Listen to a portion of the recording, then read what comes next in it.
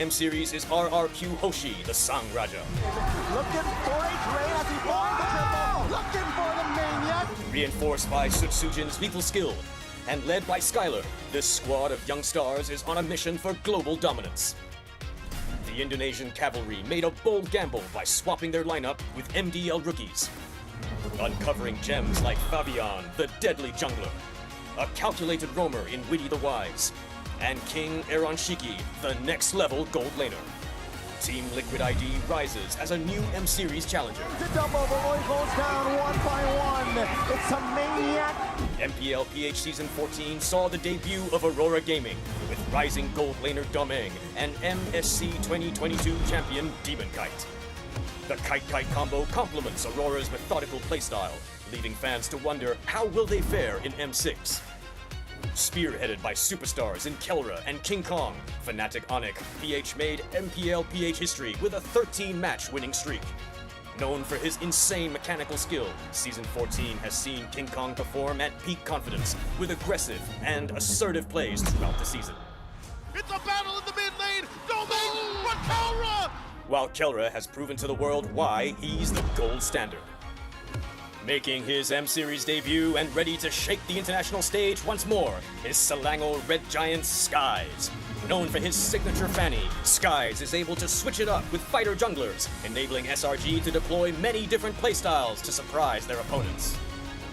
These rising stars have claimed the spotlight, but which player has what it takes to emerge greater than ever?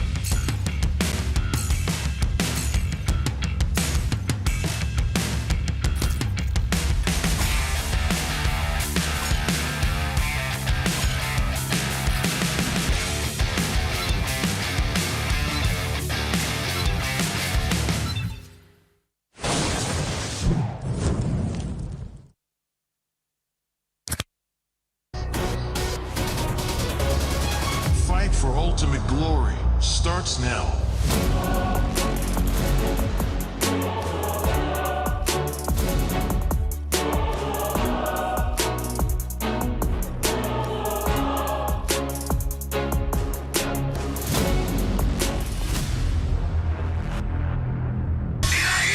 모바일 레전드 M6 スイスウォッチ明治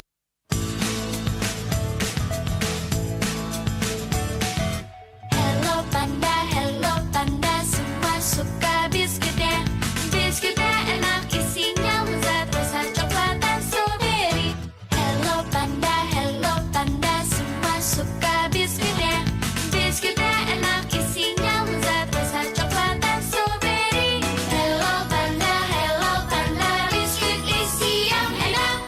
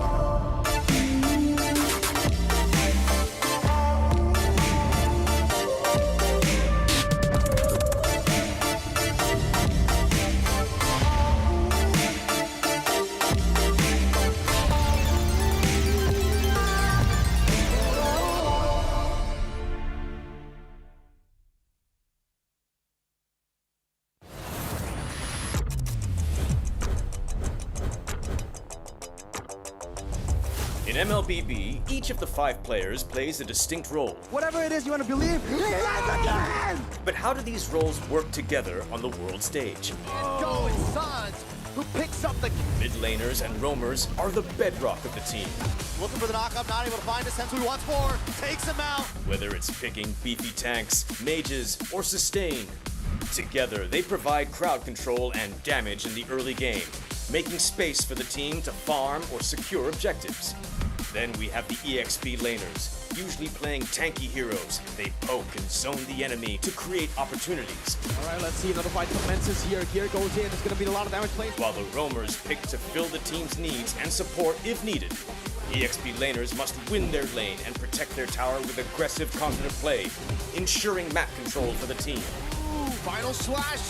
Finally, we come to the junglers, the early to mid-game finishers, and the gold laners, the mid to late game finishers. Fiery, the god in the jungle, takes a double kill. For junglers, whether it's frontline tank utility or assassin early game assassin burst, they form the core of the team. They act on the space created by their team to finish off objectives, utilizing power spikes with the early game advantage they get from farming the jungle. Should be a retreat from the Burmese gold, and they get sent down into the ground.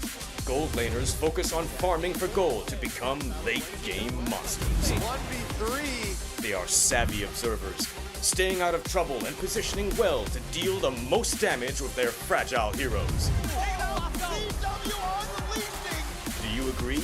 How would you describe the roles that make MLBB greater than ever?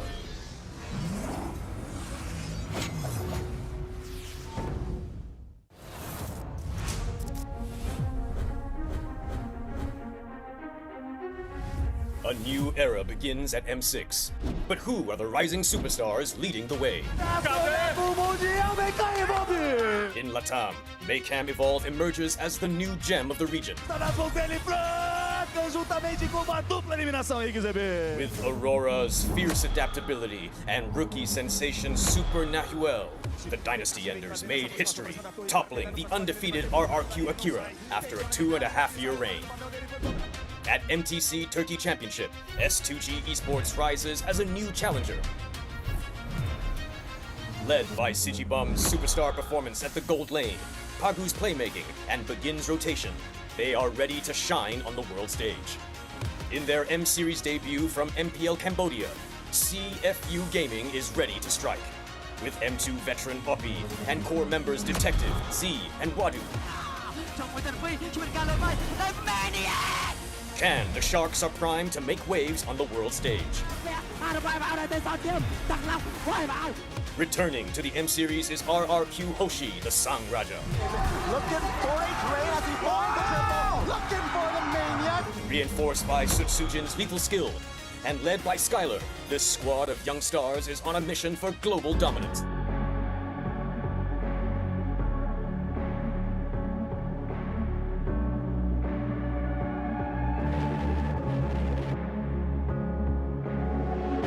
Lost in the shadows, feeling so small, but I've got a fire, won't let myself fall. Every hit taken, every scar earned, lessons in pain from which I've learned. When the world says I'm done, I'm just on in my run. Through the darkest of nights, I will find. You won't get me down, you won't get me down. I get back on track with a peaceful attack. I'll always come back around. I'll never back down, no, I'll never back down. A force to behold and it waits to unfold. I'll always come back around.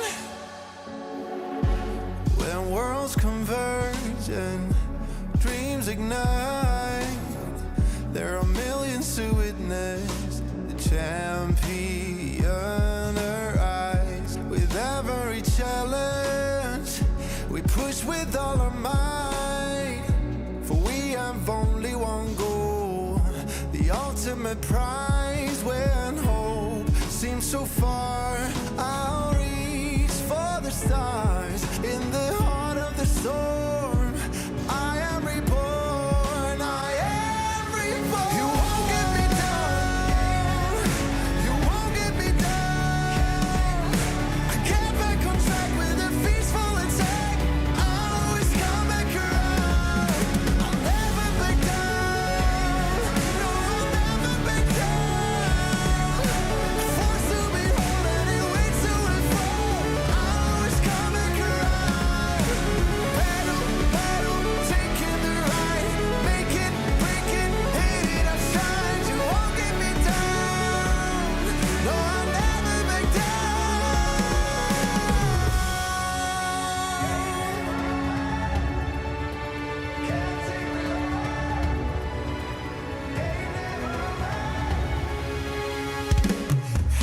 You won't get me down, you won't get me down. I get back on track with a peaceful attack. I'll always come back around. I'll never back down, no, I'll never back down. A force to behold and it waits to unfold. I'll always come back around.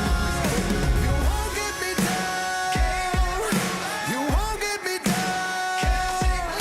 I get back on track with a peaceful attack. I'll always come back around.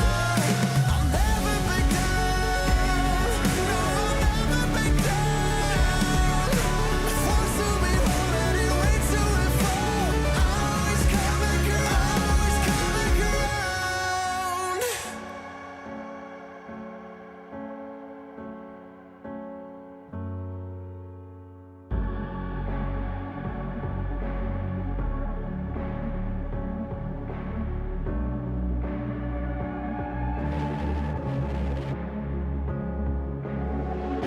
Lost in the shadows, feeling so small, but I've got a fire, won't let myself fall. Every hit taken, every scar earned, lessons in pain from which I've learned. When the world says I'm done, I'm just starting my run. Through the darkest of nights, I will find. You won't get me down. You won't get me down. I get back on track with a peaceful attack. I always come back around. I'll never back down. No, I'll never back down. At forced to behold any way to and fall. I always come back around. When worlds converge and dreams ignite, there are millions to witness the champion arise. With every challenge, we push with all our might. For we have only one goal, the ultimate prize. When hope seems so far, I'll reach for the stars. In the heart of the storm, I am reborn. I am reborn. You won't get me down. You won't get me down. I get back on track with a peaceful attack. I always come back around. I'll never back down. No, I'll never back down. Forced to behold any way to and fall. I always come back around. Battle, battle, taking the right, make it, break it, hate it, I shine. You won't get me down. No, I'll never back down.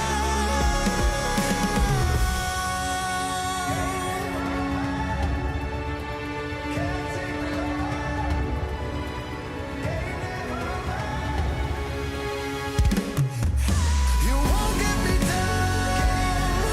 You won't get me down. I get back on track with a peaceful attack. I always come back around.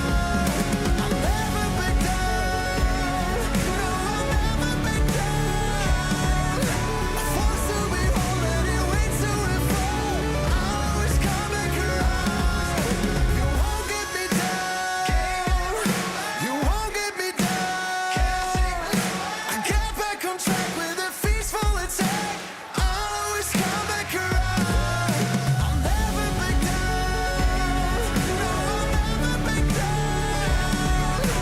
Forced to behold any way to and fall. I always come back around. Always come back around.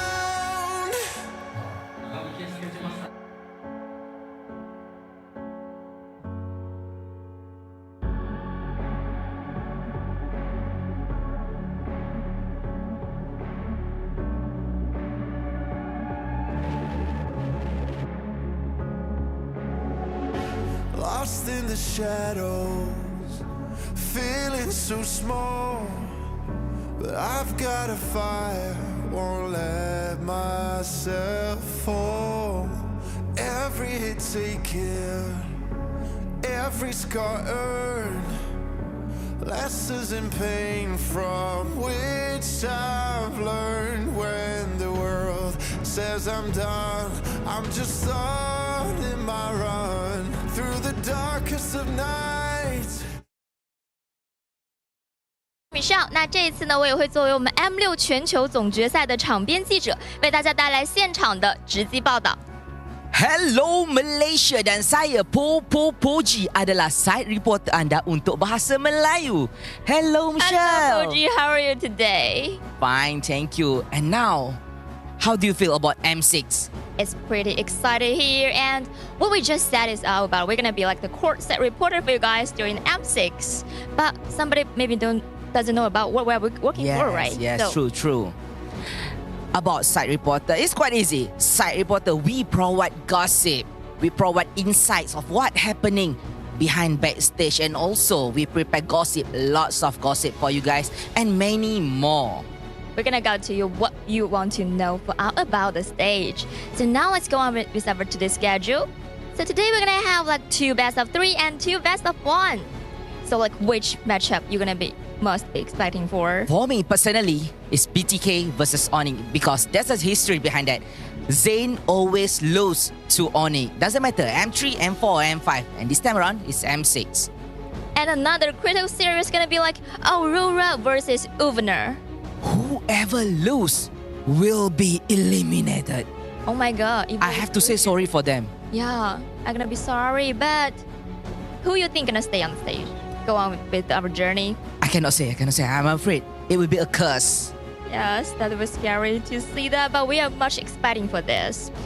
So now it's a good time to start the day, and I believe all the 8 teams has been getting ready for the game, right? Correct. So now let's start the first day of the Swiss stage to be Greater than than ever.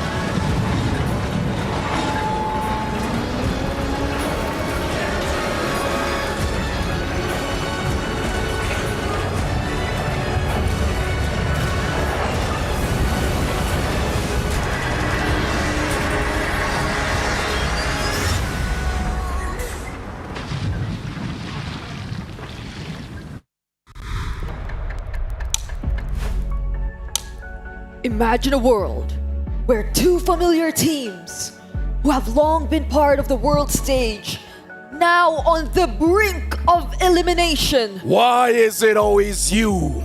Who are you even? Why every time I have a tough match, it's your face?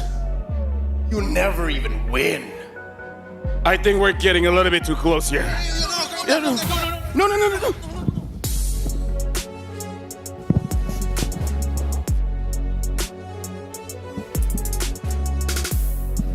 A little too hot to start the day, no? Anyways, you know what? We have our differences here, Leo, but Brigitte, you don't have to worry because as you saw, you got the green fairies. You good? You get the green fairies. By the way, shout out to Blue Fairy. Shout out to Blue Fairy Mirko. Shout out to Black Fairy as well, somewhere out there. And yes, welcome to the M6 Swiss stage. You guys have seen it. My name is Afel. Alongside with me is Brigitte as well as Leo, where I gotta say, a little bit one-sided for me here today. But Brigitte, how do you feel? That was a good monologue. I had to channel my inner Lafel You gotta get your voice deep. and imagine a world like that. No, not yet. Still no. Still no. It's a good way to channel the nerves, given that we're opening with an elimination match, a best of 3 between 2 teams that the world swore would make it to knockouts. Oh yeah, like again, who would have thought that it will come to this? Both Ulfanar as well as Aurora. This is one of the teams' final bout. It is going to be a best of 3. So even if you drop the first game, there's a chance for you to recover, but I gotta say, it's gonna be very difficult because both teams, historically, are very strong. But if we're gonna talk about historically, they changed the names. This is the first time Ulfanar is here. But it's not the first time in terms of the teams they face against each other. By the way, for you guys at home, experience the thrill of gaming with Kadia Gaming. We just like to say thank you very much to Kadia Gaming, and you guys can experience the thrill. Make sure you guys visit Kadia Gaming to get all the information. We've been to Saudi. It's an amazing place, Leo. It's a nice place to play life. Yeah. Shout out to Fanar, by the way. Even though this is Marcos. Do you want your shirt Toss back? it back. Hey, see, I got a good toss. But yeah. Right now, just to let you guys know, M6 ticket sales are still here. Even though, personally for me, Leo, I gotta say, even though we can't see what's going on in front of us, I would just like to let you guys know regular sales tickets are still online. You guys keep asking for it, and we're still giving out to you guys. If you guys don't get it, then you're missing out, because I saw people trying to buy, what do you call it? Walk-in? Mm-hmm. You can't. Oh, you gotta order beforehand. Yeah. Regular sale tickets. Nothing would make Brigida or I happier than if you guys would come on down and join us here at the IOI Convention Center and watch the action. There's a couple more days of BO3 action happening as the teams try to struggle and get those last slots in the knockouts. There's currently one up there. The first to make it, RQ Hoshi.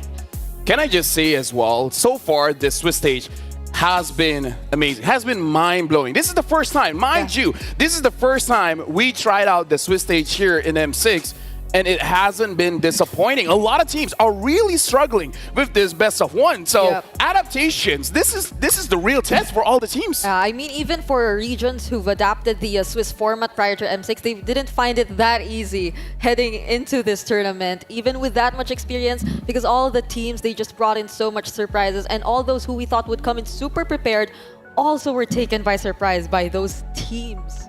I think it's unanimous. This is possibly the best group stage format we've had in the more than half a decade of MLBB esports. Yeah, and now we got to look at the faded matchup here because, again, both teams, different names, but they've met against each other so many times. Heck, Alien has met up against Edwards since like what? M4, M3? Even I can't remember. They've been at it for every single time. Look at this. So far, 0-1, 0-1, 1-3, changing names from Badel, Imperial, and then Fireflux. So far, Edward has always had the upper hand against Alien. It's the out-of-this-world XP laner versus Mr. Consistent. Actually, now that it's a best-of-3 they're meeting here, and it's an elimination match nonetheless, I'm not so sure if this is the final chapter. I think there's a few more lines in the next few big major tournaments that these two could meet, but it's all about tonight. It's all about this best-of-3. Yeah, I mean, this might just be the matchup or the time where they're meeting each other with the possible highest stakes ever. I mean, the previous ones, they've been during group stages. The most recent one, I mean, it was during the lower bracket, but this time around, it's right after you were only able to play for 2 games and you're on the brink of elimination, as we've mentioned earlier. So you definitely want to bring out that identity you've been holding on to, because this is the only best-of-3 that you can fight for, and this should be the one where they're comfortable playing. And right now, let's look at the overview of the Swiss stage. It started with 8 best-of-1s in day 1. The same thing happened in day 2. And now here, Sunday, this is day 4. RRQ has already qualified. Only one more team between BTK and Fnatic Onyx Philippines can join RRQ, being the first 2 teams to qualify. But now we're looking at an elimination match between Aurora going up against Ulfandar, where yesterday Maycam Evolve lost against KBG and it was a 2-0. Aurora and Ulfandar, compared to other teams, they've been here many a times. Heck, Ulfandar, even though technically they were second place in their own region, but they're really the face of Turkey. I think a lot of people look at Ulfandar and say they're still the face of Turkey and they're still the stronger team. But so far, it's S2G who's smiling because they got a couple more lives left in M6. My eyes are on that bracket, that X1 bracket. I think since they are running through their final best-of-1s, our final best-of-1s, all the more, every single day of broadcast has to be a must-watch. And now we got to talk about the schedule for today. We have 4 matches where we're starting with a best-of-3 and we're ending with a best-of-3. Starting things off, Aurora going up against Ulfandar. Second match, Vamos against CFU. This is a best-of-1, the other best-of-1. TLID going up against Team Spirit. And the final match to see who will join RRQ in a 3-0 bracket. It's BTK going up against Fnatic Onyx Philippines. You know what? I'm super excited. I know a lot of us have our eyes on the first series, but I must say I'm also looking forward to the last series, the last best-of-3 we're seeing for today, because I mean, BTK, after the way they qualified for M6, I think it was a really surprising way. Like that reverse sweep, now we're in M6, they've performed so well. And I mean, hearing from a lot of their players about how confident they are, I wonder how confident will they be as well if they're facing against Fnatic Onyx Philippines. Brigida, let's not forget match 2 and 3, possibly the most high-octane, unpredictable, high-action MLBB will ever see. Liquid ID, most improvisational team, I'd say, in all of M6, versus Team Spirit, Tafar Gaming, and Vamos, Who knows what they'll play in mid versus CF? You're stressed out. No, I'm fine. What are you talking about? What's Warlord gonna do today, baby? I mean, we already saw the Gato mid. What else could happen? Another fighter? Hey, let me tell you, if Fanny is that true, it's not Chibi's gonna be using it, it's gonna be Zorn. All right? Oh, well, All right. the Hellcurt was nice. Hey, dude. Zorn, honestly, he's one of those roamers that he's a roamer because no one is taking his spot yet. If someone can replace him, he'll be a jungler. But that is game number 2. We'll expand more on that a little bit later. This is match 1, so let's set the tone here. Let's set up the tempo by actually showing a video. After this video, we're going to discuss a little bit more, but for now, you guys, check it out.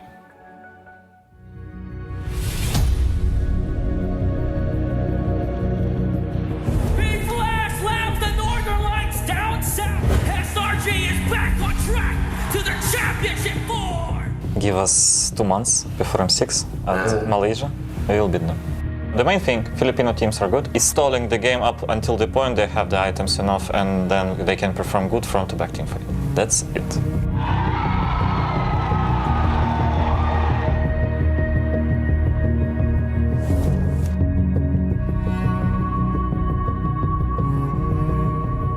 So I think weaker teams really step up. I don't think there are really weak teams. All the regions now are really evolving and they really can be matched against anyone. The tournament that we are attending, it's most of best of 3. So this is the first time that we are in a best of 1 situation. It was hard for us because we are not expecting to go down 0-2. It's hard to bounce back. The goal is to survive the Swiss. Claims the series and the ticket to the World Card Final. MTC'de ikinci olduk. Beklemiyorduk zaten bunu. Sonrasında Wildcard'a çıkabileceğimizi biliyorduk. TK is back on the world stage.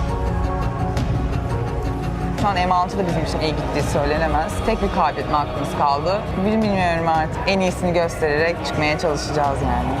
We are strong as fuck, then go fucking FF and cancel it, like go home. Yani aslında Bo1 bizim için iyiydi ama ne yazık ki bu sene Bo1'leri kötü geçirdik. Bo3'te umarım daha iyi oynarız ve yeneriz. I heard that Apex and Sigi made a promise between each other and that one of the teams will make it to playoffs. And I hope this promise will come true. Yarınki rakibiniz zor Furkan abi. Aurora ile oynuyorsunuz. Umarım birlikte ilk 8'e girmeyi başarırız. Yun, yung motivation ko syempre, yun pa rin, hindi pa rin naman nagbabago. Pati yung drive ko nandito pa rin naman, mas... For NJ, I know there is a lot of responsibilities and there is a lot of decision that you need to make in-game and outside the game. And I believe in you. Just make sure that all of us has your back and we trusted you as a captain. We're come back stronger in best of 3. Tüm her şeyimizi verip kazanmamız lazım. Çünkü başka bir şansımız kalmadı.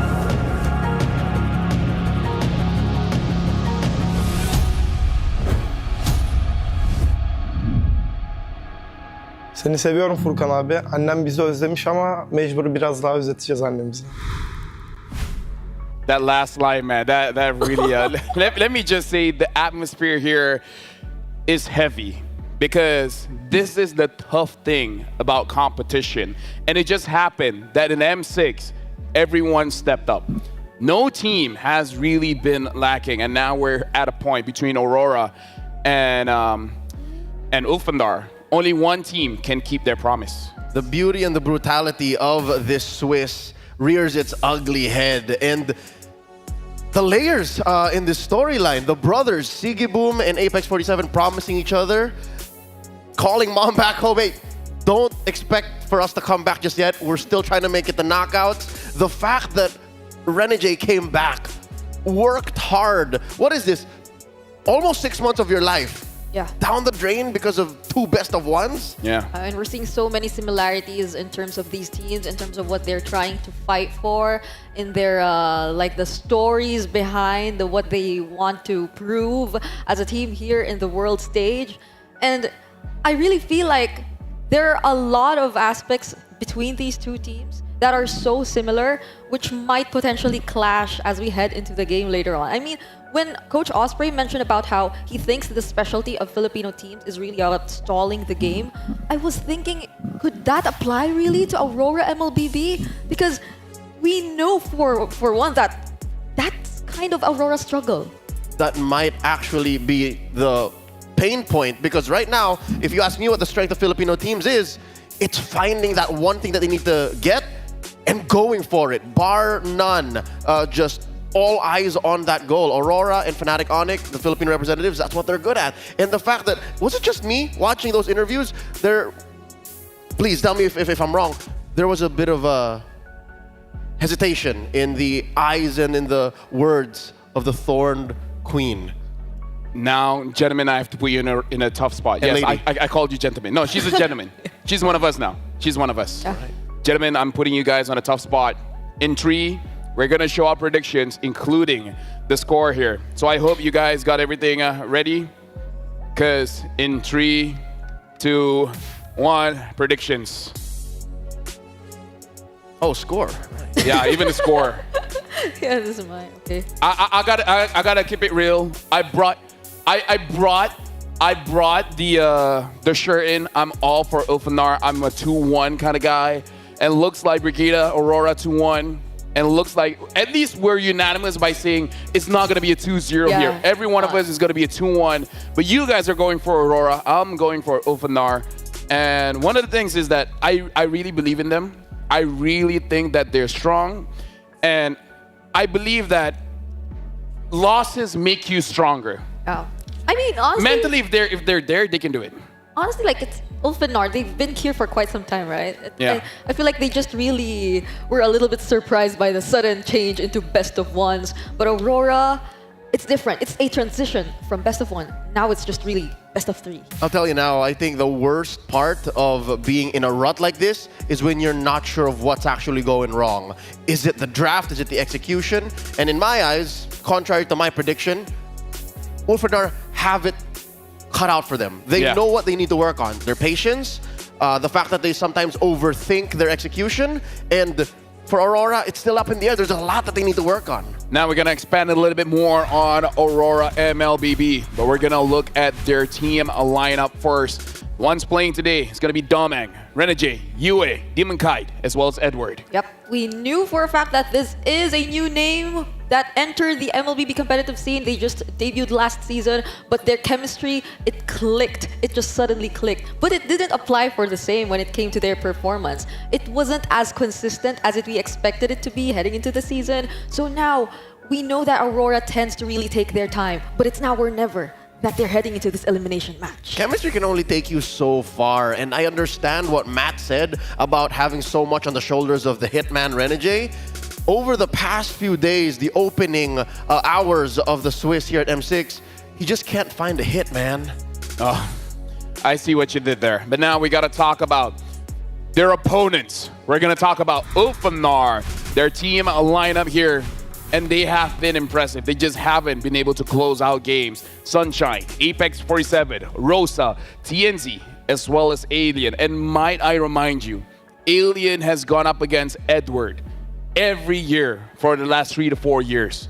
He has to do it again.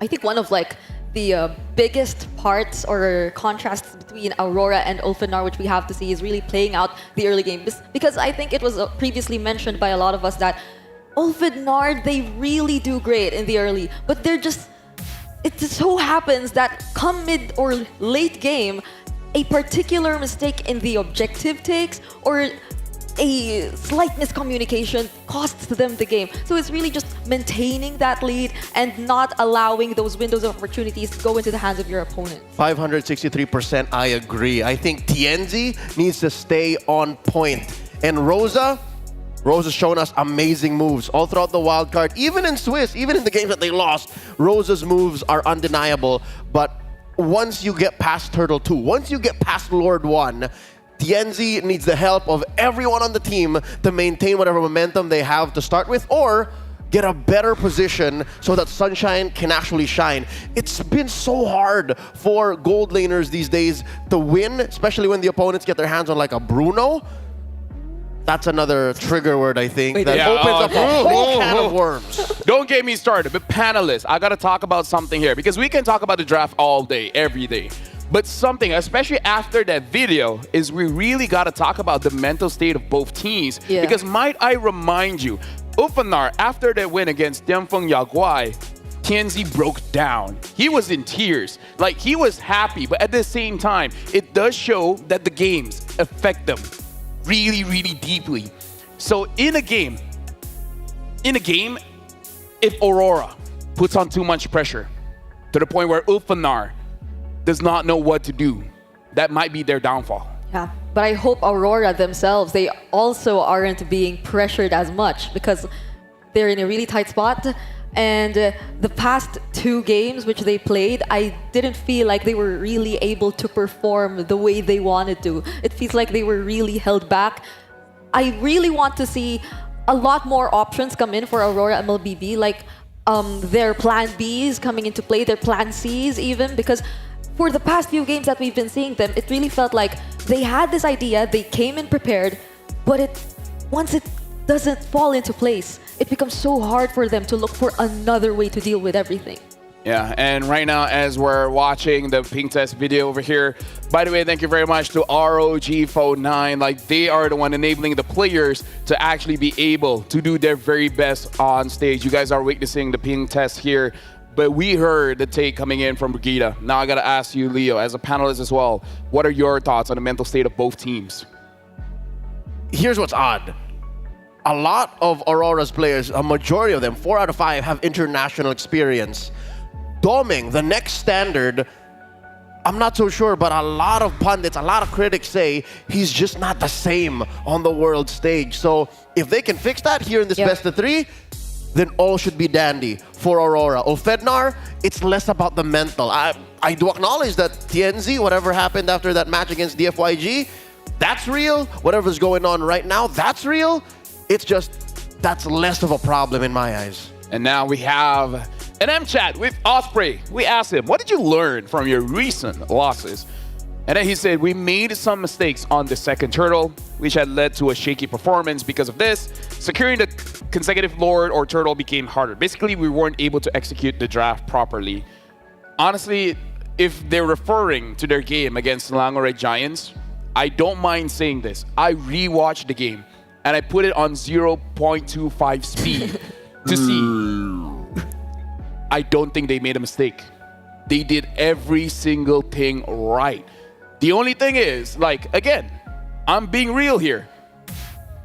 Sakai's got lucky. He got lucky. The retribution was more than enough to actually secure the turtle, and after that, they control it. Yeah. Ufanar is still amazingly strong. If there's anything that chat with Coach Osprey revealed is, it's not mental. It's in-game.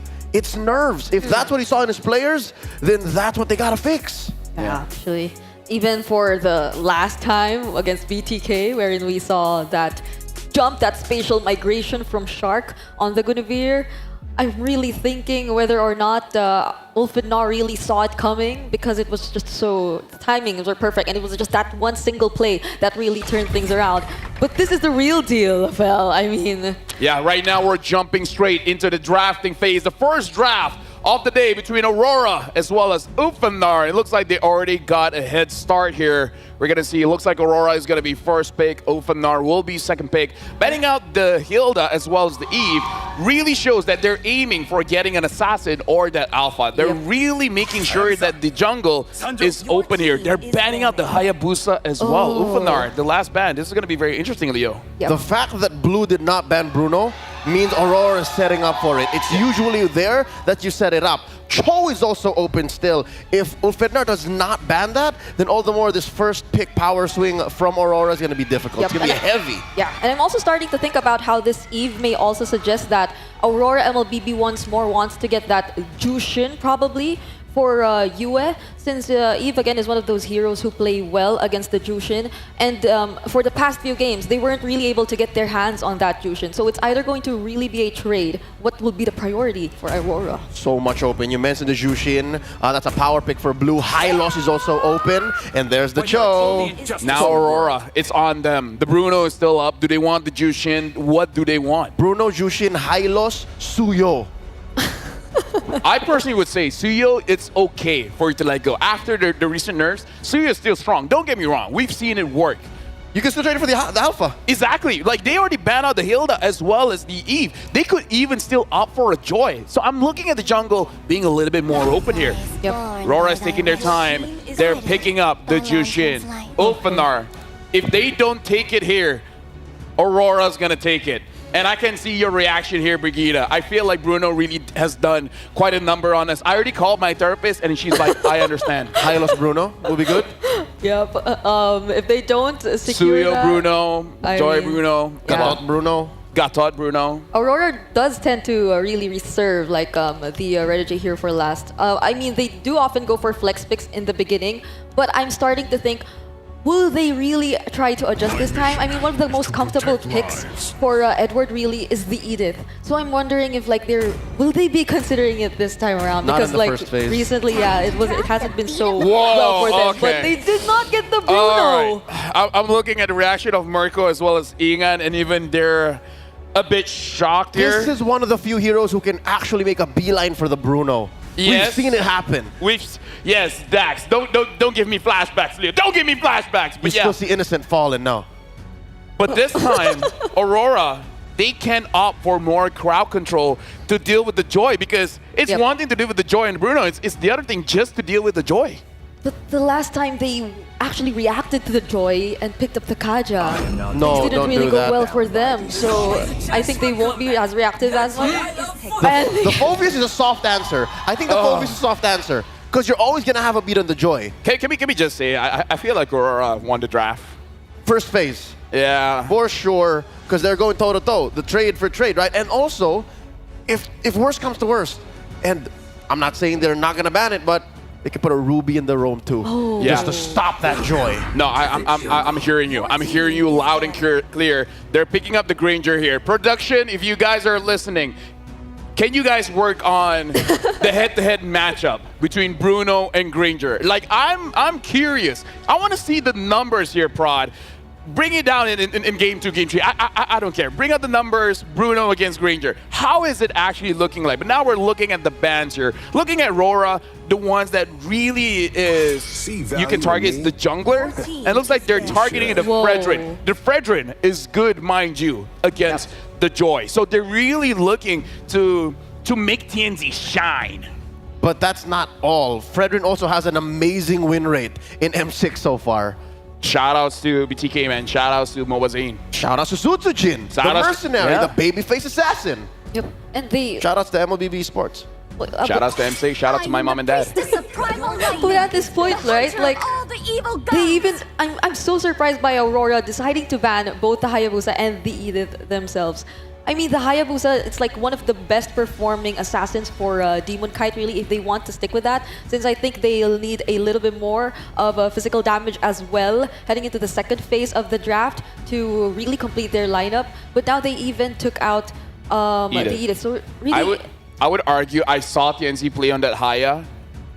Like, if you're second pick, taking Haya first when the Hilda is already out is not a problem.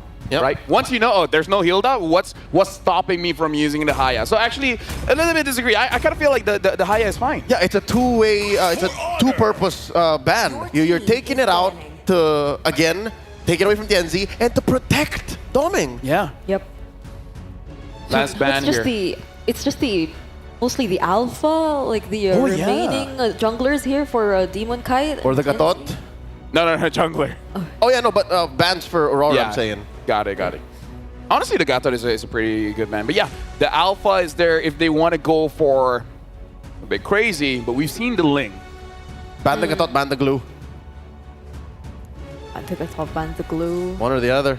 I would say Gatot, because if the glue is open, they could be Yeah, actually, yeah. Either Gator or Glue, either is fine. Either is fine. I do agree. Yeah, more ways to attack Doming, but more for mid. There is nothing picked so far for Rosa. It does show that they want an alpha. They ban out the Edith, they ban out the Aurora. Yeah. Right? So Card stoppers. Exactly. So alpha jungle here is gonna look pretty good. No. And what are the, like, for Turkey at least, or for Rosa, right? Like some of the meta heroes we see, the Farsa, Yeah. I mean, they're still available. And I mean, he might try it. Or Sicilian. Or Sicilian. I mean, like, if you want to fight against a Jushin, you need some kind of range. That's right. So whatever it is, Sicilian, Farsa, whatever it is, have a little bit more, like, look at the siege composition that they have. The oddball is honestly just the Joy, but the Granger, Farsa, or Sicilian, they can just boom, boom, boom, boom, boom, boom, boom, boom, boom. Okay, so they do. The Farsa, it's a safer pick. That is a Thorn Queen special.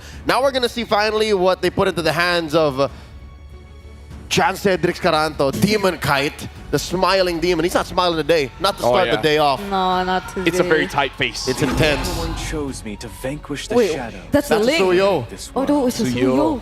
Yeah, they pick up the Suyo. The Suyo was left open, and it still can do pretty well here. But now, the jungler, they need something to protect against the Joy. The Ruby. There are no shortcuts in life. Oh, Wait, they that's got a chip? Oh my god. It's open, but I don't know if that's what they need. I agree with you, Leo. I don't know if that's the right call unless they want to do exactly the opposite of what Coach Osprey read the Filipino meta as and just go full on aggro. Just speed it up. You think we're going slow? Excuse me, my man. We have layers to how we play. Just fold the map in half, bear down on Sunshine, bear down on Rosa, forget about what Tianzi's gonna do. All right, final hero here for Ulfanar. The Hylos is still flex. Can be XP. Gatot's still open. Gatot is still open, yeah. Glue is still open. Glue. Arlot's a good answer to the likes of the Luyi and the Chip. Like, whoever comes through, just... His place It's like blood. Wait. Carmilla! So there have been a few isolated cases of Carmilla XP, so we don't know what Lunar's gonna pick here. Oh. This is all in my eyes. Alien, rather. This is all in. This is all in on team fight. You gotta go one, you're gonna win that one. Thank you very much to our panelists. Now we're taking it over. We're giving it to Mirko and Ingan. Oh, man. Oh, man. Ladies and gentlemen, welcome to the caster desk here. I'm here with Ingan. It's Mirko. The hunt continues for Ulfetnar up against Aurora, the Northern Lights. And just as a reminder, this is an elimination match. Both are in the 0-2 bracket. Now the question is, will history repeat itself? Will Aurora once again upset or overtake Ulfendar? Just looking at the draft, Mirko, it was really intense right from the start. Again, though, for Ulfetnar, their main vision, their main sight is still, we're going to counter the Bruno. We don't want to pick it up just yet, ladies and gentlemen. Without further ado, I know you guys are all hyped for this. Aurora MLBB takes on Ulfetnar in game number 1. Momentum is very, very important in the best of 3, and both these teams are no stranger to the best of 3. Welcome to the Land of Dawn for game number 1.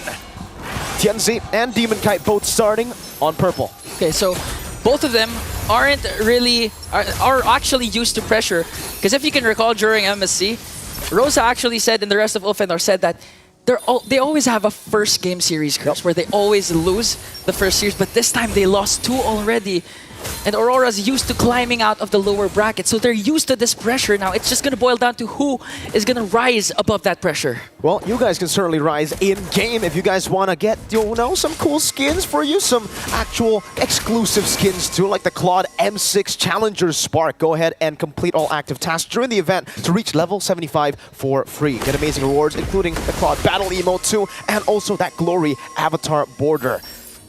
Ulfetnar, early on, taking a look at the Sunshine actually going for the Quantum Charge. Usually we see more of the Impure Rage for the Granger in the lane, and it is still the same though for the Festival of Blood and also the Rupture. Master Assassin for Domeng. Yeah. He's really gaining that confidence on the world stage. Again, he's not going to be considered the next standard if he hasn't proven himself, but this time he has to.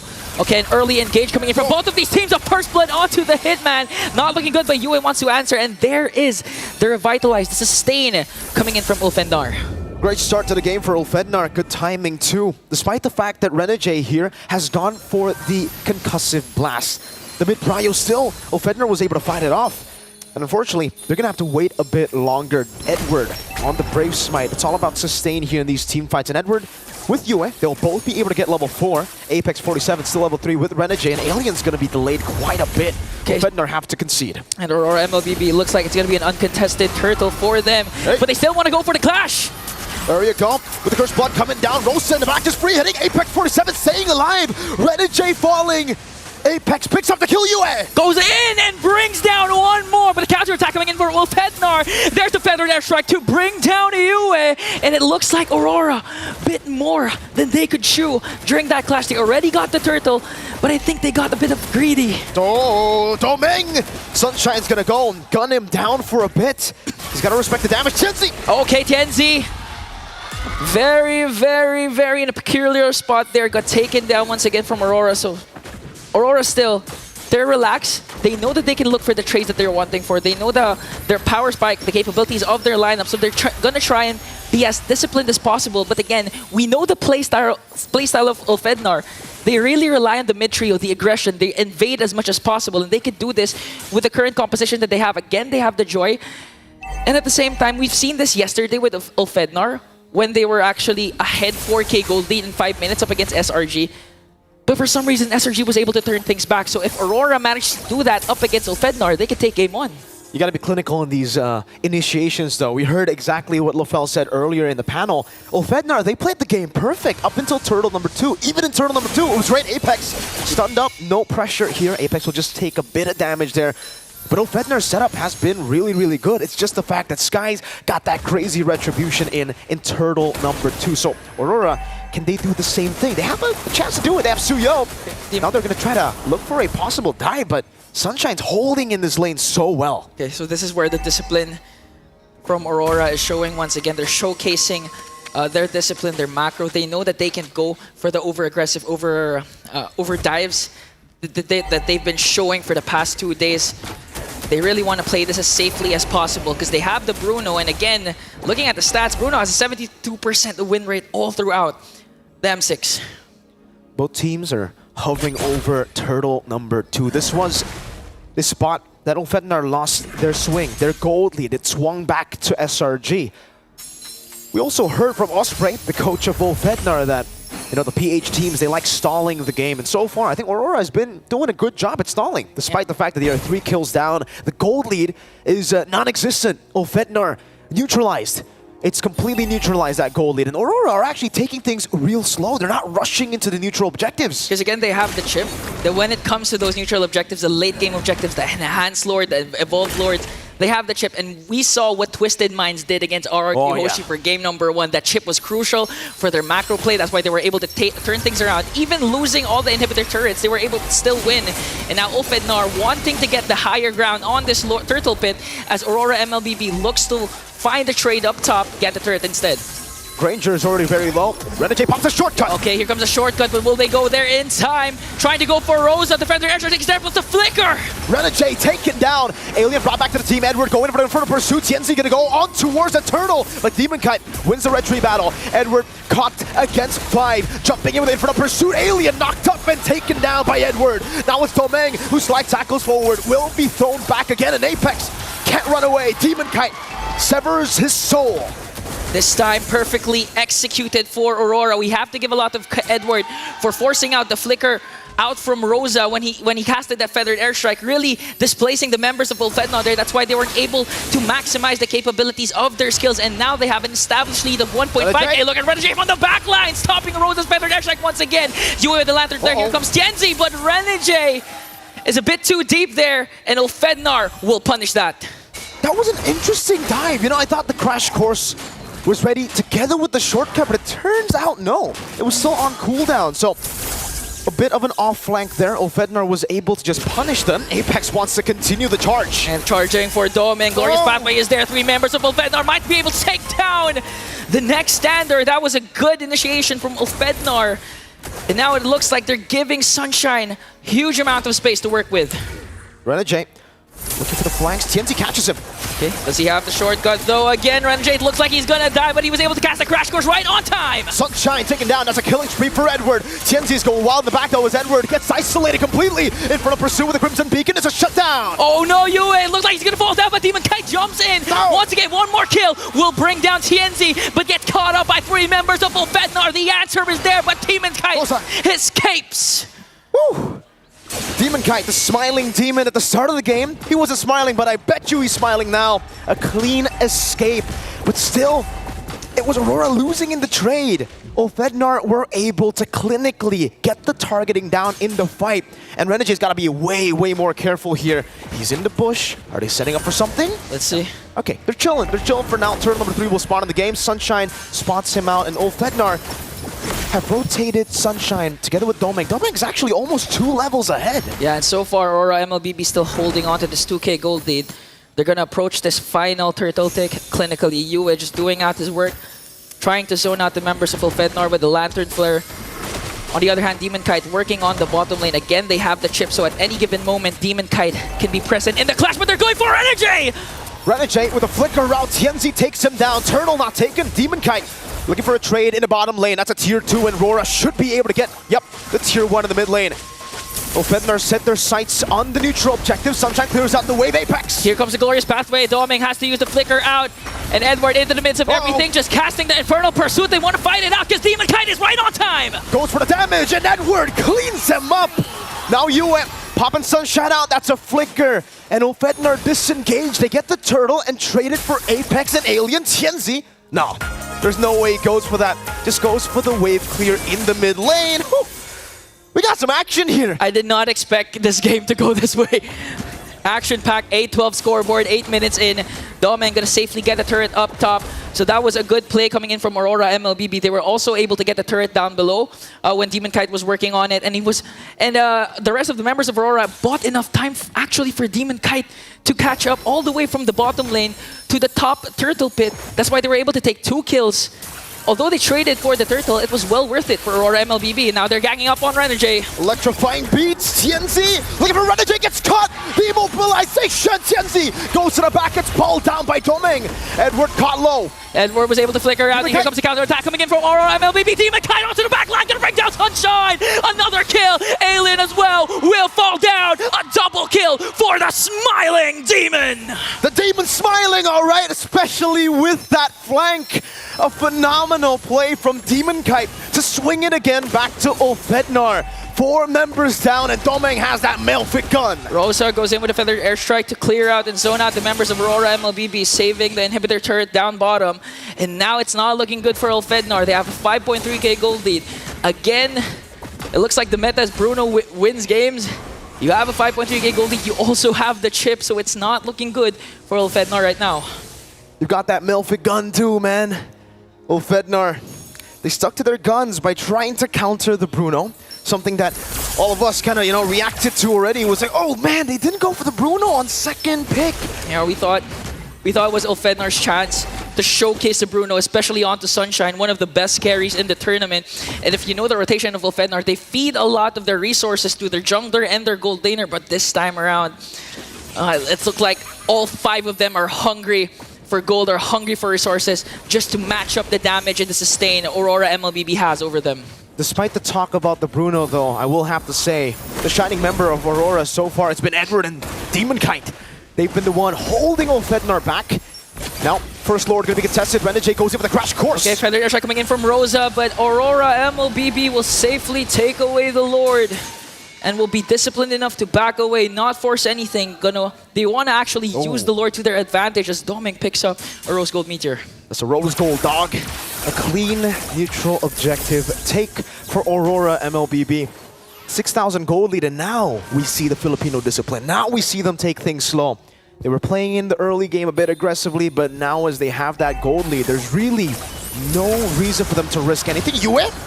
Oh, it was too close, but they were able to pop Yue's flicker though. So still Feldnar, they were able to get the purple buff and at the same time expend a battle spell. So still win for Ulfednar. At the same time, they still have resources to defend up against an incoming Lord down bottom. Okay, let's take a look at the items here. Still for Sunshine, building towards his 3rd. You can see a big big gap in gold for the gold laners here. 9.4k to 6.9k, and that's why we're talking about the Bruno so much, you know?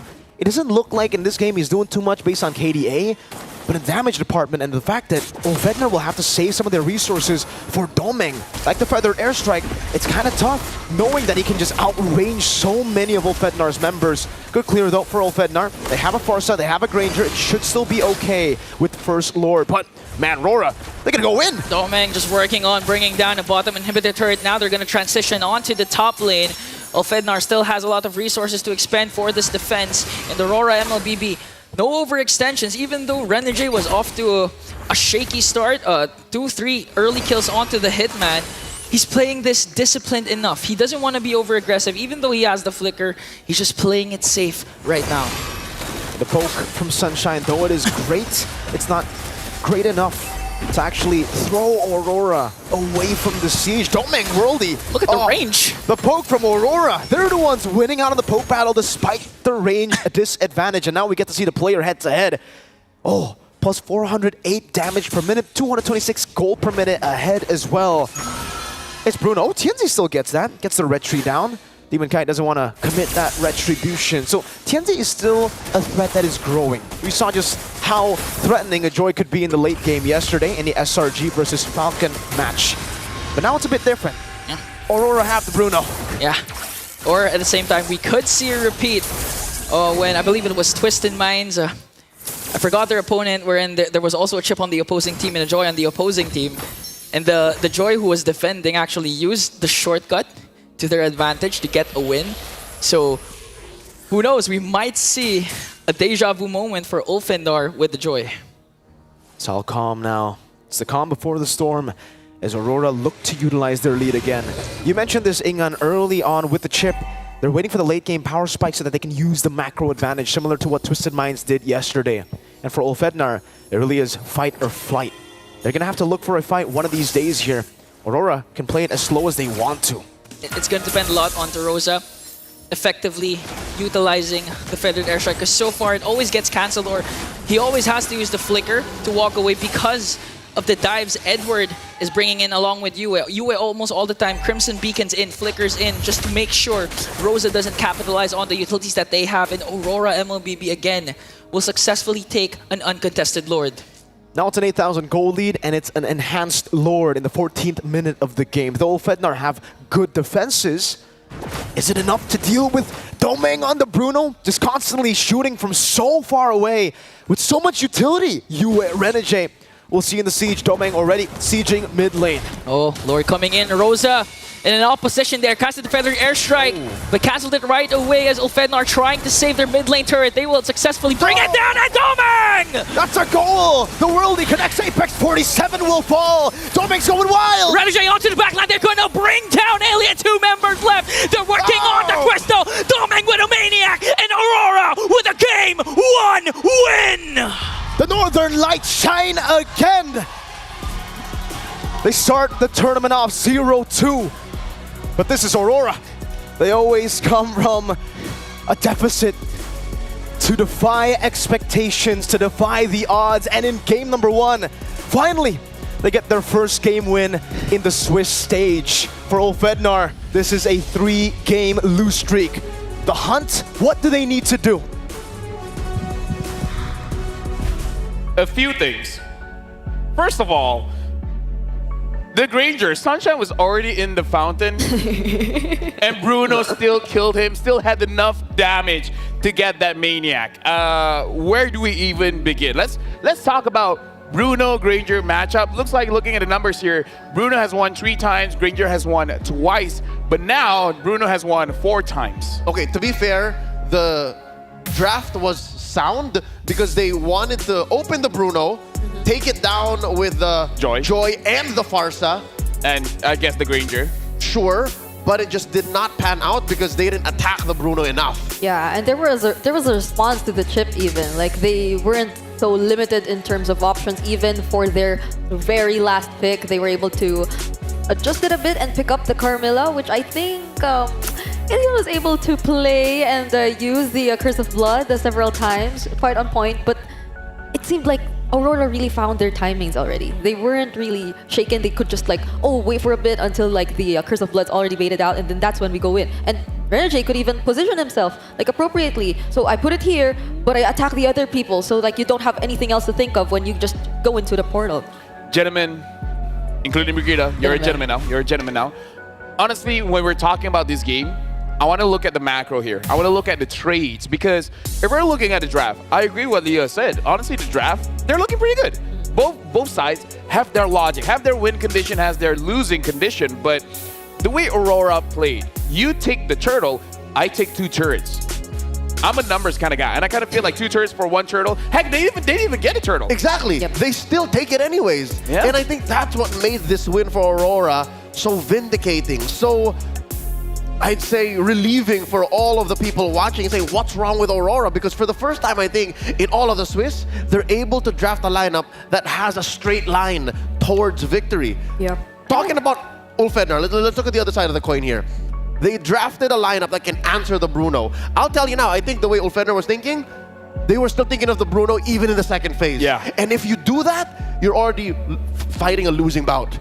Demon Kite was free. Heck, Yue was free. Hell, the last pick chip made sense. Yeah. So, I get it. You were talking about the Curse of Blood, Brigida. Yep. You were talking about how Renegade, all he had to do was lead the team post Curse of Blood. Yep. I think even that was part of Ulfednar's strategy. If you can, again, pop the Bruno even before he can start setting up his free hits, even before TNZ can cut right through, you have to hit the Curse of Blood. So that it's extra combo, it's extra damage, it's extra setup. As long as you got that out of the equation, it was still Aurora's game. Yeah, and also, like both of these teams, they really came into this game, they seemed well prepared. Ulfednar, they started it strong, supposedly, with those really fast rotations coming in from Tianzi. I mean, Joy is one of those junglers who can really rotate fast, even towards the mid lane. But this also feels like one of the most, I would say one of UA's most careful games ever. Like, he wasn't the easiest target to look for in the early stages of the game. I mean, yes, Renegade, they found the kill on Renegade during like the first 2 minutes of the game, but after that, they did not hold back. They were still just as aggressive as ever, and they were able to shut down a lot of possibilities from Ulfednar. Safe to say, Aurora gave up the kills that they could afford at that point in the game, and that was an economic trade that played into the long game. They were feeling the benefits of that decision 12, 13 minutes in the game 1. Can I talk about, like, bringing it back? We were talking about the mentality of the players, and we saw at one point TNZ was chasing after Renegade all the way to the territory of Aurora. No one was there, but the shortcut was there, and it turned around, and Ulfednar, the rest of his team, had to pay for that. Was that a big mistake, going all in on Renegade? Well, I feel so. I mean, Renegade already knew what he had to also prioritize as his first build. Like, the only person he had to think of that would really go after them in the early stages. So it was really the Radiant Armor, and then he didn't like think of anything else after that. It was actually like a sort of, I think, the Leather Jerkin, and then immediately the Fleeting Time. Yeah. So once he was able to sustain just a bit of it, it was an easy punish for Aurora MLBB. I get it, but I don't blame Tianzi for it. Because we were talking about how he should pick up the pace and how he should always stay on point. He had to make that decision, split-second timing.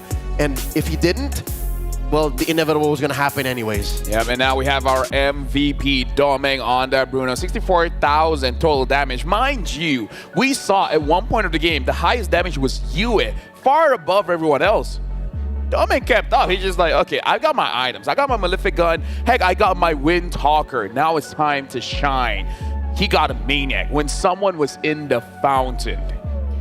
He didn't even need to sell his boots. Yeah. That just shows you how locked in, how focused Domeng is. And we talked pre-game how of all of the members of Aurora, he's the one who, you know, is stepping on international soil for the first time in his career. This match, this performance, a revelation. Yeah, I also really want to see like what happened right before that kill he got on the fountain, because it started with him taking down Rosa in the bottom lane. So it seemed like somewhat of a 1v1 situation, if I'm not mistaken, but these are like, this is the one you were talking about earlier. Yeah, so called in, the cavalry came in, Aurora, and then everyone just piled in, and Demon Kite was flanking all the way, and it was easy shutdown on the Sunshine. And look, even after Renegade pulled back, he concealed and looked for more targets in the back. There. You don't put a hit on the hitman. Look at Domeng. Just hitting Here we away. go. This is what you're talking about. Triple kill. Sunshine in the base. In the base. In the base. In the base. The damage is higher than the healing. Do we have any other heroes that can out-damage the healing of the fountain? To be fair, now that we've played the tape back, I reckon Sunshine only really got maybe 1 or 2 ticks of the heal. And watching the numbers, 900, 1,000, 1,000 again, I think that really does outscale the heal on the fountain. So, crits, man. Yeah. The crits. But again, I really want to talk about draft amazing for sure. But Leo, I think it is because of the macro. I feel like Aurora won that because of the macro. I think it's because of the speed at which they made decisions, and safe to say it's also because they were rocking the ROG Phone 9. Hey, you know what? Let's take a picture, right? Let's take a picture. Come on. Okay. Come on.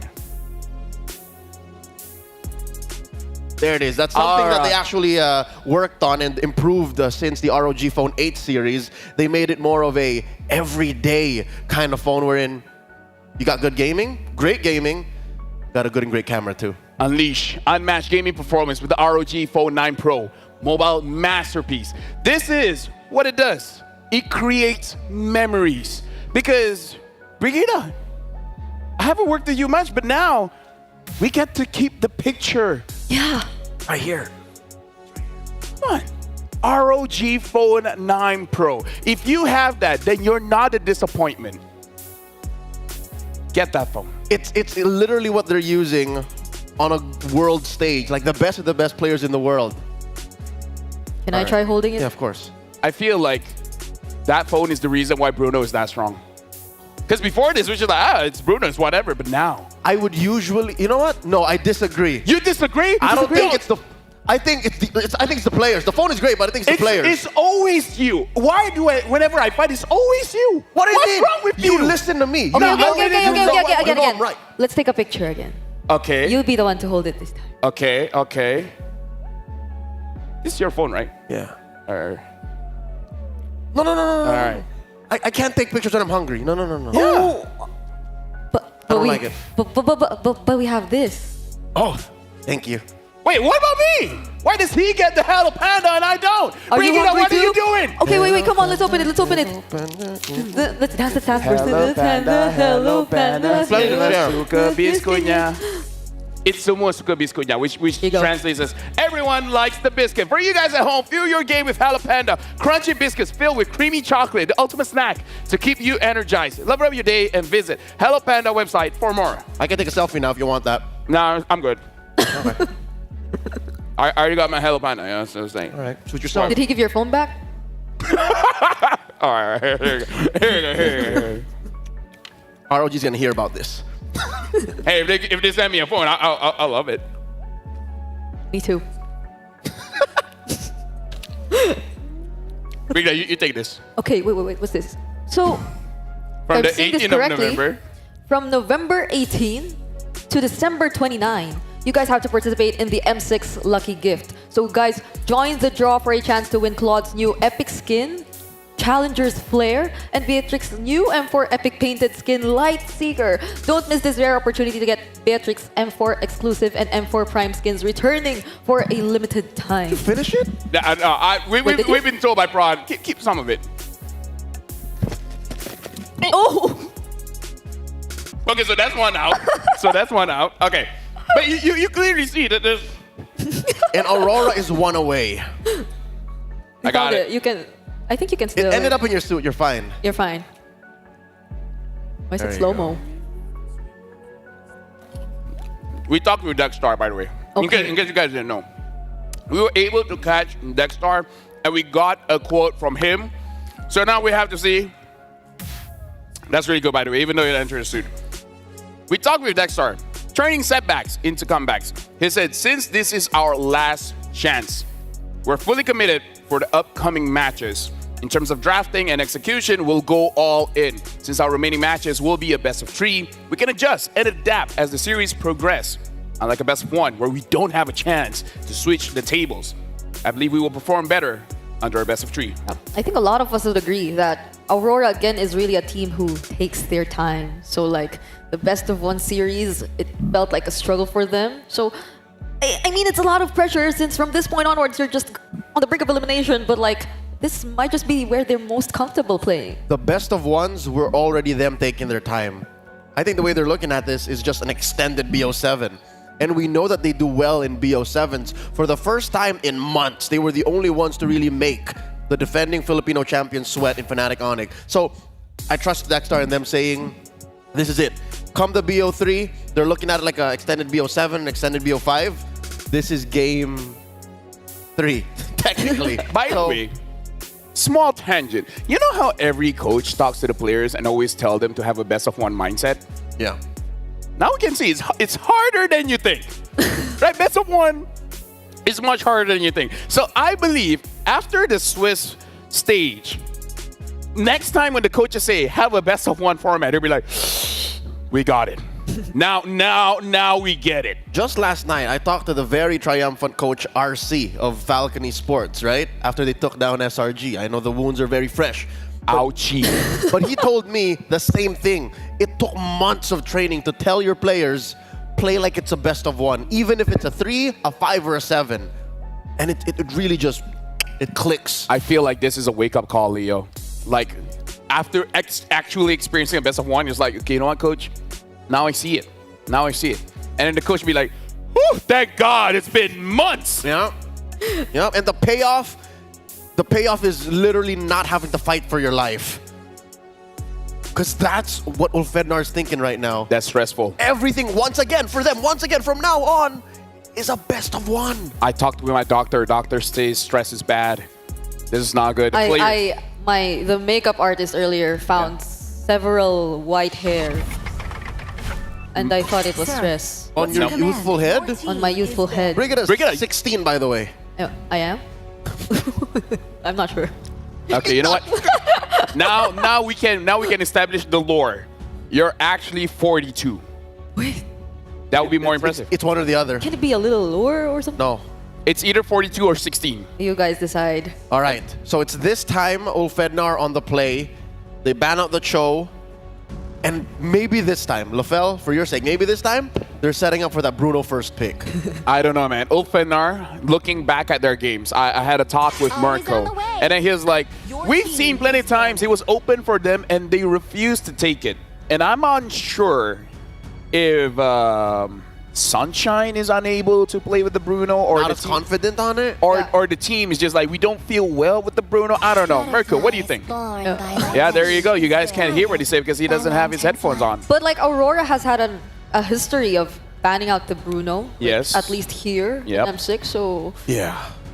Ulfednar still has to ban the Hilda. This is usually where you ban Hilda, this spot right here. And for Aurora, they still can take care of business by... Hilda is either here, red 3 or blue 3 ban, and then they set up for the high-loss trade. The high-loss Bruno and Suyo trades. Oh. There it is. Finally, respect. Okay. Finally. I think. I mean, at this point, I'm kind of sick of talking about it. Yeah, a lot of people are happy with this ban. Prior to this, Bruno was only banned blue side 3 times. Yeah. I remember. Yeah. So this is a change in tides as we see it live. And now Aurora, they can ban on the Hilda if they want. Oh, but they don't. They banned the E. So the Hilda's open. The Hylos is open. The Hylos, Suyo, even Phobius earlier, which was used by Edward pretty well. It's still open to this point for Ulfednar. But honestly, now that the Bruno is banned, it feels very open. It feels like, yeah, a lot of good picks are here.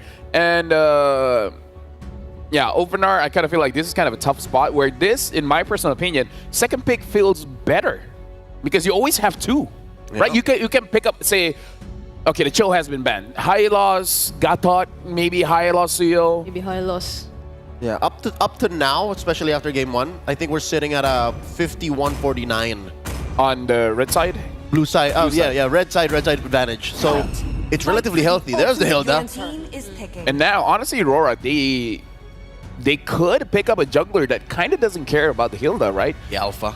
Yeah. Alpha, like as long as you stay away from the Joy, from the Hayabusa, and then you're fine. But this does mean Speaking of, Ulfwenar can pick up the Hayabusa if they want. yeah, that's the only thing you'd probably have to consider if you're Aurora. And the Joy.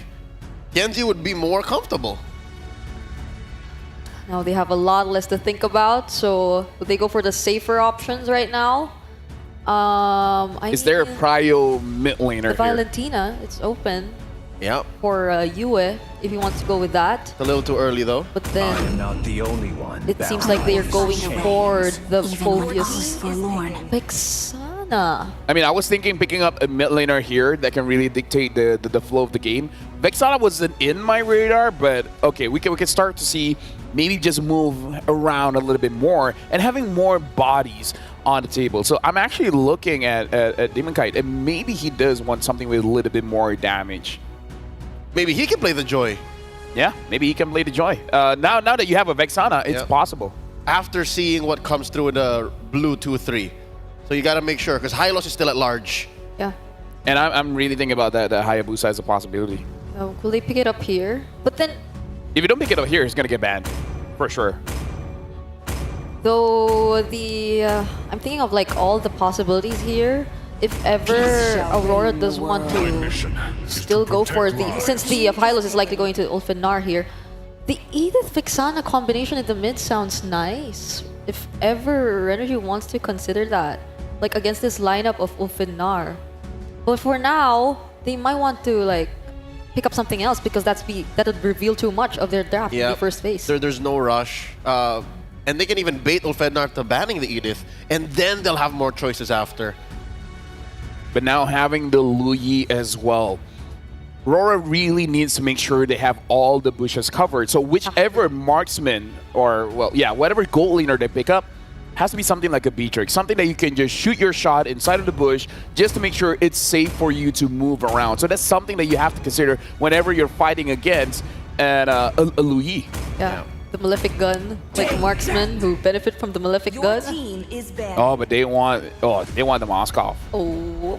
So far, Moskov has been such a polarizing figure in M6. Like, the good Moskovs are great. I'm thinking Vanix. Yeah, Vanix. Vanix is always on my mind. And then there are... Have you until now?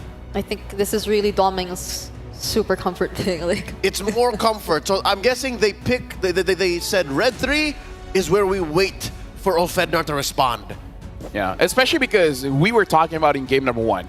Junglers, there's a lot of junglers still open here. And if we're talking about roamers as well, there's still a lot of good roamers that you can still utilize. Something like the Kaja even, if they feel like they want to. Not with what Aurora have picked so far. I wouldn't want a Kaja here. But I'm just saying, it's very open. We already saw the chip. Whatever that they want, a Tigreal, a Ruby, what else? Heck, even the Guinevere, right? There's a lot of options. yeah, but isn't like the Hilda Hylos? Yeah, I wouldn't Guinevere there. What else is still there for Renergy though? Like the Tigreal and more? We don't know where the Joy is yet. So if the Joy comes through in blue 4-5, they can Ruby red 5. That's true. I think that'd be good because that also triggers the passive on Phobius and the Infernal Pursuit.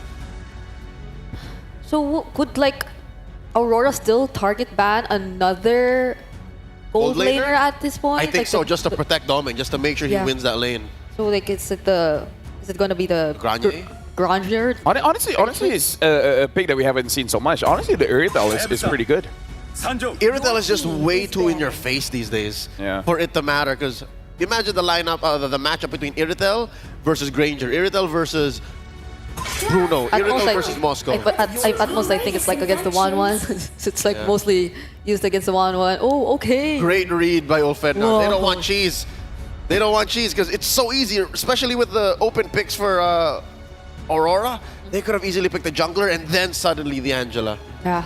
So now keeping them honest. And like the suggestions, they're still there. Yep, like, your Edith combo. The Edith, it's still possible for Aurora if ever they want to go with that. It's a good way to shred the hardy Hilda and Hylos. What's that? Pay for the Alpha, so you still don't know. Oh, okay. This is good. The Alpha into the Hilda is good. And they can't even pick up the Edith for themselves. They already have the Hilda as well as the Hyla, so yeah. Okay. What is the goal lane here gonna be for Ofenar? The What is the Beatrix is still jungle? there. I mean, if you want to be safe, I guess the Beatrix is still fine. They could go Beatrix Jungle. Joy. The Nolan also still available. That's true. Wait, is Suyo still open? It's Yes. Yeah, Suyo is still open.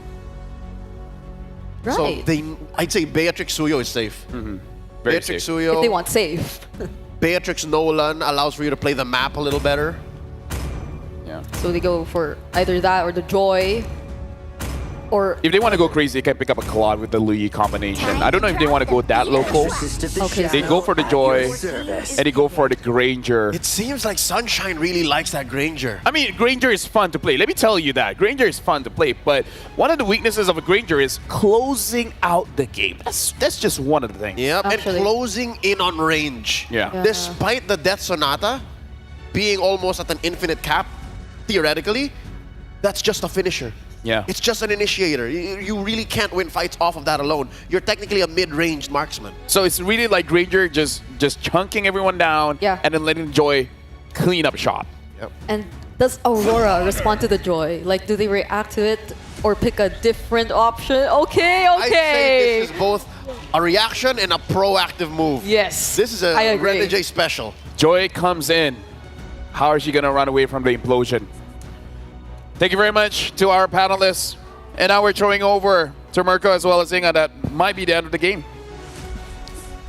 I agree with you, Lafell. That might just be the end of the game. Welcome back to the caster desk here with Mirko and Ingan. And man, I don't know which one is worse, leaving the Bruno open or giving Renegade the Tigreal. Giving Renegade the Tigreal, obviously it's a staple. man. That's why we call him the Hitman. And the Hitman is looking to be good with this pick. Let's see if he can hit, man, on the Tigreal. Oh, dude.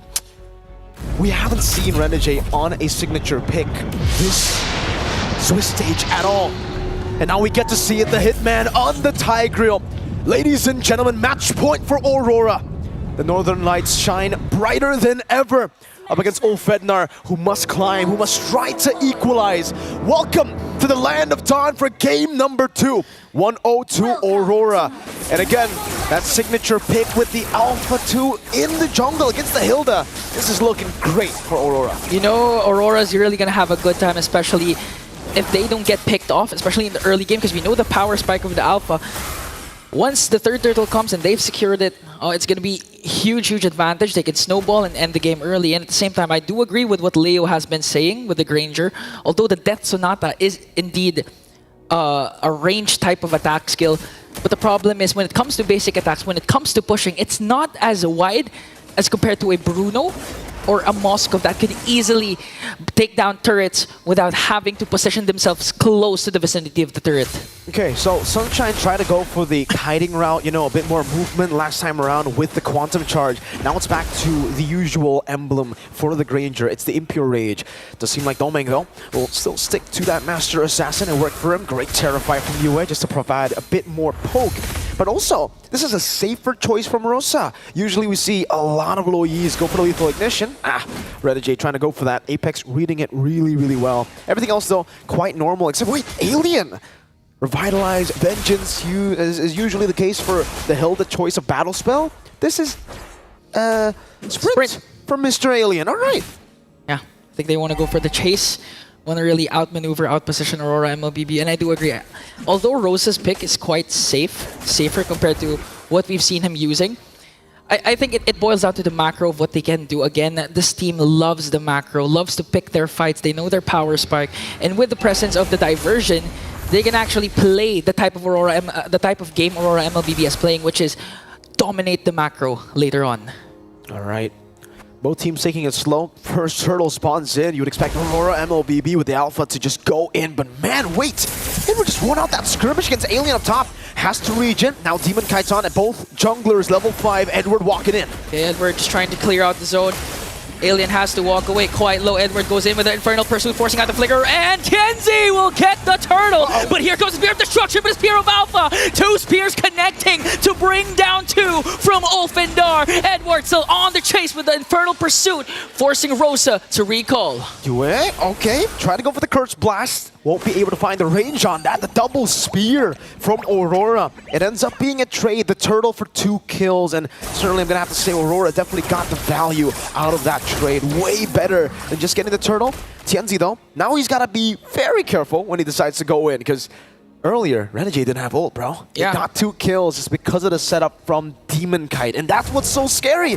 Demon Kite has been popping off in the Suyo earlier in game 1. Now we give him something like a playmaker, something like an alpha. Sunshine. Oh, Sunshine. Ooh.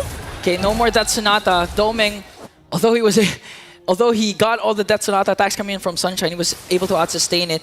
And this is what you can see.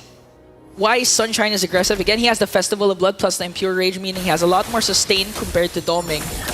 So let's just see how it falls down. But Demon Kite goes in with a Spear of Alpha to bring down Rosa. An Alien can't get the trade. Yue just flickers out. Rosa wasn't even given the chance to flicker out. He had the flicker. Demon Kite and Yue comboed in and chained their CC together so well. Well, Fender's got to be very careful here. Sunshine. Oh, man. Now. Oh, okay. No.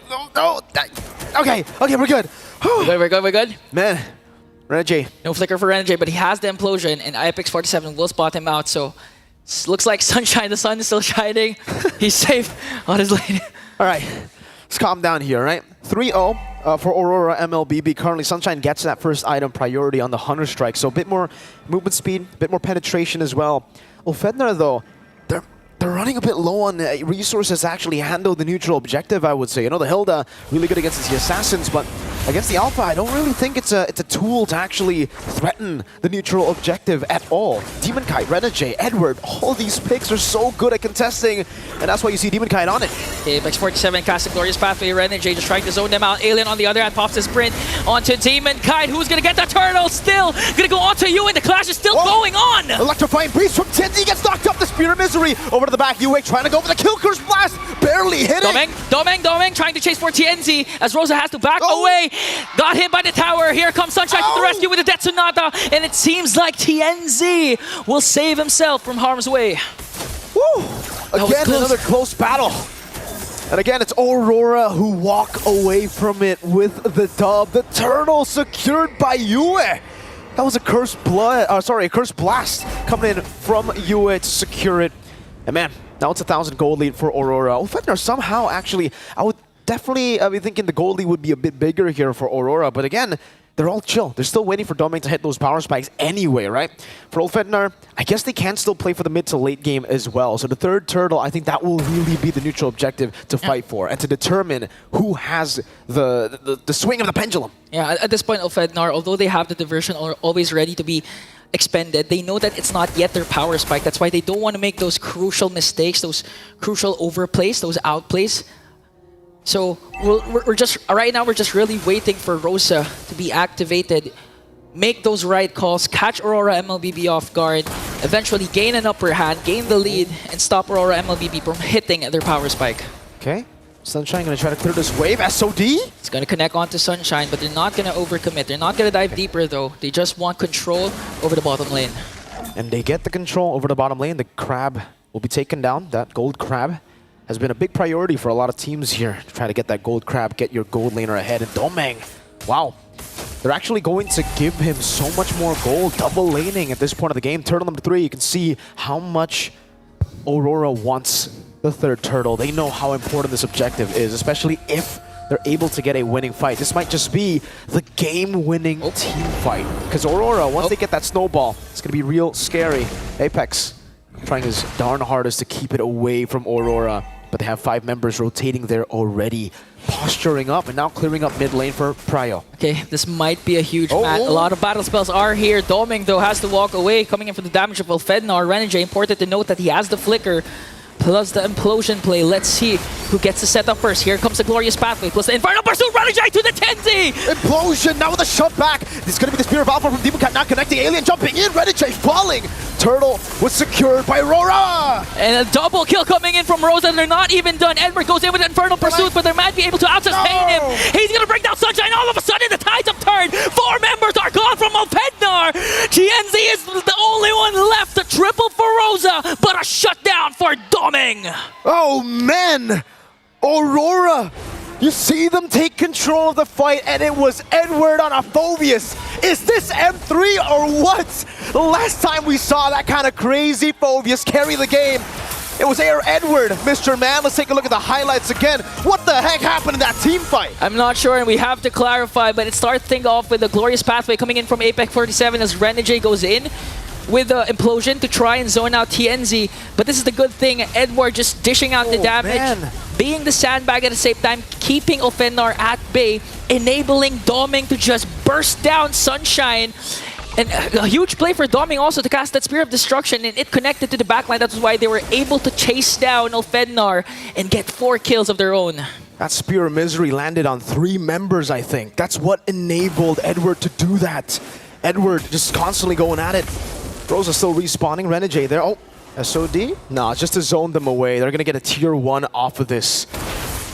And Ofednar are back, just going for the defense. They didn't get the turtle. They didn't even get the favorable trade in kills. Aurora in a slow game. They're the masters at this. I like how Renegade is responding right now. He's not after those flashy hitman plays that we're used to see with the 3-man, 4-man implosions. He wants to go for the proper target, and for that previous clash, the proper target was TNZ. To have Ofenar zoned out, although they got the turtle, Renegade's play was able to misposition the members of Ofenar. That's why Edward was just actually able to wreak havoc and give enough space for Doming to just do the free hits. 2-0-6 for this Moskov. Compared to a 0-1 for Granger, it's not looking good for Ofenar. And if Aurora MLBB manages to pull off something like that once again for this major objective, it could be the end for Ofenar. 9 minutes, 31 seconds. The Marksman Trinity build. DHS Golden Staff on the Corrosion side already completed by Doming. Sunshine, I think, is, again, falling behind when it comes to that gold, man. Doming has just been farming out of his mind the last 2 games. Yep. Only a Hunter Strike and the Milfic gun, so a lot of penetration. Renegade! Okay, Renegade getting poked down by Alien, but Doming is here to the rescue. 5 members are here. Chenzi goes in. Apex 47 with a glorious pathway. Goes in. Oh, Eternal Guard catches them. Implosion! Renegade manages to get caught off by Sunshine, and Apex 47 and Chenzi will fall down. A kill spree coming in from Doming. Alien caught in the midst of everything. 4 members are there. Doming has to walk away. Here comes this dispersion rotation coming in from Rosa. Demon 10 goes in with Spear of Alpha, and the clash will stop there. But the Lord will be safely secured by Aurora. Ofednar tried to play it quick. They tried to go on Renegade, but he was still able, with a sliver of HP, to get the implosion down. And that's the turn in momentum again in the team fight. What looked to be an Ofednar win was turned around. You don't give the Hitman the Tigreal. Aurora capitalized on it and went in. Now, Lord going to be cleared out. It won't be a full Lord advantage. Apex going in for the stun. Both teams understanding that at this point, I don't think it's time to fight. You know, they already got a little bit of a dub there, and the gold lead will be rising for Aurora. But for Ofednar, not the worst trade considering their position. Actually, yeah, keeping the Lord advantage low is all right for them. That's the best they could do, I would say, right? Oh, Doming, though! Okay, Doming, look at the attack speed just literally bursting down the mid lane turret there. And so far for Ofednar, although we witnessed the damage, the dispersion rotation that Rosa can dish out onto Aurora MLBB, it's not going to be enough. We have to see huge diversion plays like what we're seeing right now, but the problem is it gets spotted out by Aurora MLBB, so they have to make a play. They have to be proactive. It's not the time to be reactive up against a team like Aurora MLBB, but again, the problem is even if Ofenar manages to find a good diversion play, there's always a counter-initiation that can be initiated by Aurora. They have the Spear of Alpha from Demon Kite, who's not afraid to cast it, go in the front line. Even if he dies, he doesn't care as long as Doming they create enough space for Doming to just dish out the damage. Looking at the KDA, I believe he's still deathless, untouched with this Moskov. This is the Doming I kind of expected in the M6 World Championship. You know, so far, I think a lot of criticism has been placed on the man. Okay. It's diversion. All right, just get back to mid lane, but Yeah, Domeng really coming online here in this series. It really feels like, Aurora, what we've been talking about might be true. They might just need the best of 3. They might just dislike the best of 1 a bit too much. It's a bit too volatile for them with their systematic playstyle. Rosa, though, that's a Divine Glaive.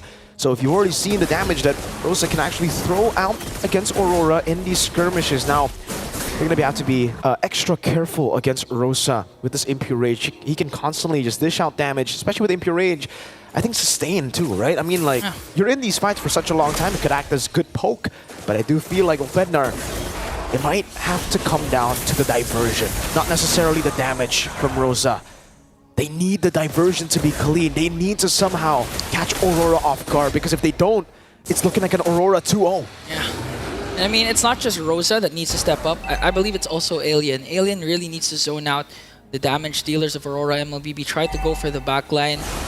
Try to put Yue and Domeng out of position, because if he's not successful, then I believe the sprint is almost non-existent or is useless. Because right now, Domeng is having such a good time looking at the gold lead that he's established, clearly has enough space to work with. And now Aurora MLBB, they have a huge advantage when it comes to this Lord. So Ulfednar, you really need a good diversion play to catch Aurora MLBB off guard right now. And it almost just seems impossible for them to look for a good diversion.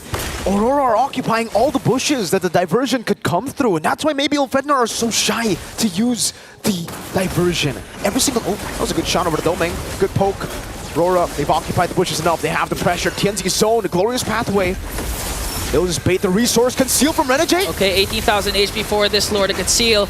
But Aurora MLBB standing strong still. Demon Kite gets with Spear of Alpha. Apex 47 has to walk away. And now Domeng going right after Alien. Demon Kite gets the Lord plus the kill onto Apex 47 and Rosa. Aurora MLBB executed that to perfection. Now wanting to extend the lead by taking down TNZ. Sunshine gets to pick up onto Renegade, but Domeng goes in up against 2. And Aurora MLBB will safely secure a Lord as TNZ cuts off the minions. 2 for 2. An amazing Spear of Alpha from Demon Kite to catch TNZ. And he's looking for it again. Domeng, he wants to go for the cut onto TNZ to mid lane. They will be the focus of Aurora. Let's see Spear of Alpha, TNZ. Oh, buying some time. Electrifying beats coming in from TNZ. Domeng goes in after Sunshine. They still have their Lord as Alien tries to delay the Lord push coming in from Aurora MLBB. Domeng just trying to work on the crystal. Killing spree coming in from Yue. And it looks like they're able to clear out the Lord, but Aurora MLBB is still here. SOD to the back. Demon Cat looking for the angle. He's going for the base. Domeng will go for the SOD. It's a 2-0 clean sweep. And the Northern Lights will once again illuminate Aurora's path back to greatness with a flawless play in a 2-0 sweep over a familiar foe in Ulfednar. A 0-2 start does not mean the end for Aurora. The best of 3 has only strengthened them even more. But for Ulfednar, we will have to bid our farewells. GG, well played. Panel, we're gonna throw it back to you guys. You guys have thrown it over to us, but I'm just looking at the stage and yeah, I mean, like, competition, right? Someone's gonna be happy, someone is gonna be the opposite of happy. Congratulations to Aurora for winning a clean 2-0, but that does mean this is it for Ulfednar. One Turkey representative is out, one more still remains. Regardless of what happened here, as the Filipinos rejoice in IOI and wherever they're watching from around the world, this is still an upset, ladies and gentlemen. None of us expected that it would come down to this early in the Swiss. That would be either Aurora or Ulfednar going home, and it's sad that it's the face of Turkish MLBB that had to bow out. The dynamics of the Swiss stage, we're really starting to feel it right now. From transitioning to the best of 1s to the best of 3s, all of the surprises, they're just starting to come in. And we've seen the beginning of possibly Aurora becoming really, really comfortable in what's to come. Although they've already put themselves in this very difficult position. If this is where they really want to play, then teams who they might potentially come up against should really prepare. The 1-2, the 1-2, it's very scary because SRG is there as well. Yeah, I like that, Brigida. You brought up the dynamics. I call it the deadly dynamics, because all the more now with the best of 3, that's something more veteran teams can play around. Yep. Yeah, best of 3 is scary for a lot of people, but also comfortable for a lot of people as well. But again, we gotta stay on topic here. Aurora as well as Ofenar. After this, we're going over to the stage because I already see them standing by. After this, we're gonna dive in a little bit deeper. But yeah, I hope Ofenar keeps it up, and I hope we can see more of them. I'm looking forward to seeing absolutely more of this team. I mean, their hunger, their passion for the game, each and every time they come back on the world stage, it just seems to keep growing. So now I'm excited to see more from this team in the future. For now, we're showing it over to Rose on stage with both teams. From the wild card, the team that tried to defy the odds, trying to claim the last M6 ticket, the team from Turkey. However, as fate dictates it, this is the end of their journey to be greater than ever. Ladies and gentlemen, give it up for Ufudnar. And on a count of 3, I would like you guys to give a final bow on the M6 world stage. In 3, 2, 1. Thank you very much to Ufudnar, and we wish to see you guys come back stronger in the upcoming tournaments. And the team that has just survived elimination, the team that also just defied the odds, Aurora MLBB. And with me here we have Demon Kite. First of all, Demon Kite, congratulations. Welcome back to Malaysia. How are you? Masaya nakabalik ako sa Malaysia. Tapos parang pangalawang best na MSC, ganun lang yung feeling eh. Okay, he said he's so happy to be back in Malaysia, and it feels just like MSC once again, because back then he did get an MSC championship back here in Malaysia. So who knows? History could repeat itself. We don't know. Okay, now Demon Kite, before anything, maybe you could take us back to what happened to the past few days of the Swiss stage. What really happened inside Aurora? Did you guys struggle with the best of 1, or were you guys actually struggling with the meta still? Feeling ko na-overwhelm lang kami sa meta ng M6. Kumbaga, nag-shift kasi yung meta agad bigla nung pagpasok pa lang ng Swiss stage. So, medyo nanibago kami. Tapos ayun, nag-hard reset lang kami. Tsaka, Phoenix lang namin yung mga kailangan ayusin. Okay, he said actually, Aurora kind of got overwhelmed since when they entered Swiss stage, there was actually a new patch for M6. So, they haven't really adapted to it, giving them a hard time through the first 2 days of Swiss stages. Okay, now, sorry, Demon Kite. Yesterday, you guys had an off day, right? So what did you guys do to prepare for the match today? Because this match is very, very important to you to ensure that you guys still have another life. Parang binalikan lang namin yung root problems nung naging talo namin sa mga unang laban namin. Then nag-prepare kami ng maba sa sa lahat sa execution, sa drafting. So put kami ng maraming effort sa preparation namin kapon. I see. Now, he said that yesterday, they looked back at the root cause of their losses, went back, redid everything, re-strategized, redrafted, and had pretty sure heart-to-heart talk with the team as well, right? Okay, now, Demon Kite, was the best of 1 hard for you guys? Para sa akin, kasi iba yung mga hero na nilalabas nila, yung mga strategies talagang kung ano yung ginugol nila para sa preparation dito sa M6, lumabas lahat. So, prepared na prepared talaga lahat ng teams. Now, he did in fact struggle with the best of 1 because he said that all the strategies that teams actually have prepared all came out in this best of 1 because I'm pretty sure everybody wants to get the upper hand. Now, Demon Kite, I have a question. Your upcoming matches are now best of 3s. Are you more confident to get a comeback? 100% confident kasi feeling ko parang nasa comfort zone ulit kami na kahit anong laban namin, kaya namin parang may download game ganon or kaya namin bumounce back palagi. Okay, he said the matches moving on forward will be a best of 3. He's very happy and very confident. He even said 100% confident because he said they're back to their comfort zone, meaning best of 3 is where Aurora truly will shine. Now, Demon Kite, maybe one last thing. We all know that the Auroras, the fans of you guys, struggled these past few days through criticism and, it was a hard time seeing your favorite teams fall. So maybe a message for them? Maraming salamat sa lahat ng sumusuporta sa Aurora, tsaka gagalingan namin palagi sa mga susunod na matches namin. Di namin kayo bibiguin. He said, thank you very much to everybody who's supporting Aurora. We will do better for the upcoming matches and we will not let you down. Thank you very much to Demon Kai. Congratulations on surviving elimination. And with that, let's throw it back to the panel to break down what happened in this game against Ulfanar. Thank you very much, Rose, as well as Demon Kite. A lot of insights here, and I believe after he said that, even Muntan is like, I think we will have more best of ones. But either way, we got to break down about what happened in game number 2, where, let me just say, first of all, before we even get into it, I'm so happy watching a Bruno this game. I'm just gonna put it out there. A game without a Bruno feels fair. All right. I, on the contrary, would like to see the limits of the Bruno. I want to see how far we can go to answer Leo. I get what you're saying. I respect it, but bro, thank you, but we have to save it for the second batch. At least for elimination. Respect it, you know? Like Vamos. Me Vamos could ban it out. I'm just saying. This was good to ban it though. Here specifically.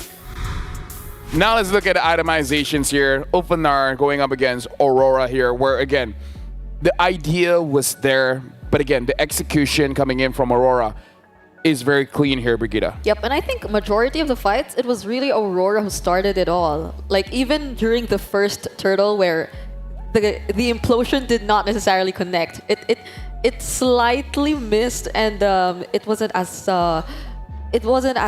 perfect as you would say. But then they were still able to capitalize on it. The SOD though, it was able to accurately target the team fight. And once they were all together, even that early into the game, no, Doming just from that point on, it felt like he decided no, he wants to shine in this game. Weirdly enough, I'll say the game plan and the path for Ulfanar's victory was clearer and more sound than it was now. Despite them actually banning out the Bruno, because look, when you do get the diversion, right? Come the mid to the late game, that's where they specifically struggled. What happens when you do send out, full send, your units through that portal? Because what's the best case scenario? You drop a Glorious Pathway, and then what? Renegade just answers you with an implosion. Yeah, exactly. Right? Because look, there's really very little interaction between the Hilda, the Granger, and the TNZ. Because more often than not, you just see TNZ. Yeah. What are you doing over there, son? Yeah. By the way, no Purify. That too. Just saying, no Purify. So they seem to invest a lot in that Revitalize. Yeah. Well, except for Alien, which I thought Alien would use Revitalize as well. He went for a sprint. He did in game 1. Absolutely. Yeah. And it did feel like Aurora was so, like the frontliners at least, for them, they were so confident in doing all of those face checks that I think even our casters earlier mentioned how Ulfanar could not even decide on where to use the diversion. Yeah. Because they were no longer in control of the map, and a majority of like the brushes, they were under Aurora MLBB's control. Even just like putting Edward in one, then Renegade in another, they could just like quickly follow up and support all those potential attempts from Ulfanar. So it was such a tricky game to pull off, considering that Ulfanar, they weren't really entirely reliant on just one person to set things up. It's like they had to collectively decide on engaging in a team fight, but even though they couldn't find the perfect timings to do just that. Again, juxtaposition to game 1. The term I'll use to describe Ulfanar's approach to game 2 in their draft is macro acrobatics. They had to consider, all right, what's our attack? Yeah, but wait, what if, and then they had to improvise along the way, and that's what led them to get the 8 kills, the few towers that they did, and even securing TNZ's buff halfway through the game was a struggle. Yeah, honestly, it looks like option paralysis for them, where anything that you want to do, you second guess yourself too much. But now we got to look at the MVP, and it's Domeng again. And he is, despite all the maybe because of the criticisms, now he's like, okay, you know what? I heard you guys. Now it's time for me to show up. The next standard is now. Domeng understood the assignment, and in that analysis paralysis that Ulfanar put on display here, I'm sure even the most casual of fans will see and watch Ulfanar here and say, that's not Ulfanar. Yeah. Domeng was the one who slipped right between those cracks and said, you know what? I mean, like, here's the thing. I completely agree with you, Leo, when it comes to you coming with your diversion. People are waiting, right? And it's not just the Tigreal. Even Domeng with the Moskov can just push all of you guys together, and then what? He's like Arlot's baby brother. It's like right now, Aurora, they have the heroes to be like, we know what your game plan is. But let me just tell you, if you guys do it, you're done. Yep. We got you. And these are the multiple times that Domeng was just so ready to fight. Like, at this moment, Tianzi was able to escape, but like following all those other clashes, all of the implosion plays, they were just so decisive. It was timed perfectly to allow Demon Kite successfully get the retribution on the objectives, and they were still, either way, ready to sustain and fight, led by Edward. I mean, this was one of the moments where surprisingly Edward was able to sustain everything. All right, this right here, 7.5 minutes. If only the fight went slightly more towards Ulfednar, that would have been their winning image. If they were able to diversion in, scramble Aurora, pick them off one by one, and then Tianzi to clean up, but that didn't happen. They lost it along step number 3. The problem is, Ulfednar, they're clumping up against a team that wants you to clump up. Exactly. That's the biggest problem. Aurora, every single hero that they have, the Vexana, the Moskov, the Alpha, the Phobius, everyone is like, if you guys clump up, we can punish you guys heavily. And this is one of the reasons why I like this Bruno-less game, because you will see these kind of compositions where it's like, we have a draft that counters how you play. Yeah. Not necessarily the heroes, but how you play, we have the heroes to counter that. Well, to be fair, I feel like Rosa wanted the same. Like, he wanted all the opponent to those clump up, combinations, those dispersion rotations, but every single time, the damage wasn't enough. And Rosa was actually one of those heroes who was repeatedly punished by Demon Kite. Like, Demon Kite had his eyes set on Rosa. Those surprise Spear of Alphas towards the mid lane, he couldn't even press the flicker to get out of all those attempts. Those continuous layers of crowd control. As mentioned, like, it's the Pollution, it's the Spear of Alpha. There are so many ways to set things up for Aurora MLBB. And already that's a huge point of contention. The Nombo that is the Lu Yi coming through her own diversion, which will put her in danger. Because there's so much when it comes to Aurora in terms of range, in terms of, again, immediate CC, and just interacting with a lineup that just wants you in one place. So I think Ulfednar just walked into the wrong alley. Aurora was waiting for them. Yeah. Right now, this is for formalities. This is to officiate that, unfortunately, Ulfednar has been eliminated from M6. Now they join Maycam Evolve in the 0-3 bracket. They are number 15 and 16 of this tournament. And speaking of upsets, I guess this is our one of many possibilities, because again, only half the teams can make it to the knockout stage because 2 have been eliminated. We have, like, what, 6 more? Right.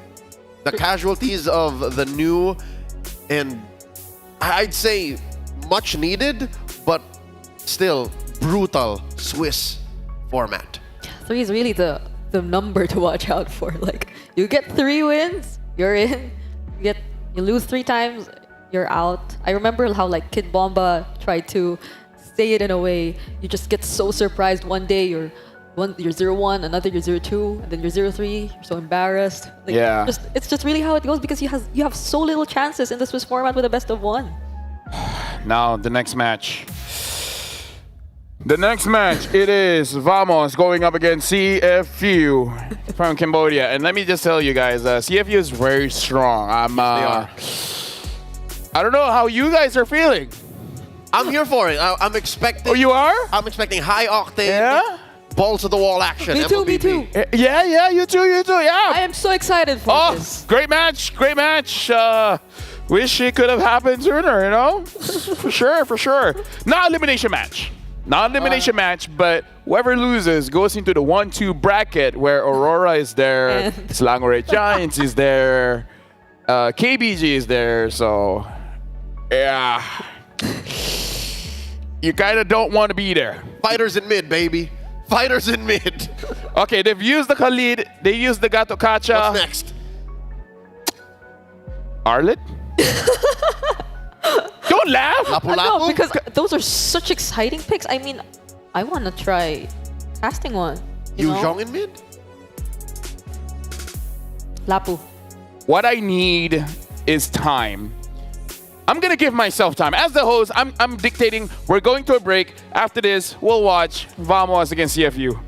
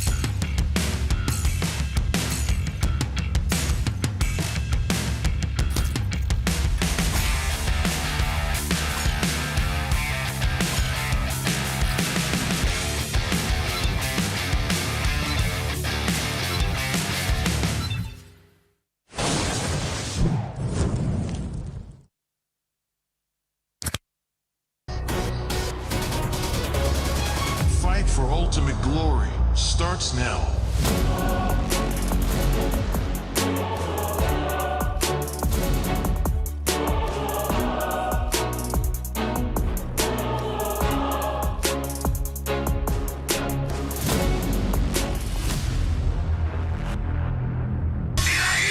Mobile Legend M6 スイスウォッチ明治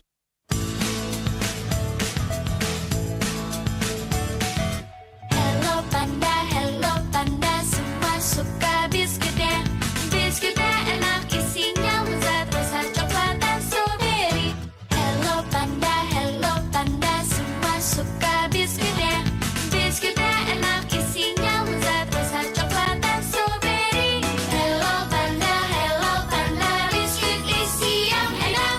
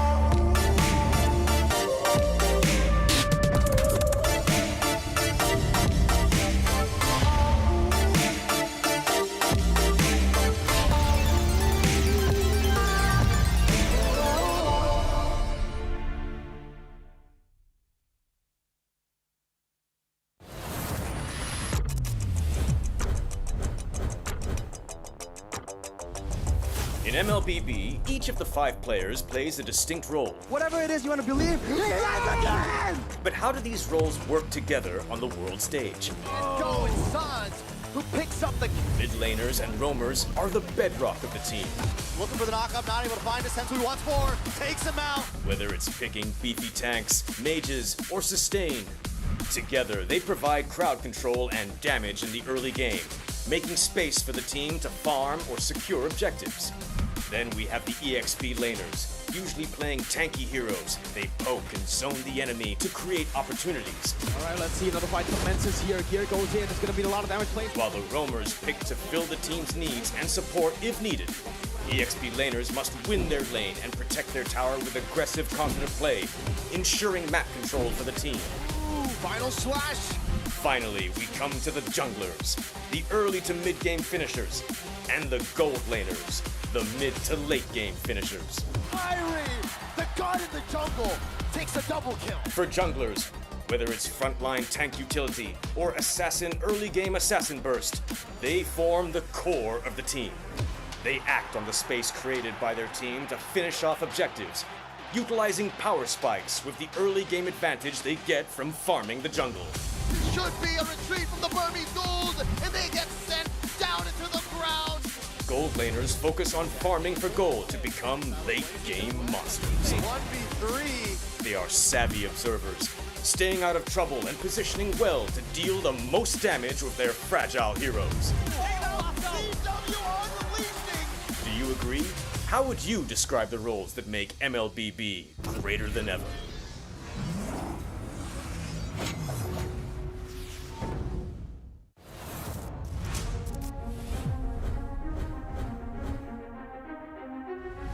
A new era begins at M6. But who are the rising superstars leading the way?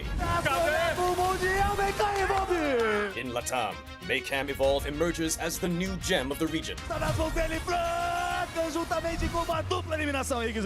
With Aurora's fierce adaptability and rookie sensation Super Nahuel, the Dynasty Enders made history, toppling the undefeated RRQ Akira after a 2.5-year reign. At MTC Turkey Championship, S2G Esports rises as a new challenger. Led by Sijibum's superstar performance at the gold lane, Pagu's playmaking, and Begin's rotation, they are ready to shine on the world stage. In their M Series debut from MPL Cambodia, CFU Gaming is ready to strike. With M2 veteran Poppy and core members Detective, Z, and Wadu. Can the Sharks are primed to make waves on the world stage? Returning to the M Series is RRQ Hoshi, the Sang Raja. Looking for a train as he finds the triple. Looking for the maniac. Reinforced by Sutsujin's lethal skill and led by Skylar, this squad of young stars is on a mission for global dominance. The Indonesian cavalry made a bold gamble by swapping their lineup with MDL rookies, uncovering gems like Fabian, the deadly jungler, a calculated roamer in Witty the Wise, and King Aaron Shiki, the next level gold laner. Team Liquid ID rises as a new M Series challenger. The double Overlord goes down one by one. It's a maniac. MPL PH Season 14 saw the debut of Aurora Gaming with rising gold laner Domeng and MSC 2022 champion Demon Kite.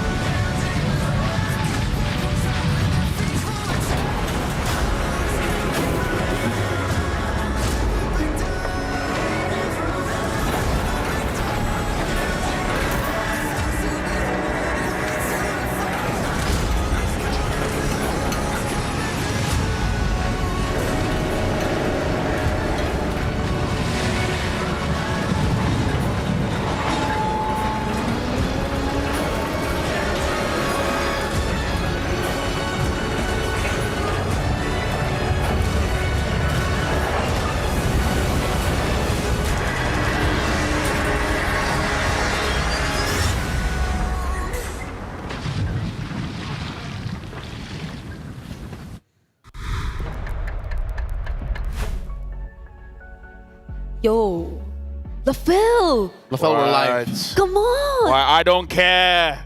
I don't care. I'm not okay. The Phil, we're also excited for this. Come on, we gotta be excited. LaFell, is it because of the Vamos thing? No, shush.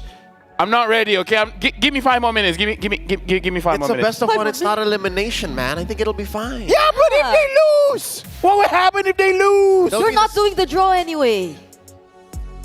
They'll be in the same bracket as SRG. Am I not the one doing the draw? Are you? You're not the one. I'd be nervous if he was the one doing the draw. You don't know that. You don't know that. Don't say things that you have no knowledge about. Hey, come on. Don't say that to break it. But come on. I'm the one that's sad, Leo. Comfort me. What can I do? Me. What can I do? What can he do? Tell me, what can I do to comfort you, LaFell?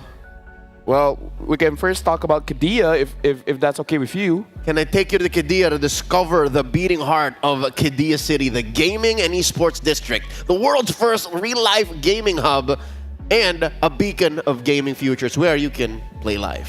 Okay, that helps. That helps. Are you okay now? Sad again. Until he sees the Bruno band. Okay. Bruno's band. If the Bruno's band, I'm happy. But for you guys, grab your tickets now, and you get to witness the remaining 14 of the world's best teams clashing it out on day 5 and day 7 of the Swift stage. Literally just the 14 just left. the 14. Soon it will be a little bit less. And now just to let you guys know as well, from the 22nd of November to the 29th of December. Not enough fingers.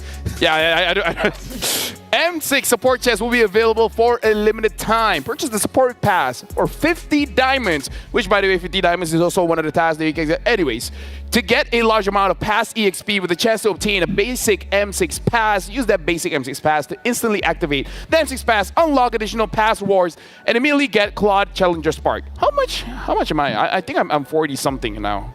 It's Claude with Dexter. Technically 2 figurines. Yeah. If you Yes, technically you get 2 figurines. Getting it. I would grab it, but my filthy hands, it's not worthy yet. Not worthy. I'm not worthy. I'm not level 75. I'm not level 150. You need 150 for this one. Okay, let me just check. I think I'm 40 something. Let me He's see. okay now. I'm 48. Level 48. Let's take him away from the reality, the harsh reality of the upcoming best of no, one. now you remind me. Oh. Now you're reminding me. Do you guys remember how much your past experience is? Level something something. 40. I think I'm doing okay as 40. I met people that's already 150, by the way. Who? Where? You gotta. In my live chat. He could be lying though. We don't know. We don't know. We don't know. Now let's talk about the matchup. Vamos against CFU. Right. So we have a topic here for the matchup for today between Vamos and CFU. From villains to heroes, can Vamos hold back CFU? Because they're the anti-heroes here. But after what SRG has faced, now Vamos is looking like the heroes of Malaysia. So CFU, in a way, is the villains here going up against Vamos. It's an interesting use of words. Holding back CFU, holding back Cambodia First United. I think this is fair enough, given how aggressive Vamos can be. Watching Kamai MLBB, I can also say that CFU have their moments. Yeah. So that's why I'm so excited to watch this match, is because I know that this is going to be super bang bang MLBB, you know what I mean? Dude, let me just wipe a little bit of my tears. Oh. With your Dragon High genuine leather strap, M6. Yeah, Dream watch? Just gotta put it out there just in case of. Brigitte, do you have the watch? I don't. This watch? Are you asking if she has this watch? That watch? You don't have it? You don't have it? With crystal sapphire? It's okay. You're the Dragon hide, by the way. and Dragon hide leather. Swiss movements. It's made by Dragon. Dragon. I mean, it's okay. I have the green fairies. Yes, you do have the green fairies. Right here beside me. So like. And now we got to talk about Zoran here because we were able to catch him doing this pose, and he talked to us, and this is what he has to say. All right, so see, I did it right. No, it was on the wrong side. Whatever, Brigitte. Semantics, proving ground. If you ask me now, we're still relieved. It's not like being 0-2, which would be even more nerve-wracking and pressuring. I believe many teams would feel more relieved to be in our position too. Going to this match is still a best of one, and we want to prove that Malaysia still excels in best of one matches, which previously was a Todak thing, but now Vamos is like, no, it's a Malaysian thing. We like best of ones. Yep. And honestly, I think one of the things I'm really looking forward to is like how tight the chemistry is. Like, how are we going to see that in action this time since they're going up against CFU? Because I think CFU is also one of the teams who like. Try to post. I just saw you from my peripheral vision and I had to do it. But again, going back, I think CFU is like one of those teams who's also been together long enough. Like at least for Detective, Wadu, like their coach, and Z. I think they've been together for like since 2022. But we could say the same for like a majority of Team Vamos, like 4 out of 5 of them. Yeah. At least they've been together for such a long time. So now that we're still in the best of ones and that they're actually quite excelling in it, so I'm really excited to see who will emerge as the tighter team, the closer team. Let me just say, we haven't spent a lot of time together, but our chemistry's not bad, right? All three of us, right? We haven't spent that many time, but we have to move on to the topic. Our chemistry is not bad. The topic is Clash of the Silent Vanguards, Smooth versus Wadu. Do you know why they're the Silent Vanguards? Why? Ask me a question. Why are they the Silent Vanguards? I'm not so sure that's a good thing. And I'm not so sure that's exactly the reason why they're the Silent Vanguards. Yeah, no. I thought they just don't talk. Versus Wadu come in from very, very proactive teams. I think they're the ones you can rely on to hold things down, to stand on business when your jungler is constantly trying to invade, when your mid laner constantly tries to play fighters. So it's like big stepper, underground methods. That's kind of how they roll. Yeah. Yeah. You know what I'm talking about? Exactly. You know what I'm talking about? Oh, she does it again. Oh my goodness. It came out in a different order, but what I'm saying is when your team is, stepping on the gas and are, turning everything up to 11, you have to have the guy who says, all right, hold up. Yep. Wait a minute. 10, 2, 6. There you go. So, no, because for reals, Wadu, low-key guy. Smooth, very low-key. Smooth. Regardless of what squad you find him in. So I think they're the perfect, temper. Let's put it this way. When Vamos wins, everyone stands up and it's Smooth is like, oh well. Exactly. He's that kind of guy. But now we got to look at the team lineup here. Vamos, we got Nets, Zorn, Warlord, Chibi, and Smooth, where their defining factor here in the M6 is that their major lineup lacks magic damage. Non-existent. Non-existent. So far, they got to the 1-in-1 bracket without playing a single mage. Eve, Aurora, Vexana, Valentina. Forget about it. Forget about it. I think I'm honestly heading into this match expecting the unexpected already. And I just hope like it works. It works for Team Vamos because they're known to do that anyway. And in some ways, it's been successful. Warlord, known to play a Sicilian too. I think one of the pioneers hasn't played it yet. I think that's a personal handicap. You just say, Well, we're going to look at the lineup that does use the mage. And honestly, I've been in Cambodia and they love their assassins. Let's talk about CFU Gaming, seeing Opie, Z, Detective, as well as Wadu. Detective is only like, what, 17? We got these youngings coming in and then they're popping off. Not even 17 yet. He's 16 and 11 months. Get him young, man. Like, these young players are amazing. Mechanics. Advanced happy birthday, if ever. It's like 2 weeks. It's in 2 weeks, right? So I hope he like has a. I wonder who else here, has a birthday coming up. Well, look in the mirror. Yeah. So we know a lot who recently had their birthdays though. But like for CFU, I think I'm watching out majority for Opie. Like he's going up against Zorn, right? So we've seen a lot of players and roamers try to like attempt to spam the recalls as well. But Here's the thing. Zorn might not be using a tank. Think about it. Oh yeah. Right? Oh, wait. In their last outing, he played a Hellcurt. I understand. In Rome. People hate it when he recalls. So when he's using the Natalia, the Hellcurt, you can't see it. Oh! Only when you're dead. And that's what sucks. I think in their efforts to quell the advance of CFU gaming here, they have to play the mind games. And I think that's a legit part of their strat. But here's the thing, Zorn, honestly, between him and Chibi, I would even say that Zorn has the better mechanics than Chibi, which is very interesting when you're comparing a roamer to a jungler. Here's the point, if the Fanny is open, Zorn's the one playing it. If the Hellcurt is open, Zorn's the ones playing it. If the Natalia is open, Zorn's the ones playing it. Who's to say he won't be picking up something like the Gushin? Oh. In Rome? Hey, crazier things have happened. That's Gila. That's Gila. True. I really like Chibi's joy though. Like I think way back MSC, it's also one of the heroes who really like made its mark for me, and he's been using it pretty well like previously. Unless Zorn wants to. It's meta. Roam joy. Gentlemen, are we ready to pick our votes on who's going to be the one winning this? All right. Ready? In 3, 1, 2, 3.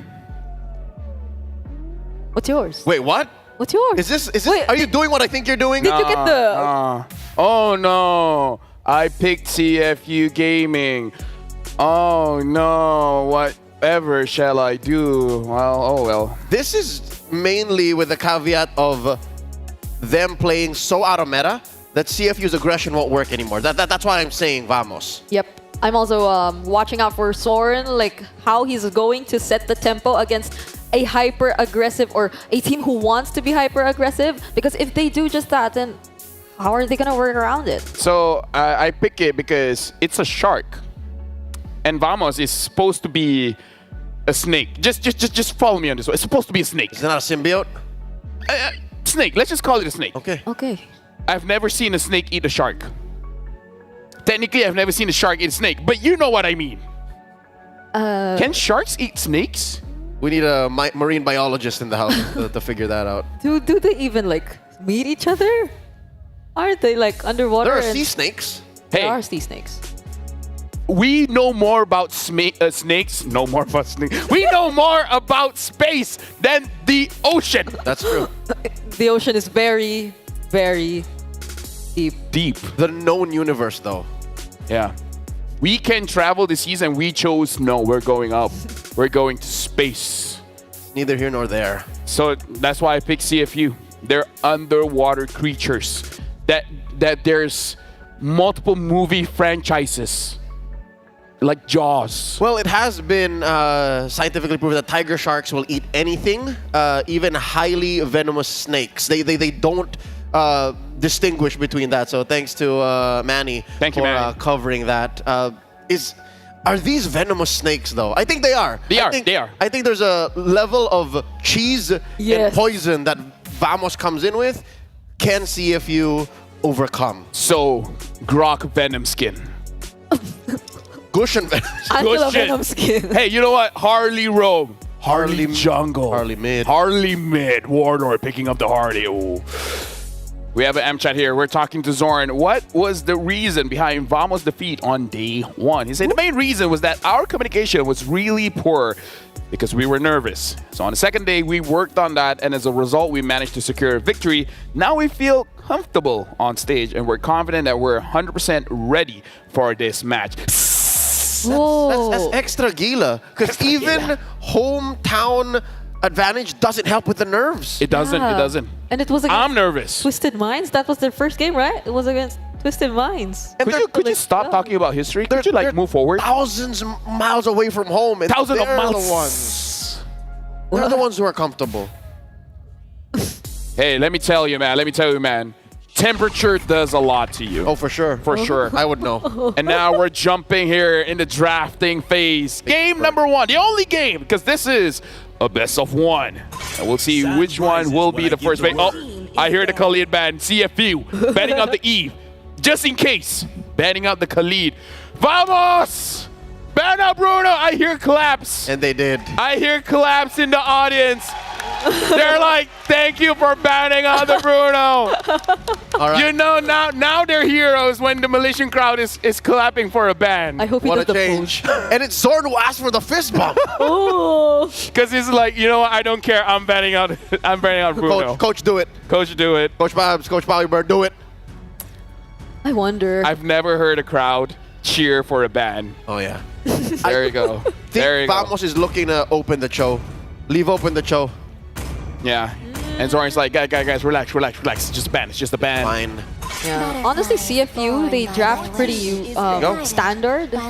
So I'm assuming they'll be going for like the usual priority picks. Like for the past few games that they played, I think they were going for the Hylos. Fanny's still open. Oh. No, but I feel like Vamos should not let it go though. Yeah. You told us like, yeah, what if Zorn does? Yeah, but Detective will pick it up. Why would not? Why? I've never seen a detective that can't play a Fanny. It skews your draft so much if the opponent picks up Fanny. You have to lock her down. So Fanny being second most banned red side prio, take it out now. Coach Babs, do it. If you're doing that, what is open? The high laws, Phovias. But Phovias we haven't seen first pick that much. Here and there.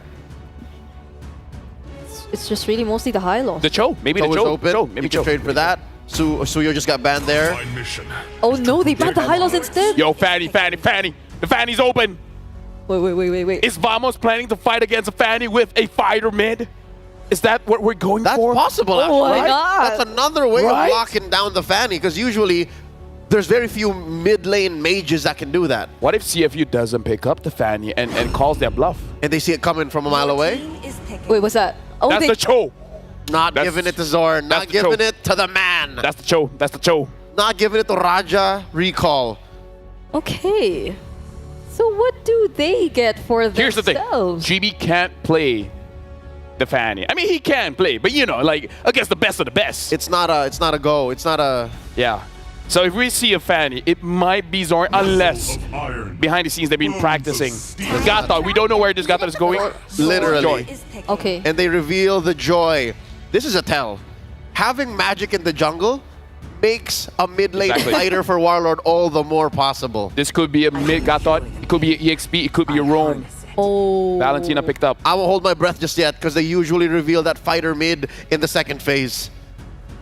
This is a Valentina though, so they get their own beats. Electrifying beats. So good. Dun, dun, So like whichever Nets decides to go for, gotta be careful. Like this is a Cho. This is a Valentina who might get her own electrifying beats. And she can flicker, dash in, and then beats in your face. Oh, I hate getting beats in my face. You and I both. There's the Phobius. Already great triggers on the Infernal Pursuit. And still, we don't know what's in mid because this is just confirmed for Rome. Dark Knight Falls. Oh, that is so good. Thank you. I've been practicing. Vamos bringing in the double assassin meta. And like you said, Leo, this does not mean that the Gatot is going mid. Can still go Rome, can still go EXP, can go anyway, man. It's huge flex. To me, fun is all that matters. They're taking out gold laners because they're first. They're first. I would not be surprised if Red 4 was the marksman for Nets.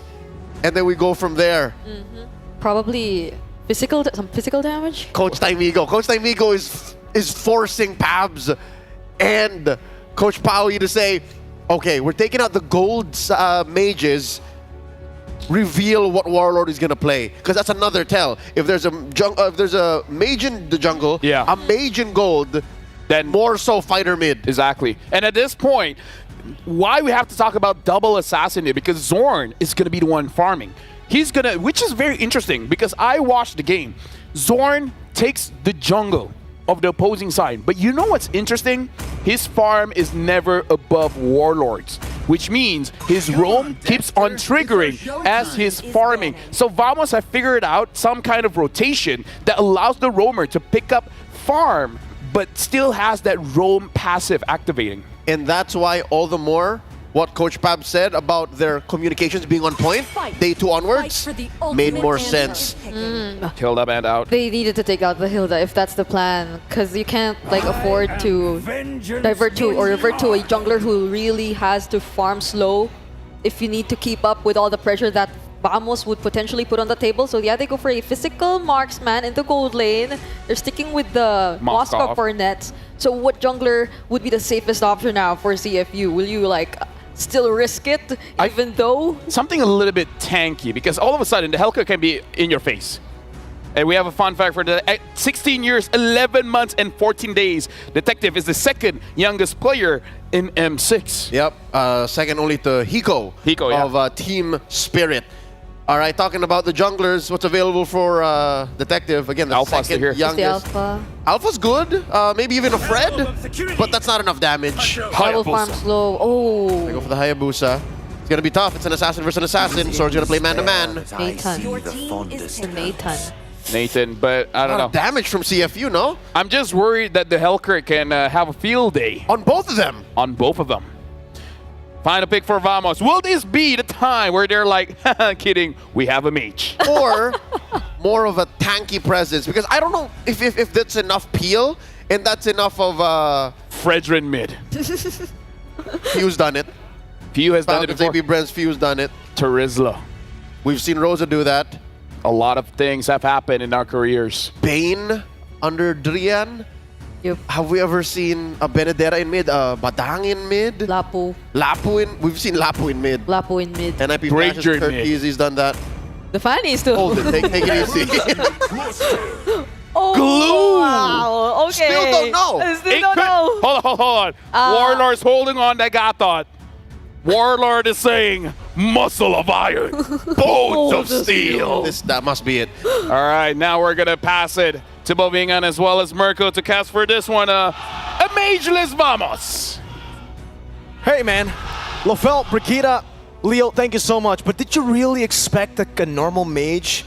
Did you expect a mage? No, but considering this is Warlord, exactly. I'm not surprised. It's in the name. He's a Warlord. He wants to go in. Ladies and gentlemen, 1-1. That is the bracket that we have here. It is a best of 1 for Vamos.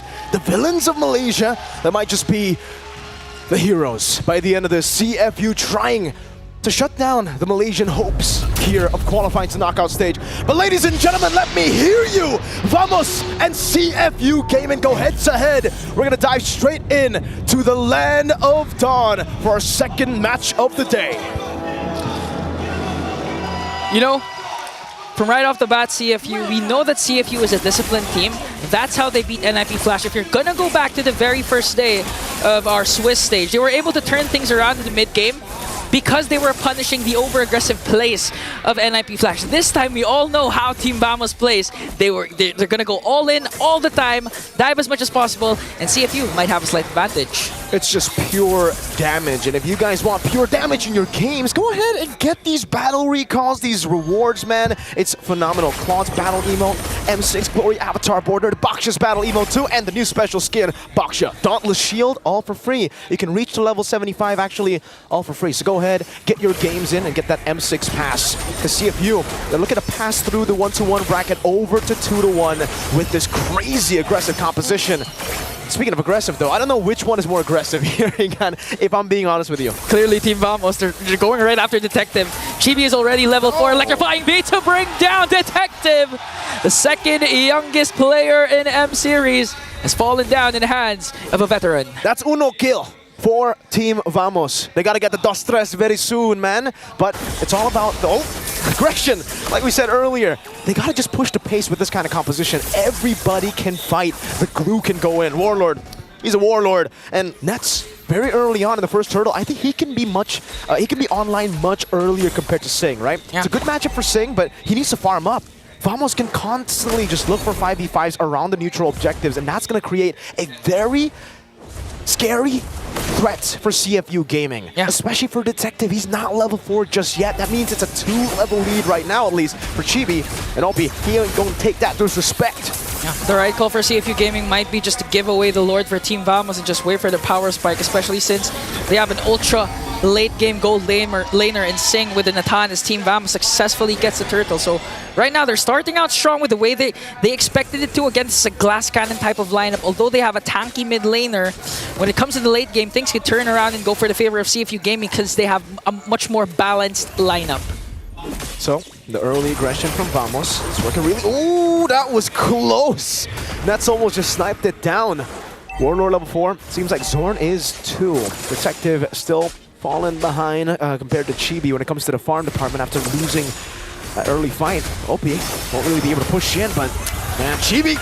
Electrifying beats, getting chased down. Chibi again with another kill, extending the lead to 1.1k, and already you can hear the fans of Malaysia excited for what's happening in the early game. Now puts a lot of pressure on Sing. He needs to start winning this lane. He needs to start being able to farm. Oh, careful now, Sing. Chibi doesn't have the electrifying beat, so there's no kill threat on him, but you can see the damage already. We expect Joy to be a threat in the late game, and now Smooth. Okay, they're trying to look for the kick. Here comes Wild with Infernal Pursuit.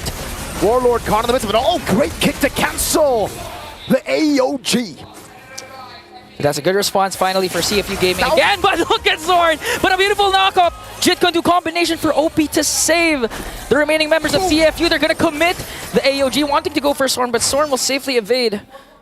So right now, CFU Gaming, they tend to use the over-aggression that Team Vamos is showing to their advantage.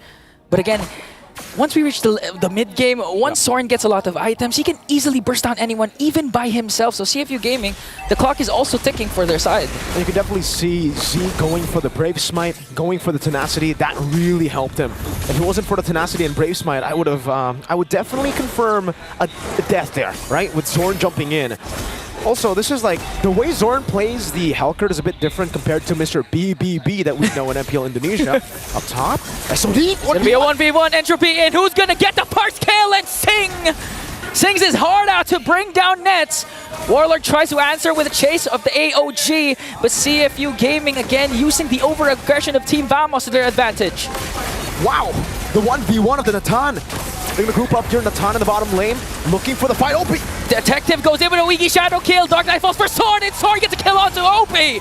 Detective securing it now, Infernal Pursuit, the split mounting him. Z has stolen it, now going out to Warlord. That's deep! And look at this, caught in the midst of everything with the Petrify. Zorn picks up another, and the Raja emote with the signature emote after that kill. Woo! Zorn on the Petrify. That's the difference between Zorn's Helcurt and BBB's Helcurt. BBB, he always goes for the execute usually. So far, the Petrify has been great at dismantling a lot of the initiations from CFU, right? You get the Petrify, it's a good disengage tool. You can definitely see Chibi there. He's starting to get online. We were talking about this already. The fact that the Joy is online so quick in the game is scary. Usually you expect him to be scary a threat in the mid game. Yeah. He already has a Genius Wand. 2 kills up. Wadu, everybody's got to be careful here. He's taking a lot of damage on a Phoveus. Imagine Sing.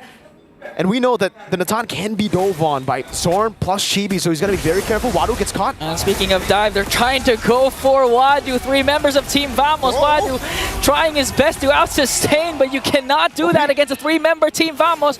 Open wants to answer right back. Okay, gonna get spotted out. The clash will stop there. Okay, they get the kill onto Wadu, but CFU Gaming are doing a good job still. Holding Sing back, Zorn is in the bush. He's waiting for the time. Nope, he won't get it. No Spear of Misery. Z comes in. Z comes in, trying to go for a 3. Here comes the Dark Nice Balls. A kick coming in from OP. Great kick. AOG stolen away, not connecting. OP walking forward with the Chun Poo. With Smooth walks in. Chibi gets soloed in the mid lane. Okay, here comes Smooth with a split, and Zorn goes in to try and bring down C. He's gonna do it successfully. OP goes in with a Jeet couldn't do, but the damage from Sing might just be too much. Detective has a Wiki Shadow kill. Not gonna overcommit though. And just the trade after trade for this game. Everything's happening so fast. 6 minutes, 30 seconds in, 5-7 already. With a kill scoreboard and not even done. Spear of the Shrek is gonna connect. Here comes Nets. Nets coming in. The Spear of Misery locks him down. Zorn will lock Sing down. He's still hiding away. And just like that, Zorn with a favorable shutdown onto Sing. The last inch of the deadly stinger connects before he brings down, but Wadu brings down Nets also. And there's another fight in the mid lane. OP looking for the kick. Won't go for it just yet. He'll play it safe. This is why I asked the question earlier, Ingan. Yeah, Vamos are aggressive, but CFU can definitely hold their own. Z's walking up, Wadu going in. Okay, Z has his own AOG, but they're trying to zone and Team Vamos out, keeping at them at bay. CFU Gaming just focusing on the turtle. And they will get another objective to their name. Just look at the lead the Team Vamos established in the very first minute. It switched to CFU Gaming because of the favorable trades that they're getting away from the aggression of Team Vamos. And now we have the Natan coming closer to the item Power Spike. This has only been a Feathered Airstrike Starlium Scythe Natan. Ladies and gentlemen, it's not the Holy Crystal just yet. So he's been doing that much damage, winning in a 1v1 against Zorn's ambush with only a Starlium Scythe and a Feather of Heaven. Once he gets the Holy Crystal, even Smooth might not be able to take it. Nets though, very quick into that second item. Actually, later than the Natan. So he might get his items quicker. Oh, a kick, but that might be the wrong target. Get Smooth just cast this split. Here comes the AOG. They're going to burst down. Smooth! Gotta get Chibi. Locks him down up top. It's another 1v1. OPG Kundo AOG. So he had his own AOG, but Nets managing to deliver the damage and keeping CFU Gaming out bay. Look at Detective wanting to go for the Wiki Shadow kill, but might get bursted down though. He has the quad shadow so he can get out safely. Oh! Almost! How many pixels was that before Detective got hit? That's 1 pixel. 1 pixel, Ingan. That was a jump scare. Zorn's still looking for him, trying to find Detective, but he's a bit too witty for that. Warlord in the mid lane, trying to go for it again. OP? Conceal? No. We have to slow it down right now. We're gonna wait for the next neutral objective. And like you said, all of a sudden, now it's CFU Gaming who hold the momentum. And we have to keep our eyes on Sing. This guy in Cambodia has been phenomenal. He's really been breaking records by getting crazy GPM stats. And on a Natan, you would expect, all right, yeah, he should be able to get the GPM. But not like this. You would expect him to farm. He's been farming heroes. Yeah, and you can give a lot of credit to CFU Gaming's mid trio because they're keeping Team Vamos preoccupied. We've seen Sing go to the bottom lane, but another kick coming in from OP. Kundo, another kill to Sing. Now it's a Holy Crystal. That's an AOG. Oh no, Spear of Destruction did not connect, but Chibi goes in for the backline with Electrifying Beast, bringing down Sing. OP with the Kundo. Chibi locked in, still able to escape. Now Wadu comes in as well. Z pops in AOG, that's still kiting away. Wadu caught in the midst of it all now. He goes in again, finding in for the pursuit mounted on. Oh, and they're trying to go for him, but Team Vamos manages to get him. As Wadu falls down, here comes Detective. He has the Wiki Shadow kill onto Warlord, and he's gonna bring him down with the help of Z. Woo! That was only 3 kills on the board. That was 2 for 1. And Vamos seems like they got the better trade there. Chibi will try to go for the Lord, but Detective is waiting for a target. Zorn doing the same thing. Fighting for the Lord is what they must do. Zorn will zone Detective away. OP's looking for an opening here, but I don't think he should go for Smooth. Good reset on the Lord. OP wants to go for it. Oh, they commit the way of the Dragon, but here comes Sing with the entropy and burst it down, Smooth. That was a smooth play from Sing. Damn, that's some damage right there. Did not expect Smooth to be deleted, evaporated AOG. AOG, Z gets the Lord, and here comes the counterattack coming in from Team Vamos. Detective shut down. Opchannel went away. Sing goes over the entropy, and it's Sing who just evaporates everybody he touches. Next, he goes for the Spear of Misery. Sing! Flickers in, trying to bring down Nets with a Shadow Strike, and will do so. Sorn, will he go in though? He has Chibi by his side as CFU Gaming with the last strike of Z. Got down Nets plus the Lord. And now CFU Gaming is in full control of this game. Wow. All right, we finally have some downtime here. CFU and Vamos, they finally take a step back. They finally let go of the pedal. Never mind, OP, he might be going for it, OP! Okay, Deadly Stingers is here, but Sorn manages to dash away. CFU Gaming, okay, they're gonna wait for the Lord to reach the bottom lane and hit their turret before they make a set. But look at Sorn, the damage of Deadly Stingers, half HP already for OP. That's a Divine Glaive for Z. Zing in the bottom lane, good clear from Nets. Great blinks from Zorn to escape from the G Kundo. CFU Gaming will just go for the sieges. It will be a tier 2 in the mid lane and the bottom lane taken down with the first Lord of the game. Slow push up top, 2,000 gold lead still. And Mr. President is well fed. Sing is on the way to a Divine Glaive. Okay, let's see if Team Vamos will try to go for initiation. They did, however, save all their holy shields, made quick work of the Lord down bottom, but this is what CFU Gaming wants, to extend the game, to reach Sing's power spike. Even without the late game, Sing is already activated.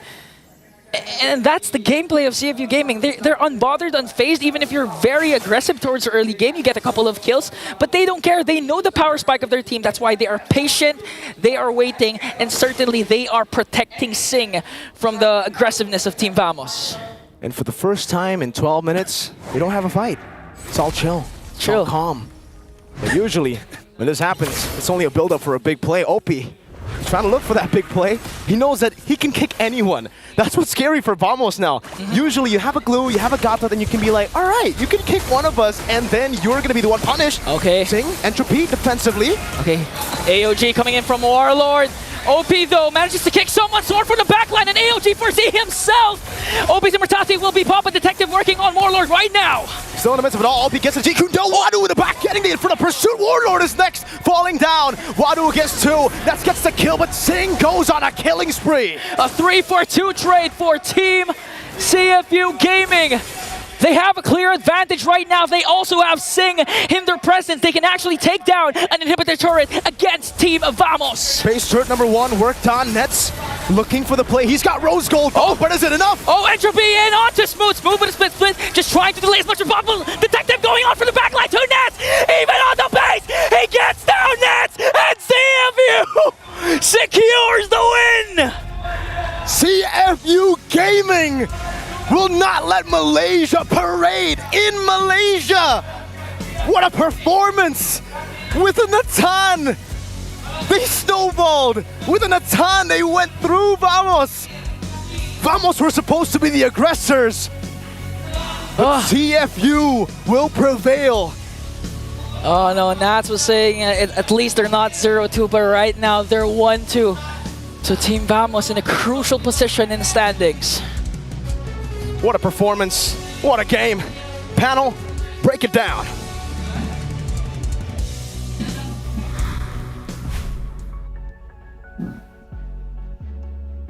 You called it. I said CFU is going to win, yeah. I'm not Daijobu. You're more Nani. Nani's... Say Sumi Masari.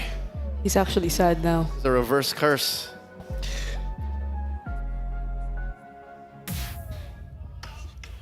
Okay. Called it. You did. I got a prediction right. Here's what I was hoping for. That the cheese that was obviously put on display once more by Vamos would be enough. And for the first 5 minutes, it seemed like it was so. But they seemed to have reverted to their day 1 antics.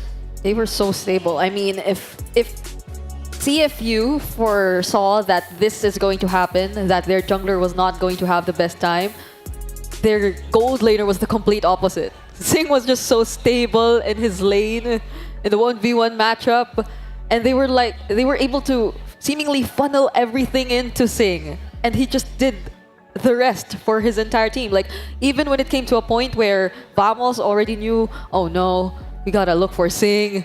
They couldn't even look for Sing. And for Vamos, the X factor seemed to be Zorn. Not so sure that's such a wise choice to put your eggs in the roamer basket. That just wasn't enough.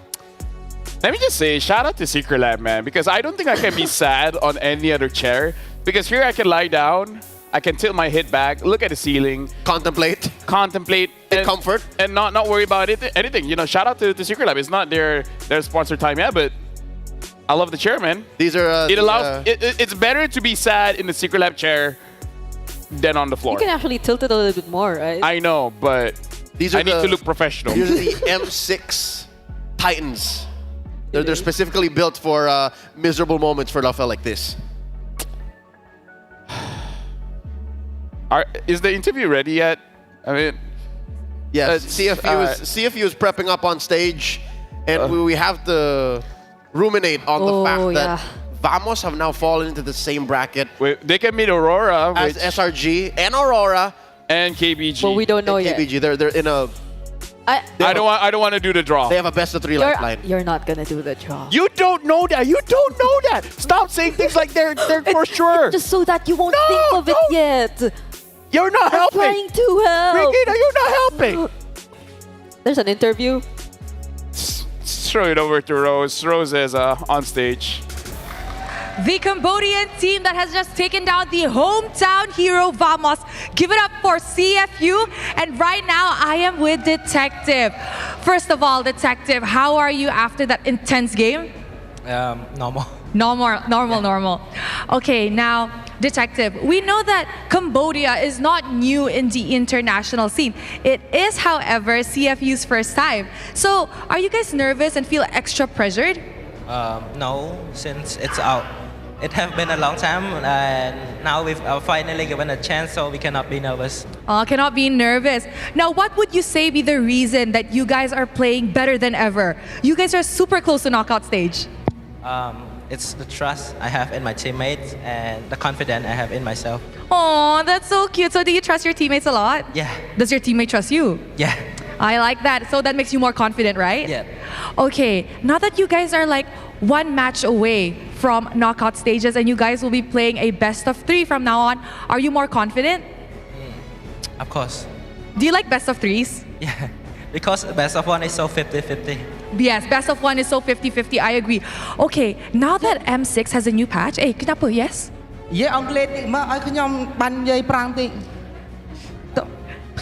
I just said to him, yes, please speak more Cambodian so I can translate to you. So I don't know what to do right now. It's okay, he's feeling confident, Poji. Okay, now I have a question. Just now in my earlier interview with Aurora, they said that M6 has a new patch, so a lot of teams actually struggle. In your opinion, how does this new patch affect the jungle? This new assassin patch? Yes.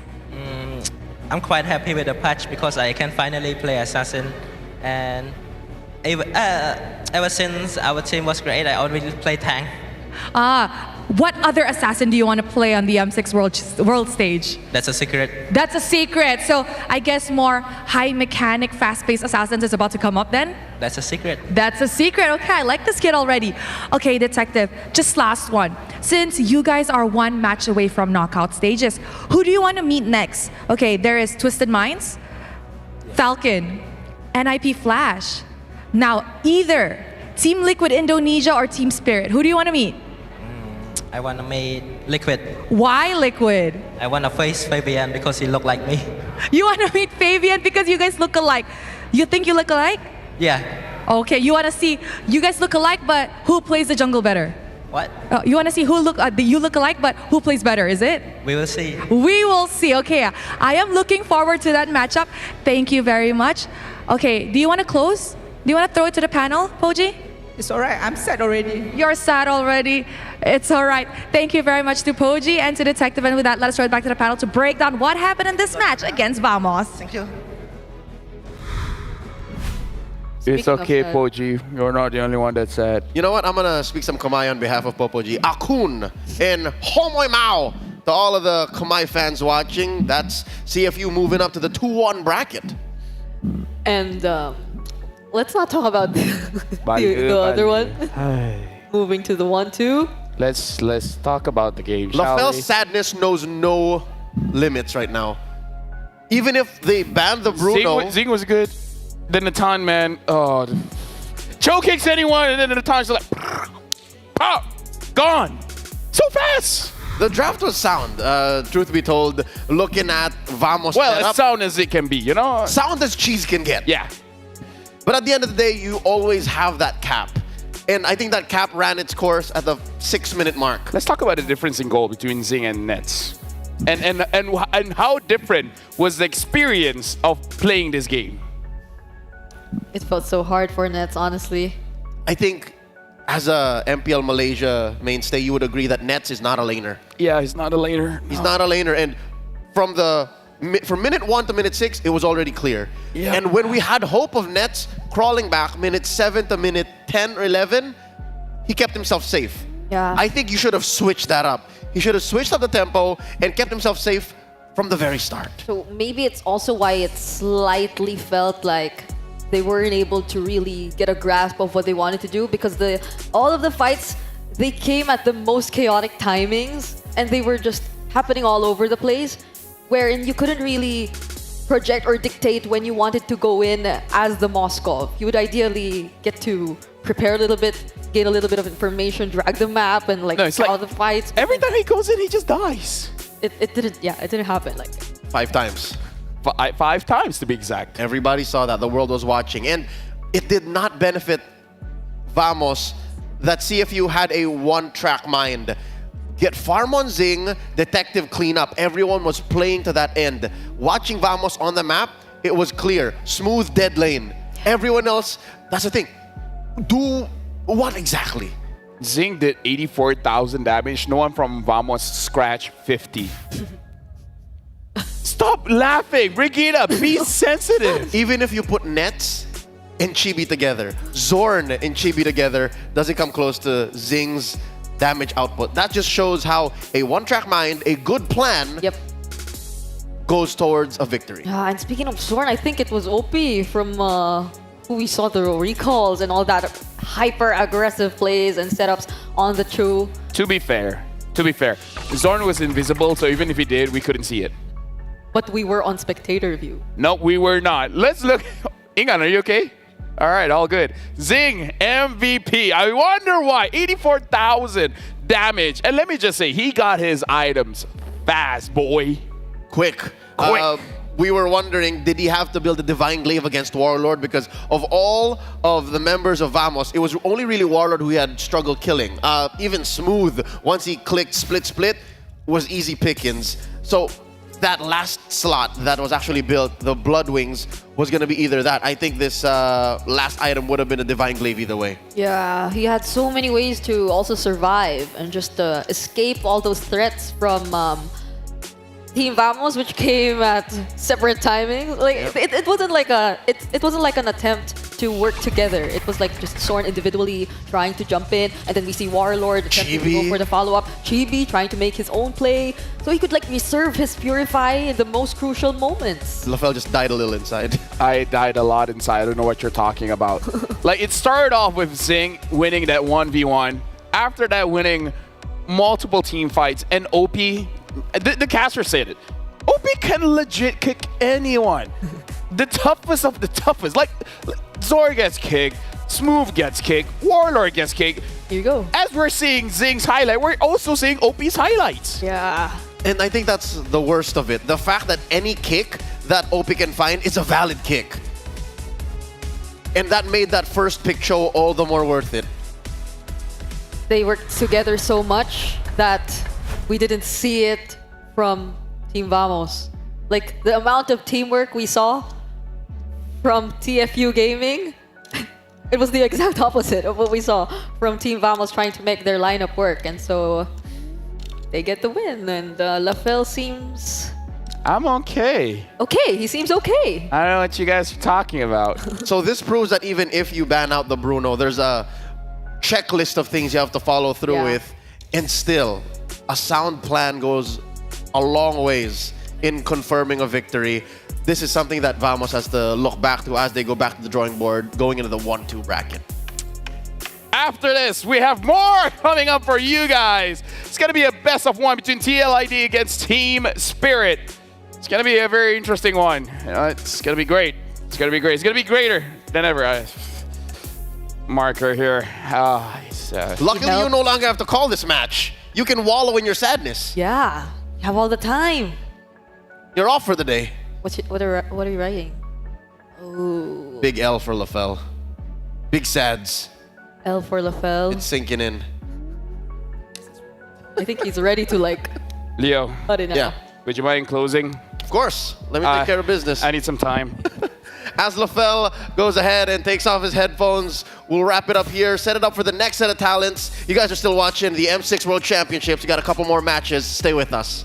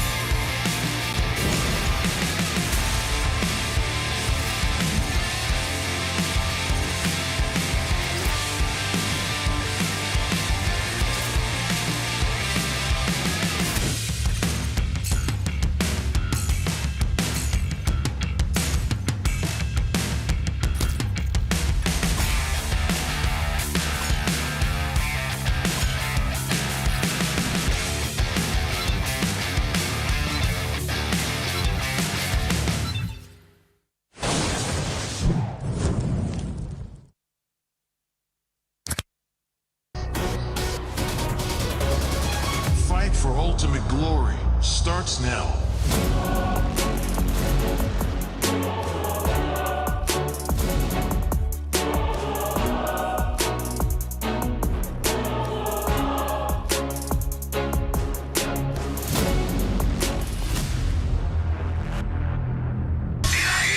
Mobile Legend M6 スイスウォッチ明治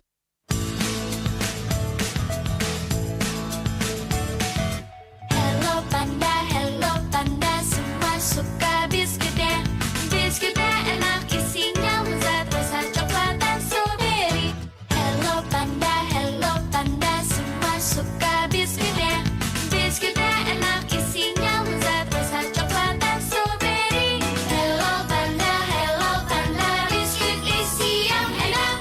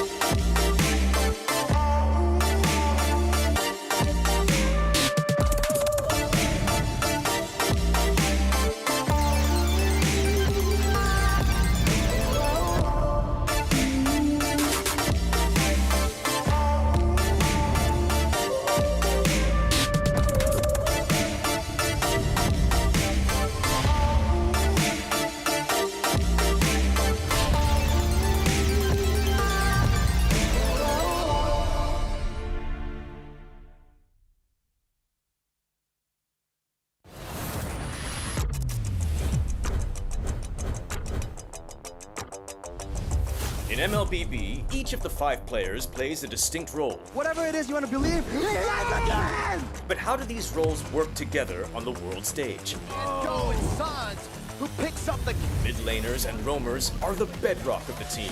looking for the knockup, not able to find a sense who he wants for, takes him out. Whether it's picking beefy tanks, mages, or sustain, together they provide crowd control and damage in the early game, making space for the team to farm or secure objectives. Then we have the EXP laners, usually playing tanky heroes. They poke and zone the enemy to create opportunities. All right, let's see, another fight commences here. Gear goes in, there's going to be a lot of damage played. While the roamers pick to fill the team's needs and support if needed. EXP laners must win their lane and protect their tower with aggressive, confident play, ensuring map control for the team. Ooh, final slash. Finally, we come to the junglers, the early to mid-game finishers, and the gold laners, the mid to late game finishers. Irie, the god in the jungle, takes a double kill. For junglers, whether it's frontline tank utility or assassin early game assassin burst, they form the core of the team. They act on the space created by their team to finish off objectives, utilizing power spikes with the early game advantage they get from farming the jungle. It should be a retreat from the Burmese Ghouls, and they get sent down into the ground. Gold laners focus on farming for gold to become late game monsters. 1v3. They are savvy observers, staying out of trouble and positioning well to deal the most damage with their fragile heroes. Do you agree? How would you describe the roles that make MLBB greater than ever?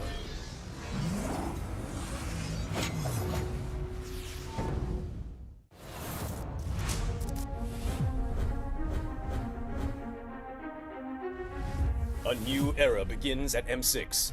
But who are the rising superstars leading the way?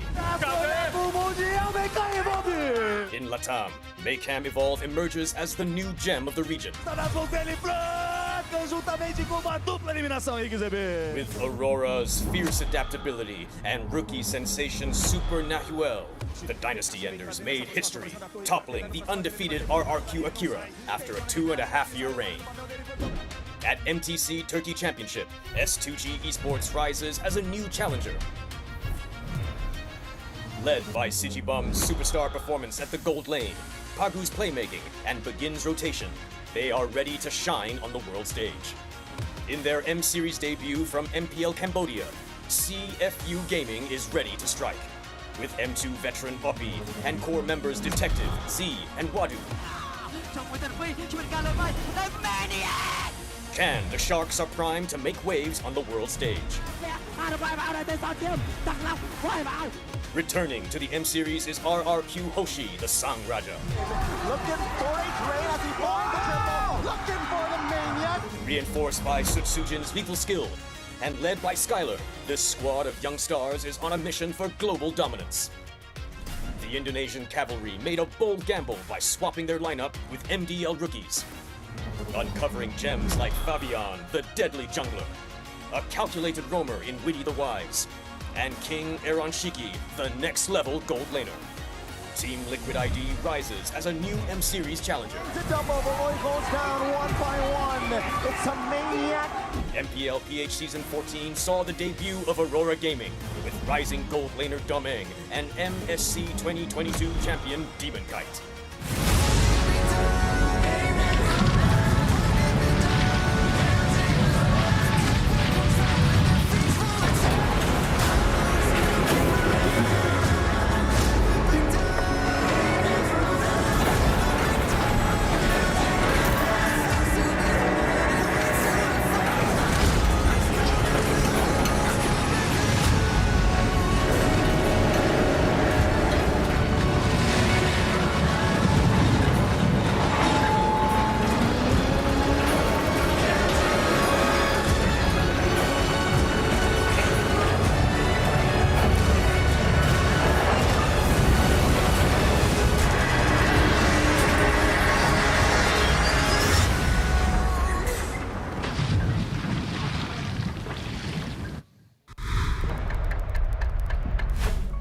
The internationally renowned organizations are about to put on another classic esports banger.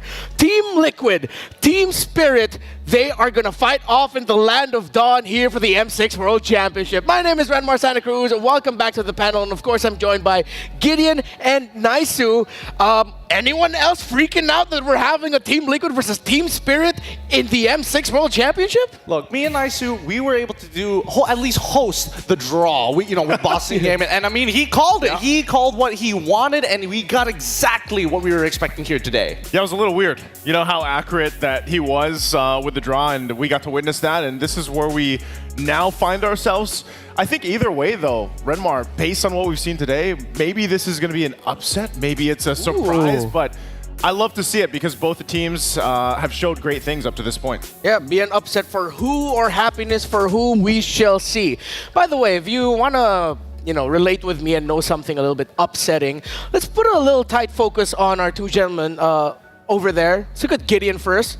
Look at what's on Gideon's wrist. Oh. That looks great. Which colorway is that? This is the Black Fairy, of course. The Swiss, inspired by MLBB. It's got little features on it that you guys probably can't see. It's got a little M Series, little niceness on it, little flashy bits on the side as well. Yeah, there's a detailing of the M6 World Championship logo as well on the back. Yeah, great. Right on the back. So luxury meets gaming with Fairy's first M6 Swiss watches. And they also have special jewelry collection based off of Juicin and Mia, and brand new championship rings and medals. Follow at Fairy World on TikTok and our website for updates. Do you have one? I unfortunately don't. I have my own watch here, but if they want to hook me up, that'd be great. But we did get a chance to try those medals on. You were did? there. When? Yep. So, we had a little exclusive access on that.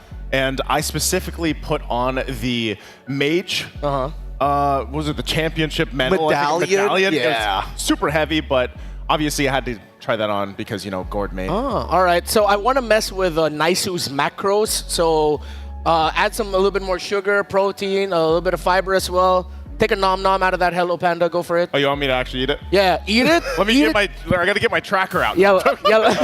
Let's get a tight shot onto Naisu. And while he's eating the Hello Panda, I will sing the Hello Panda theme song, but slowly. Hello Panda. Hello, Panda. Semua suka biskuitnya. Oh my goodness. That's pretty good, man. I'm feeling it. I'm really enjoying this Hello Panda. All right.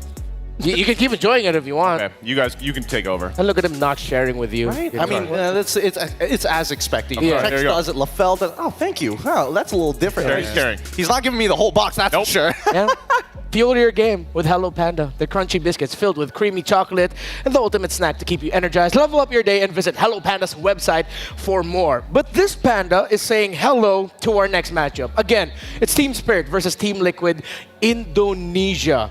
As we've mentioned before, the storyline of Team Team Spirit is they are the long-held kings over at EECA, while Team Liquid ID are new to, well, their throne. So if you want to see this happen, or the other matches that we have here for the M6 World Championship, you can grab your tickets now and you'll get to witness the remaining 14 of the world's best teams clashing it out on day 5 to 7 of the Swiss stage. We still have the regular sale on those tickets. Now, let's first start with the Northern Dragons. So when you guys hear Team Spirit in MLBB, what's the first thing that comes to your mind? Spirit. Oh, I mean, that's kind of unfair, dude. That's just off the bat, you know? I mean, for me, personality comes to mind straight away, but also Diggy as well. I mean, I still have horror stories of Sawo destroying it.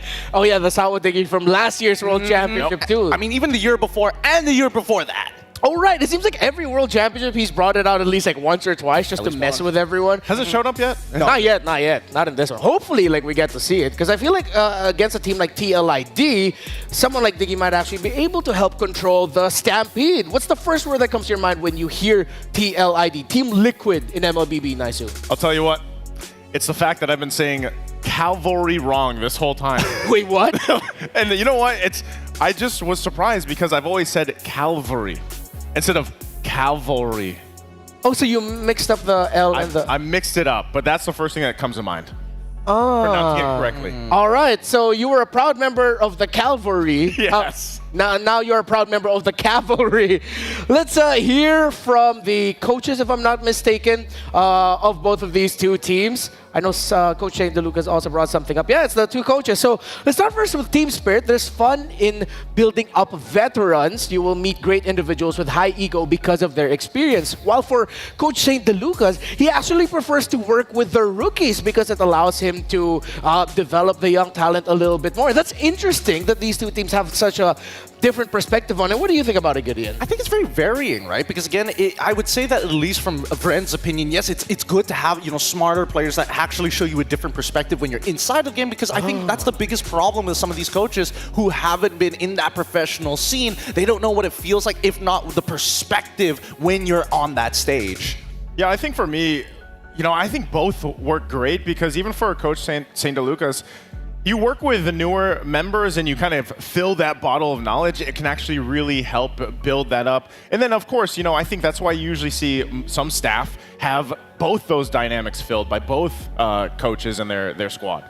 Yeah, so now on the Team Spirit side, of course, Coach Vren, I feel like he gets what he wants. He gets to work with Sawo and Sunset Lover, who's been playing and performing in the world stage of MLBB esports since the M1 days. They go way back. While on the other side, for Coach Shane DeLucas and Team Liquid ID, these are M-Series firsts. These are first-time champions who are suddenly put into this position of you have to represent a very high-pressure and proud MLBB region in Indonesia. Have you seen anything so far from the performances of Team Liquid ID, Gideon, that maybe that pressure is starting to get to them, or is it just growing pains? I think it is a little bit of the growing pains. It has been a bunch of best of ones. I think they're going to do a lot better in the BO3s. But hopefully when they do get to the BO3s, it's for the right reasons, like advancing to the knockouts, rather than getting knocked out themselves. Yeah, now for the side of Team Spirit, this is now a back-to-back matchup against an Indonesian squad. So are there any brimming qualities that you've seen from the performance of Team Spirit Naisu that you'd want to point out before we talk about them a little bit more? Well, for Team Spirit specifically, I think, in general, maybe all the teams felt kind of pressure, in all these best of ones that we had, especially the first day and the second day. But at this point now, too, for Team Spirit specifically, I think it's just, there's a lot of young talent there. I mean, again, the youngest player in M6 Hiko. Oh yeah, he is. Correct, right? Yes. He's like 16 years old, and this is the thing, like you have the empty bottle that we just saw from the quotes there from the coaches that you can continue to fill up. This experience alone is a massive, experience to go ahead and give these young players. But then even the more experienced ones that have already been to the international stage, they are in an opportunity to go ahead and share that knowledge, and in performances from their games have been phenomenal up to this point. I just love to see them work a little bit more on their shot calls, on how they want to approach the games and the team fights. Honestly, the way that I'm looking at it, it's good to have, optimally and logically, some veterans and some rookies to make sure that this squad work well. But this is like East versus West, and honestly, with the Eastern side coming up with rookies that are malleable and clearly have the mechanics to do so, I think, the sky's the limit. So veterancy, rookies, and filling up the bottle of knowledge, that is how you understand MLBB esports. It's a big theme for this Team Liquid Indonesia versus Team Spirit matchup. So to know more about this, we actually had a moment for a side interview alongside Michelle and Poji, so let's hear from them. Hi guys, here's Michelle. Welcome to the Courtside Report. I'm here with Poji. Hello world, hello MC. But now we have a special guest from Indonesia, Pika. How are you? Hi, I'm fine. Okay, do you enjoy the vibes here? Yeah, I really enjoy the food and the crowds are amazing, especially today. Yeah, everything's fantastic. But I'm pretty sure you're coming here to rooting for your home team, right? Yeah, of course. So your home team, Team Liquid Indonesia, are gonna face against Team Spirit in the upcoming best of one. What do you think about that matchup?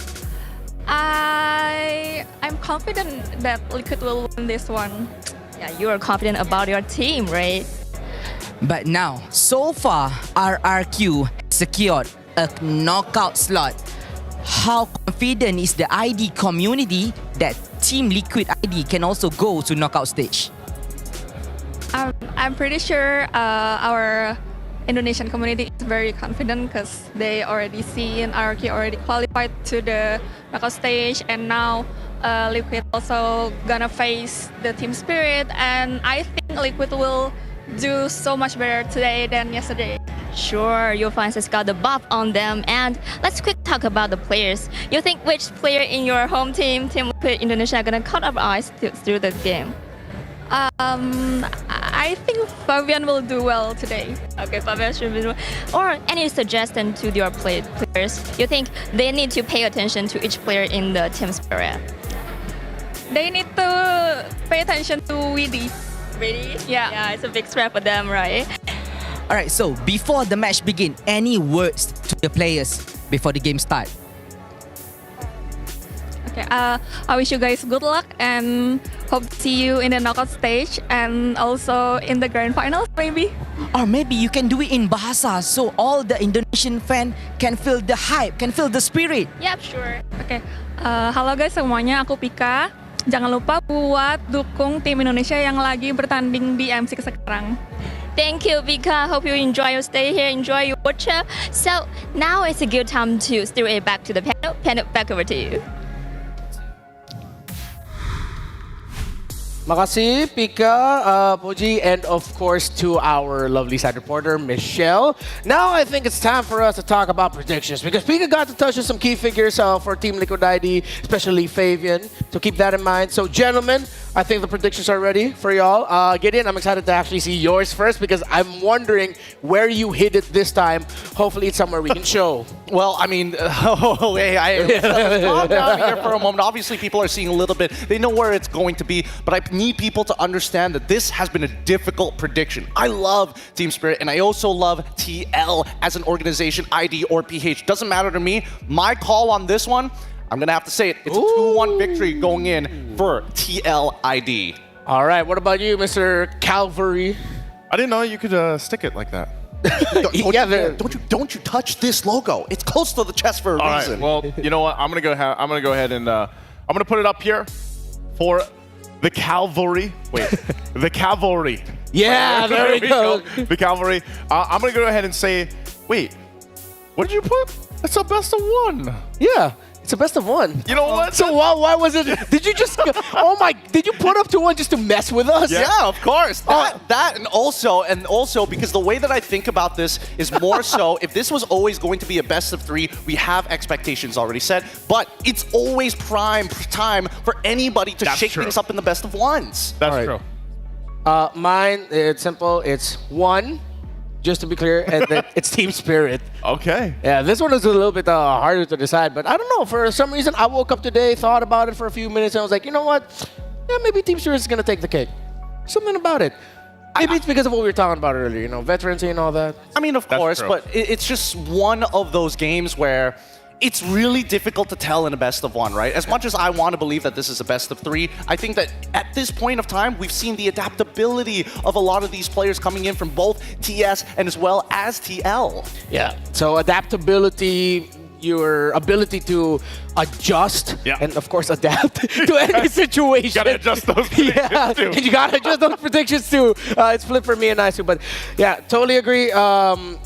There we go. It is a BO1. I still am leaning into the factor that maybe we'll actually see one unique pick.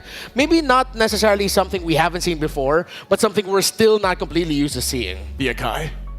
Oh, want to see that again? Yeah, you know what? I don't mind, honestly. The Akai is it's good for countering a lot of the Team Indonesian playstyle, but hopefully Team Spirit this time just pairs it up with better damage. Well, I mean, I don't even think that the last draft was that bad, you know? At least for Kid Bomba, it shows that he has deep pockets, and I think the EXP right now is very narrow with the way that you have to play, but coming into these lineups, hopefully we see something get really, really exciting for both of these lineups. TLID, Team Liquid Indonesia, with Aaron Shiki, Witty, Yehezkiel, Fabian, and as well as Aran.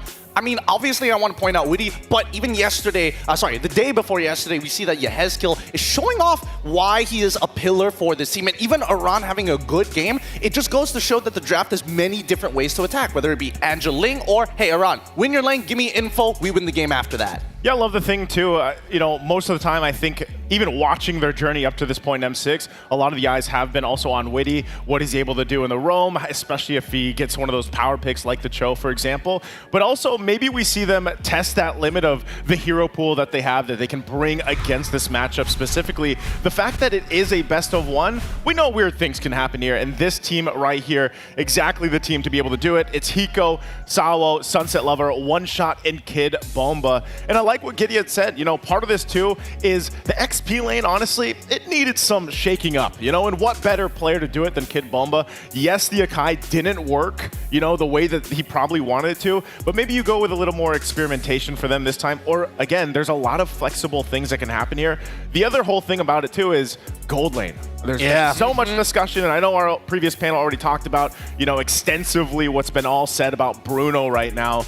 But even the gold lane can change things up. But Hiko's done an amazing job. As young as he is, I love to keep an eye on him. Yeah, 100%. In their game against RRQ Hoshi, you could argue that he even managed to steal the spotlight from Skylar despite the loss. That's how talented this young gold laner on the side of Team Spirit is. That is Hiko. And when you get a chance to talk about or talk to coaches and players that are familiar with Hiko's game, a lot of them are speak very glowingly about the performance of Hiko. So we asked Team Spirit, you guys had a close match against RRQ. What do you think about your performance? Sawo, ever the veteran, Gideon, actually so honest.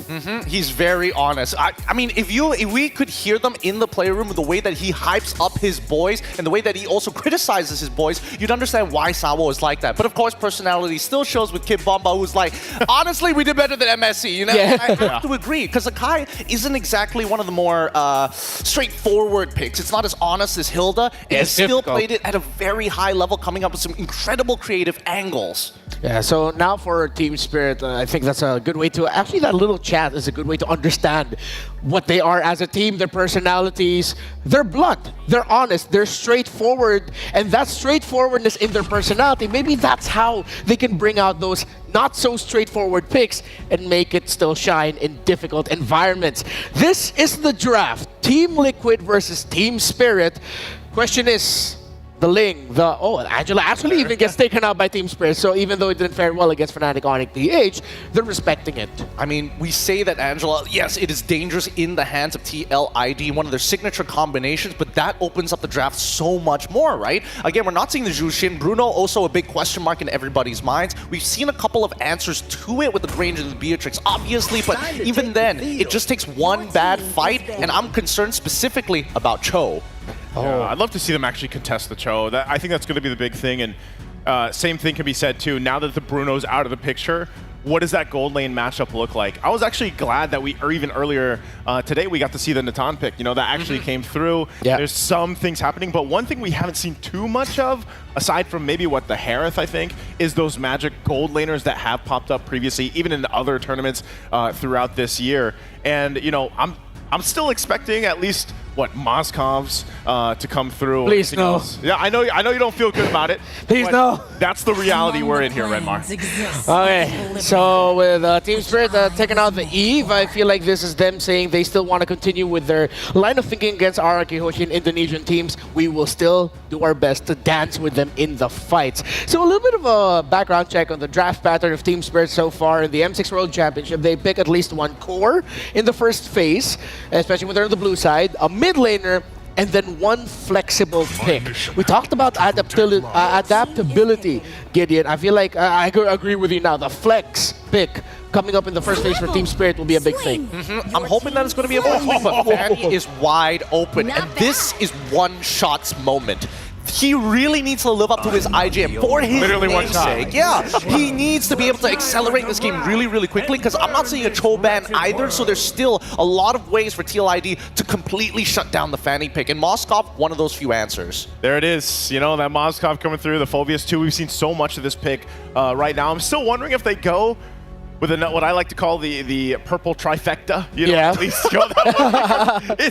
It's true though, right? So even earlier on from Roar, I think we saw, was it the Vexana that actually came through with a similar lineup already, but also the Valentina obviously still available. They don't have to get it now, but they can play around it, and that sounds like it's that's going purple? to be, yeah, that's purple. So it's still the purple trifecta. Oh, but it's one of the newer ones popping up. Oh, interesting. Well, I mean, it was old and then went out of meta, and now it's coming back into meta once again. And I think it's a great pick against the Phobius. Yeah, 100%. And of course, they lock in the pick for Hiko. So instead of showing just one core, they show both of their cores, and they pick up a glue to instantly respond into the Phobius. And there is as well the Joy, which because of the Fanny, because of the glue, now I think Team Spirit needs another chunkier presence just to help heal for the back line, because this Joy pick to me makes a lot of sense.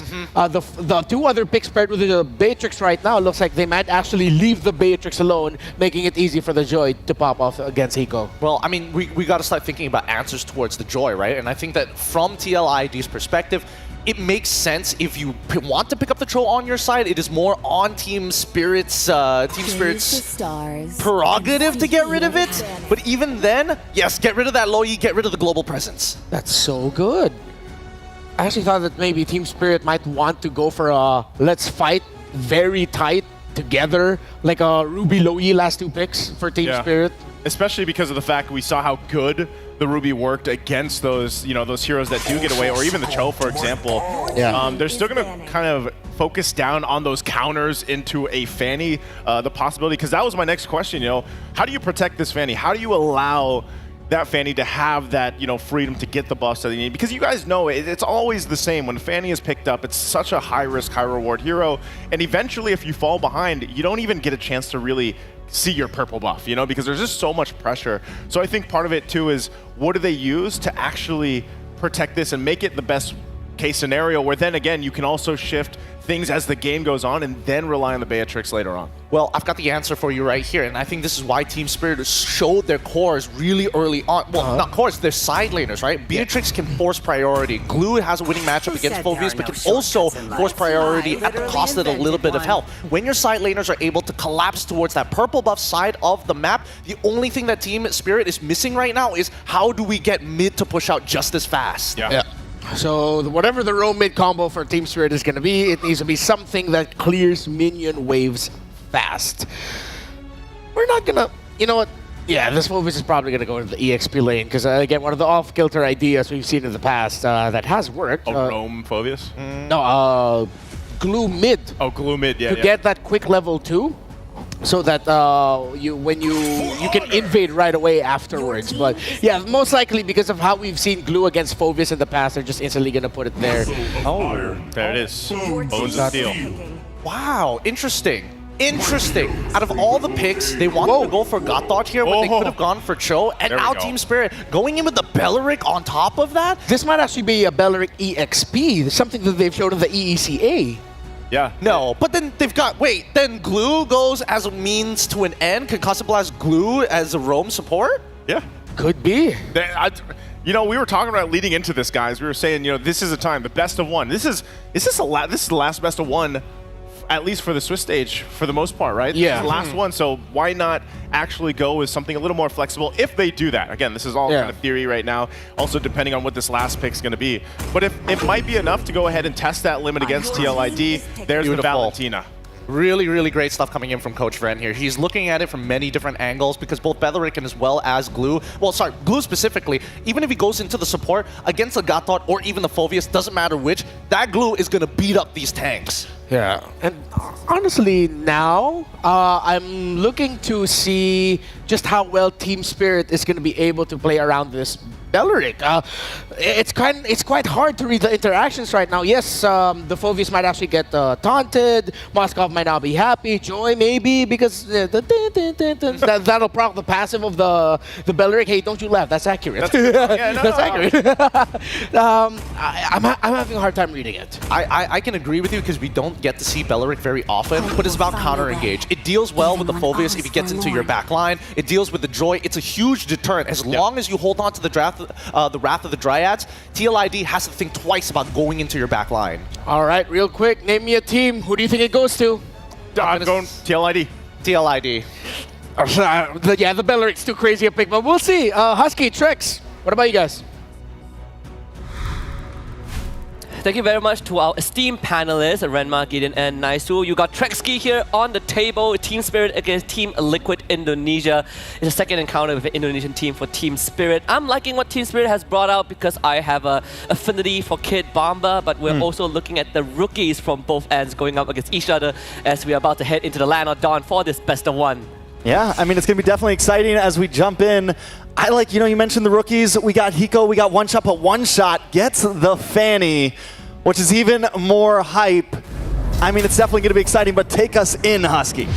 Here we go, Land of Dawn beckons. Last series between Vamos and CFU Fanny was completely ignored, but this time Team Spirit will not let it go to waste. One Shot has a chance, and he has that one shot, and he better not let it slip. Both junglers starting on the purple buff. It will be a mirrored path for One Shot and Fabian. All right, so taking a look at both drafts, I mean, both of them quick moving. They have these aggressive junglers. They have the ability to scale, but I will say One Shot, we know how the Fanny is. We know if those pop-offs can happen early on, if he can start this game in the laning phase with a 1-0, with a 2-0, lock in some of those first items quickly. It can get really bad for Team Liquid ID. And I'm also looking at the adjustments to the Fanny, right, with the more energy regen mid-side. A little bit of damage, though, in there with the Litho. One Shot looking for that first kill already. Easy goal goes down. One Shot able to find it quickly within the first minute. A nice start for the side of Team Spirit. Absolutely amazing opening. Yehescu, he had no other choice having to flicker into open area. That is just a wet dream for One Shot. Not only getting that first blood, but now able to head towards that bottom side, get that crab for himself, get that experience lead. Very good setup. And Team Spirit, you have this draft that is always ready to fight off cooldown, and they have very short cooldowns that enable them to constantly step on the gas. And we heard it from the panel, they need something that can clear mid quickly. They need something that can get them around this map fast, and having Sunset Lover on this Valentina, having Sawo on this Belleric, it's giving them that answer. And you add One Shot on the Fanny, I mean, it's an aggressive composition that not only can have a decent early game, but has some late game potential as well. Yeah, and not only that, you also are looking at Team Liquid ID, how are they going to deal with the glue, right? The glue is going to sandbag your Phobias. He's winning Phobias in a 1v1 in any situation, and if you try to dive him, there's always Raffle Dryad from the Bellaric, from Savo. You gotta look after your backline. You don't want one shot to get on top of Aaron Shiki, because that would be a one shot for sure. Spirit looking to set up at this turtle. If Liquid ID wants to fight, Team Spirit will be ready. Yeah, one shot, hanging out, waiting for it. Aaron and the rest of the team as well.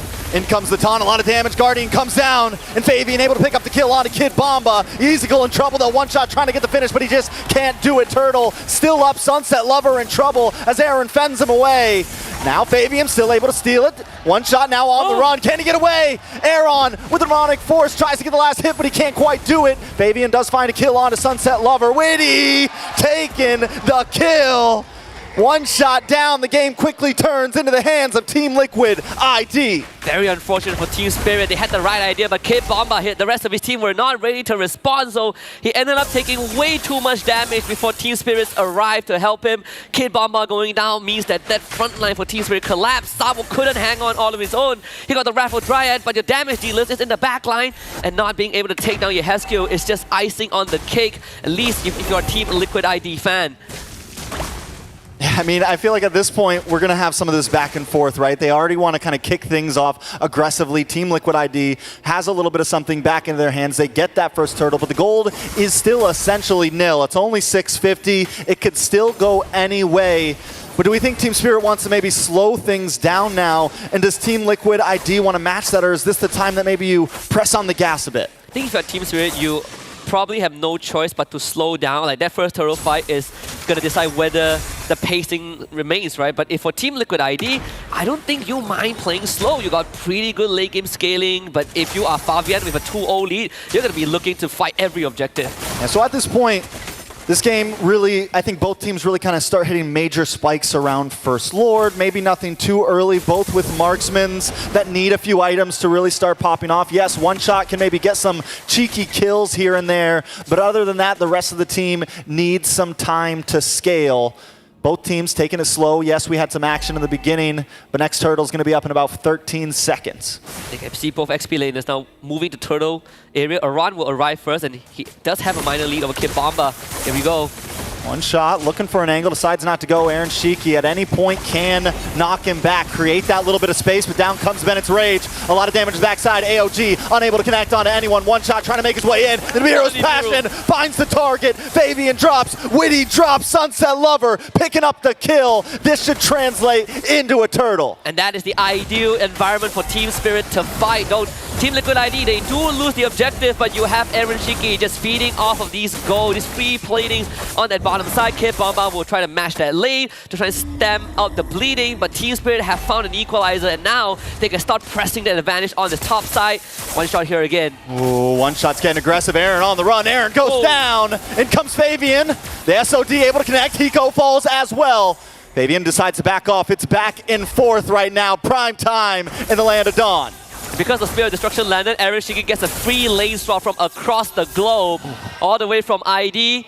Moves to top side as Hiko went down, so no one is going to be taking care of that turret, which means that Aaron Shiki continues to get free resources. So on the macro sense, I think for Team Liquid ID, they are okay with that trade. I feel like Team Spirit made a bit of an error. They want to put pressure onto Aran, but having Hiko walk past that tier 1 without much info is a bit of an overextension.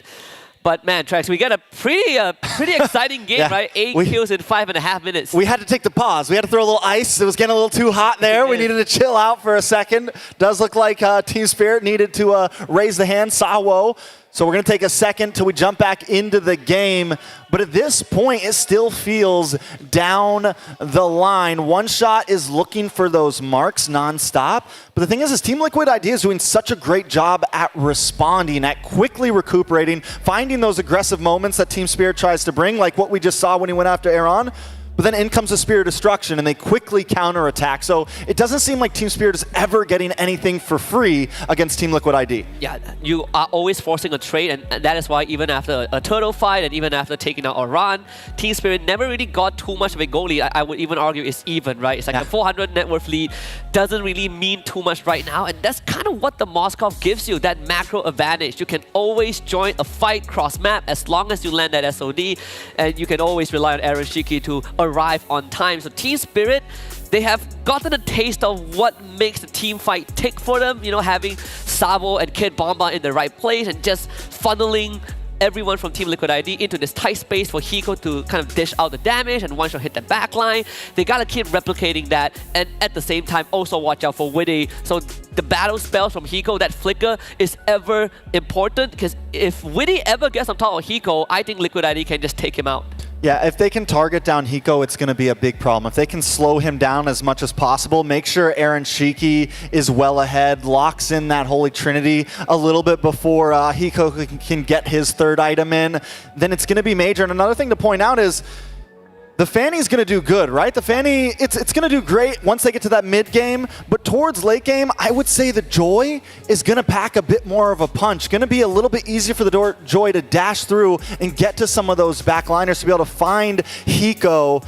Team Spirit kind of have this real prime time to try to get ahead, and if they're not able to do it, I gotta say that Team Liquid ID is going to start getting a major advantage. I agree, and this is sort of why I established that I think Liquid ID, you don't mind playing slow. You got Moskov with that SOD that, again, always gives you a macro advantage. Late game damage comes from Joy. Will always be there. He steps on Hiko, Hiko will just vaporize in a second.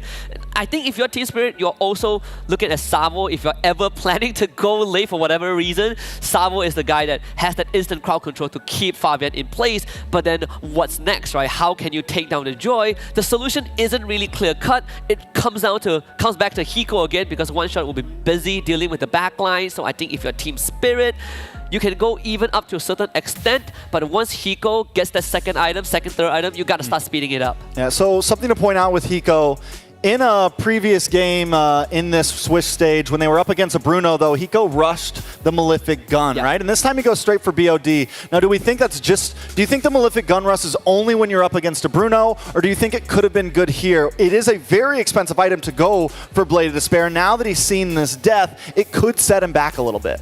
I think the Malefic Gun rush is more of a my side lanes are already winning, like Kid Bomba is destroying his lane, the Sunset Lover is having a good time, I am not under any threat, I might as well do it. You might as well do it. Yeah, might as well do it. But in this case, I think the BOD makes a lot more sense because Team Spirit are actively fighting for the turtle. We saw them participate in the first two turtles, and the second one ended in a very, on a high note, I would say, for Hiko at least. So that one there was very unfortunate. He could have entirely prevented that, just trusting one shot to kind of dive those turrets. But at the end of the day, I think after this BOD, you probably will be looking at the Hunter Strike, or if you want to go Malefic Gun at this rate, I wouldn't blame you. It does buy you distance, you know, from away from Witty and Fabian.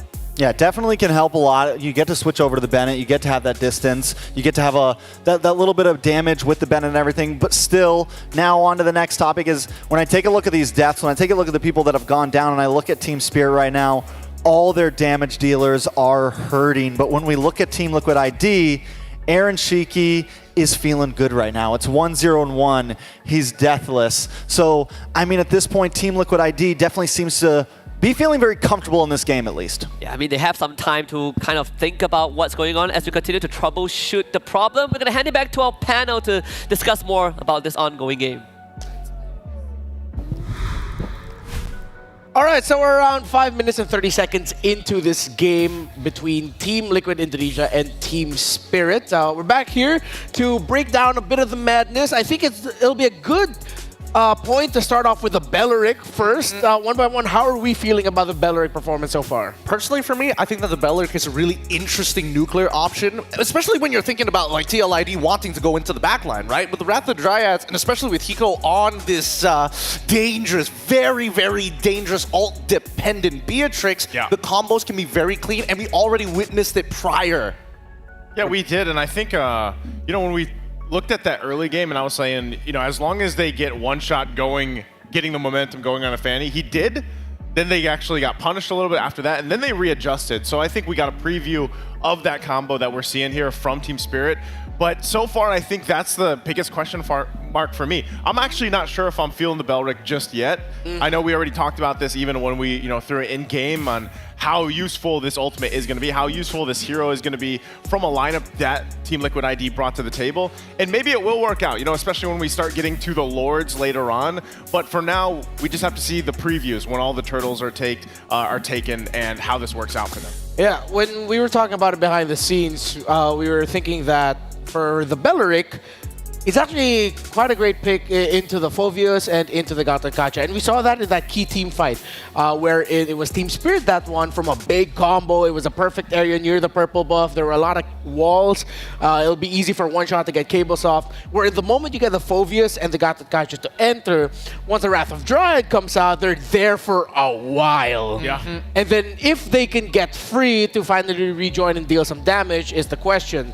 I feel like though, team fighting wise, that's something that Team Liquid IT needs to respect just a little bit more. But at the same time, Team Spirit, they're overheating a little bit too often. Well, I mean, overheating is one thing, right? Because at the end of the day, what exactly does the comp want to achieve? And I think that their composition needs to play defensively because Wrath of the Dryads is a very defensive spell, right? The only way to make it offensive is if you flicker on top of their carry and then unleash hell, right? Yeah. But keep in mind that at least from the side of Team Liquid ID, they don't have a lot of disengage. So their fights must be extremely decisive. It's either overwhelming victory or you're going to crumble as soon as you miss those ults. All right, that's it for us right now. So if you are just joining us, remember, Team Spirit, they have a Belleric with them for Team Liquid Indonesia. They are running a lineup that has a few loose cannons, but it's a bit tough for the team fighting. Let's go back to Husky and Trex for the game. Thank you very much, panel. We're back in it and see which team is here to win it. So far, 4-4. Not really much of a goal advantage for either side. Just minor injection, minor lead for Team Spirit. But so far, I think I agree with what the panel say. A bit of an overheat from Spirit, but nothing they cannot adjust to. I do feel like this next turtle could be huge, though, right? This could be the table flipper. This could be where we decide which team's actually going to be taking 1,000+ gold lead at this point. The next turtle could be the decider here. Fabian trying to gain some space. Team Liquid ID as well. With 30 seconds until it, position is going to be key. It's a bit of an initiative from Spirit. One shot trying to proxy the wave just to stall out a run. But again, Turtle still not up for another half a minute. So there really isn't nothing much to lose for Liquid ID. Spirit tried to siege the top tier 1. That didn't work out. It did steal the Eternal Guard. Fabian and Aran just showed up. Spirit has the whole team ready though. Yeah, so at this point, Team Spirit claiming a little bit of position over the mid. One shot, I love the way he's always kind of staying in the back. He's always got a decent position to try to get to the backside of Team Liquid ID. Witty and Kid Bomba both kind of doing their back and forth. Turtle finally up. Sawo gonna try to claim position, pull it over his side as Team Liquid ID does the same. They're going to send Eroshinki down to the bottom side. So Spirit, if you get this turtle, we are going to get that bot tier 1. If we need the Moskov to join the fight, he can always arrive with the SOD. Again, the macro advantage that Liquid ID has identified, they're putting it to good use. And the top tower also looks like it may be going down. Spear Destruction does connect, but is he going to follow through? Kid Bomba able to get the split, or looking for the split. Finally does not connect though. Sunset Lover on the backside taken out by Fabian. Sawo in trouble. Hiko with the counterplay. Nibiru's Passion locks on. It's 2 for 1 right now, or 1 for 1. One shot now looking for Ezekiel. Ezekiel might be in trouble, does get terrified, looking for the last hit, able to connect. Kid Bomba trying to find one of his own, put the nail in the coffin, but Aaron doesn't want to go down. Kid Bomba now on the run. Down comes the dunks. Kid Bomba versus Aaron. Kid Bomba finally falls. Turtle does not compute to anyone. Lord finally going to come up in one shot. Turns it around for Team Spirit. It's back in fourth right now, Husky. Yeah, and Team Spirit finally finds a minor goal advantage. 1.4, 1.5k. All thanks to Hiko not going down. Fabian just needed one last injection of damage and ease the Nibiru's Passion in the face. So Hiko survives. One shot, gets 2 kills. Losing Kid Bomba was a bit unfortunate, but Spirit, they found that winning formula. Right now, they're going to try to rush down the Lord. Yeah, they're rushing for sure. SOD, is he going to pop it? Is he going to come? Witty goes down. Aaron Shiki trying to connect as well, but the damage is just too much. He's stunned. He's locked up. One shot takes the Lord. Aaron Shiki still up, trying to get some free hits onto Kid Bomba. Aaron there as well. AOD with the IMU, able to connect and get the kill. Sunset Lover coming through. 2 down, and a Lord over to Team Spirit. And what the panel say, Belleric is a very defensive hero. Aeroshiki couldn't get away in time because he was taunted up by the Wrath of Dryad, so he was stuck in the pit.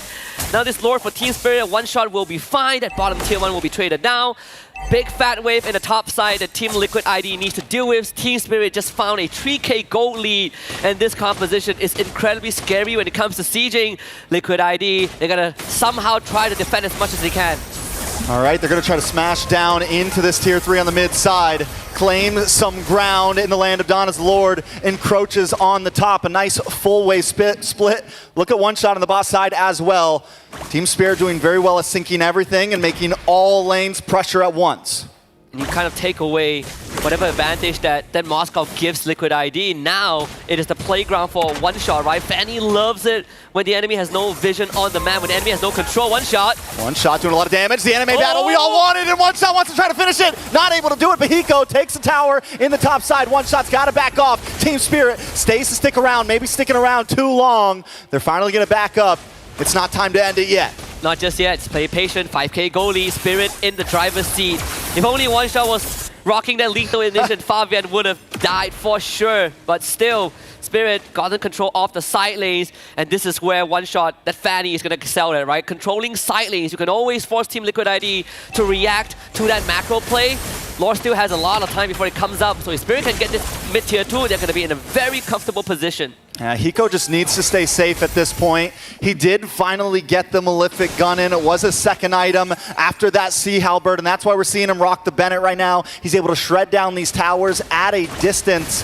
He's barely going to switch that gun out unless he really needs to, unless he has to swap out some ultimates real quick. Kid Bomb up in the top side, able to get the stun onto Fabian. Fabian just trying to get away. Sabo also holding down the front line. Watch for one shot. Looking for a way around the back, able to steal this orange buff. Every single time Kid Bomba and Sabo walks up, Liquid ID would just have to respect that space. It does not belong to them. Witty doesn't really have the same agency as this Belleric or Glue. Neither does Aran. If either of them overextends, they're going to eat a face full of bandit rockets and they will just disappear. So Liquid ID, they got to somehow be able to stabilize the macro. Nice stun. Hiko in trouble, able to dish back, able to flick back, come out with the damage. Witty, Fabian, next might just be Ezekiel.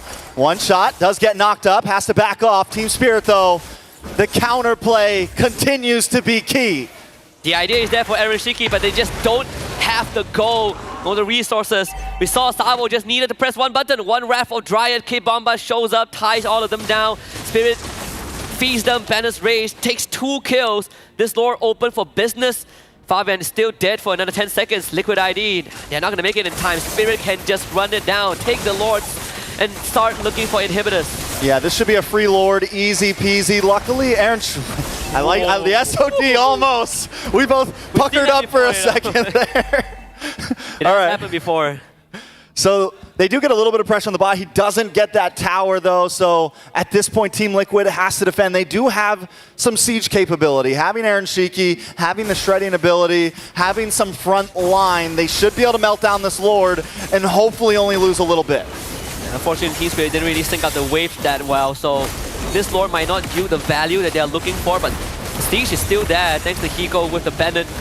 The turret stays alive. There's still one more wave that Team Spirit can utilize, but at least the burden is lifted off Liquid ID. I say the burden is lifted, but Hiko is just walking forward. As long as Hiko is alive, that tower is not safe at all. You're not even trying to dodge minions. You're just trying to make sure Hiko can't get in range, but the AOG tries to connect. Down comes the Eternal Guardian. Witty taking off the map, a double kill for Hiko, but Fabian looking for the back line, able to take out Aaron. Fabian does find Sabo. Fabian might be in trouble though. One shot, finally wants revenge from the last one. Kid Bomba finds the kill. 3 for 2, but Team Spirit winning out on that one. Make it 4. Hiko has 10 seconds left before his flicker came back on. That's why he couldn't reposition. But still, every single time Liquid ID dives, they eat the Raffle Dryad. Spirit might end this. Yeah, that's going to be it. Team Spirit take them all out in good fashion. Tonight, the Dragons rain fire. From the north to Southeast Asia, Team Spirit continues that reign of terror. The mythical beast no longer a myth. In fact, taking down the Calvaries. Man, pronounce that right, Naisu. This is how you do it. Liquid ID dropping to the 1-2 bracket. Something that I think Indonesian fans would not have imagined for the MPL ID champions. A bunch of rookies but today, Hiko and One Shot showed up big time. Yeah, the rookies today for sure. I think they were the stars of this game.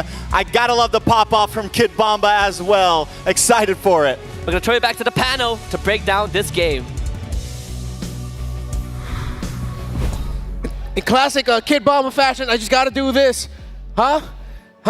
Wow, what a performance by Team Spirit. GG, well played to both teams, of course. That was a very fun game, but the Godfather Salvo with the Belleric. Oh man, he made an offer they couldn't refuse with the Belleric. I mean, it was crazy.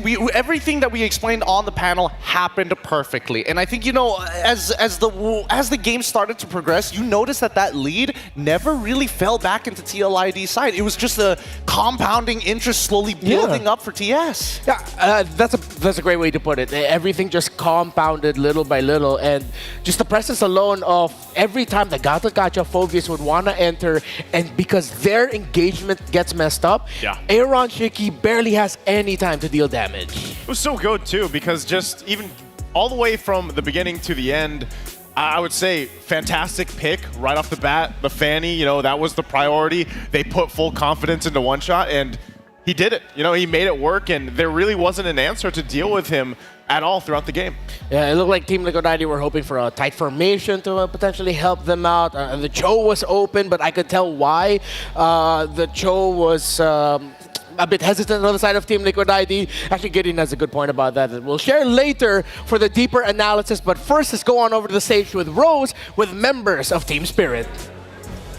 Team Spirit going up against Team Liquid ID and getting that win with a very interesting draft. Now, first of all, I am with Hiko. How are you doing? Hi everyone, I'm doing fine. We beat Team Liquid ID and it was pretty good. Pretty good. Are you nervous? Maybe. You're a bit nervous. Yeah, okay, now, Hiko, I'm just gonna ask this. Previously, you guys met RRQ Hoshi and you guys lost. And then after that, you guys got another Indonesian matchup, which is Team Liquid ID. Did you guys meeting RRQ Hoshi give you guys like more preparation time for to go up against Team Liquid? В прошлый раз вы встретились с RRQ Hoshi, и сейчас вы встретились с индонезийской командой. Думаешь ли, вы смогли бы победить RRQ Hoshi, если бы у вас было больше времени на подготовку? На русском отвечу. Я думаю, что мы, скорее всего, бы их победили, просто некоторые люди переживали на сцене. Это был, первый опыт против такой крупной команды, и поэтому было тяжело достаточно. We think we had opportunity to win the RRQ Hoshi. Some of the players was a little bit nervous, so yeah, we just needed some experience, and this is our first time here, so yeah. Okay, now I do agree that sometimes you guys need to warm up a little bit. Now, Hiko, I want to ask, how did you guys react when you found out you guys are going up against another Indonesian? When you guys saw the matchup draw? Как вы будете себя чувствовать, если вы узнаете, что вы будете идти против другой индонезийской команды? Как вы себя чувствовали? Да, какое у вас ощущение было? Для нас это было немного неудачно, то, что попались одни из самых сильных оппонентов, которые могли быть, но в целом мы были готовы к бою и дальше проходить в knockout stage. For us, it was a little bit nervous that we got matched up with the Team Liquid, but we had a little time, think about it, and go through this, so we were ready to take this game. Okay, I love it. Amazing game, by the way. Now, speaking of the amazing game, we see that you guys brought a pretty interesting draft for the matchup against Team Liquid ID. So maybe you can share with us, do you think this is just the beginning? This is just a glimpse? Because we will be able to see more interesting drafts in the M6? У вас был очень интересный пик. Думаешь ли то, что будет ли дальше какой-нибудь более интересный пик? Или это только начало вашего такого пика? Да, в целом у нас было несколько заготовленных героев заранее, которых мы уже тренировали на праках. Условно тот же Белерик, вот. И Гул тоже достаточно необычный пик, но в целом, обычный будет для этого турнира, я думаю. We already have like some prepared drafts for the games, and we already did train those drafts. So yeah, I think in the future we will have more. Okay, I am very excited to see more. Now guys, if you guys don't know, Hiko here is actually one of the youngest, he is the youngest, not one of the youngest, but the youngest player that we have in M6. Hiko, can you share with us, how are you so good yet you're so young? Расскажи, каково это быть самым молодым и при этом быть самым лучшим, одним из лучших. Для меня это первый M-Series турнир, и я покажу на все 100, на что я готов. То, что возраст это не проблема, и я думаю, мы выиграем M6. This is my first M series. This is my first M series, and for me, age is just a number. I just want to play my 100% of the game and show my best. I think we can see that Hiko is definitely an up-and-coming star in the MLBB scene. Such a young kid with huge potential. Okay, Hiko, last question. If you could choose who you want to match up on your next match of best of 3, who would it be and why? BTK. Why BTK? Because Mobazane so confident and I want to beat him. Ooh, it is getting spicy up on the M6 World Championship stage. Thank you very much, Hiko. An amazing play. Congratulations. And with that, let us throw it back to the panel to break down what happened in this game against Team Liquid Indonesia. Thank you. The young dragon has spoken. And the Dragons of the North have taken down the cavalry from Southeast Asia, the champions of MPL Indonesia. We were talking about it behind the scenes here. Very confident is Hiko with how he delivers, how he speaks. You know what? When I was 16, I was not that confident, especially speaking on stage here. That's actually really impressive, but not more so too the fact that, like you mentioned, this is his first M series where he's playing and he's really proving that he is deserving to be in that spot, especially in the gold lane and what he's done. And we already heard him too. I mean, he even said it in English. Like he's ready to fight against BTK. I love that level of confidence, but at the same time, hopefully, as we look at the item builds, right, there's a lot of actually minute, interesting details, and that I really want to point out here. Number one, looking towards Sawo's side, what was his first item? Straight away went for Athena Shield. He did not go for the Dom Ice first. And initially, I was looking at Kid Bomba, right? He is still holding on to the Mana Regen, necklace, and then went straight for the Dom Ice in the middle of the game when he could have been looking to rush other items. So again, these very minute details is what's helping them make their presence stick. And talking about making their presence stick, we haven't seen this item in a very long time. The Guardian help coming in from Sawo. You would have imagined that it's counterintuitive, especially with the DHS, Aaron Cheeky with the Trinity. Yeah. But it allows him to take a bit of damage, walk away, chill for a little bit, just wait it out, come back to full without having to take a full recall. It's a whole bunch of healing that can be done just in that hero alone, And then on top of that, right, he went with the Revitalize to help him out, because this is something that we've talked about. Whenever a Belric does pop up, typically you might see a Flicker, you might see the Revitalize, and both obviously serve their purpose. But this time around, it was so difficult because until the end, he was at one point deathless, and he was just literally posting up in a lot of the situations where, as a tree, if you will, he didn't want to go past that line. That was Sawo. I find this incredibly relatable. When I would find myself playing in the Indonesian server, there's one hero I would love to spam, Belric with a Revitalize. Yeah? Yeah, when you're going up against a young hotshot team like Team Liquid ID, who again, have proven time and time again just how good they are at team fighting, why not bring out one of the best heroes that actually mess up team fightings in your ranked games alone? That's one of the reasons why Belric is so good with that big AoE taunt that he does. On the side of Team Liquid ID, when it comes to the emblems, anything that you gentlemen would want to point out? Honestly, everything is very standardized all across the board. You can see that even TLID is giving a lot of respect over to TS. Again, 3 tenacities, even on Witty, even on Aaron Shiki as well, against Hiko. If he was looking to try and ego him, we would probably see Master Assassin. And you can see that even Hiko respecting Aaron Shiki with a tenacity of his own. But the one thing that really surprises me in this particular matchup is that TLID, at some point in the draft, I don't know if it's Coach Ren or maybe even Sawo who made the call for the Belric and not to take the Flicker, because they know, hey, TLID, they're a dive composition. They always must come to us. We don't have to go to them. And the only person who can instigate those wars, Kit Bomba, and one shot to make sure that Yehezkiel can't be the anchor that TLID needs to rely on. Yeah, it's like Team Spirit just realized they needed, as you mentioned, they needed anchors and they needed to hold on. What's crazy is their damage dealt is quite evenly distributed amongst 3 members, with the Matrix, with the Valentina, and the Fanny, all doing respectable amounts of damage. So I think that also shows why TLID, it looked like it was difficult for them to set up Naisu. I think part of this too was throughout the game, you saw Sunset Leveler take a couple different ultimates, but especially when they got towards that, the momentum in their favor, that mid to late game where they pushed in, he was taking the Avatar of the Guardian a lot. So then that's another tool that basically Team Spirit had where they can actually use to either follow up or initiate fights. And why it was so hard for TLID to actually escape some of the fights, we even saw this where that Avatar of the Guardian clipped grabbing Aaron Shiki. And of course, one shot. His first M series as well alongside Hiko is the MVP of the game. 6-1-5. And nice, you were just waiting for him to take his one shot.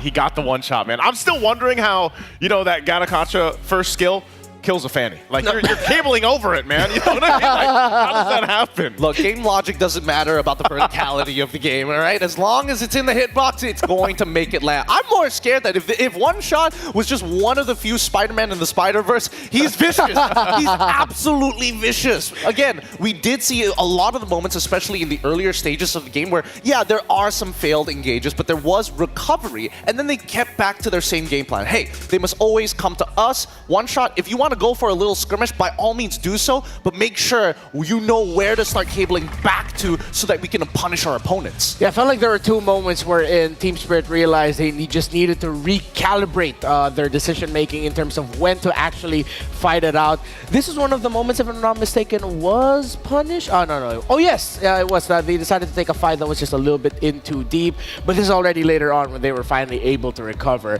And then, of course, the very first turtle fight, if I'm not mistaken, didn't go well for Team Spirit. And here now, the battle of the Thunderbelt between Kibaba and Aron. This was pretty cool to see. It was. And unfortunately for Kibaba, he couldn't get that optimal space where he can keep him within the slam to keep on triggering the snare. But then, when you look at the way that these fights are actually played out, right? These Lord positions are so hard for Team Liquid ID to take advantage of. And I think one of the bigger problems is that they probably should have played the map a little bit better, right? Look to play on the opposite side. If one shot happens to come by that side, then we look for the big punish. But they kept on calling Aaron Shiki to these fights. Hey, SOD, now jump back into that fight.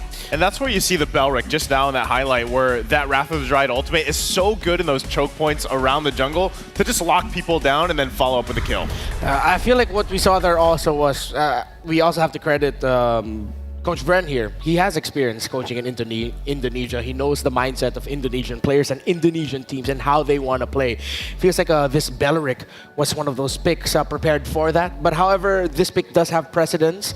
They teased it a little bit during the EECA season or in MCC. And then finally, they bring it out to the world stage. Fun fact, you know what?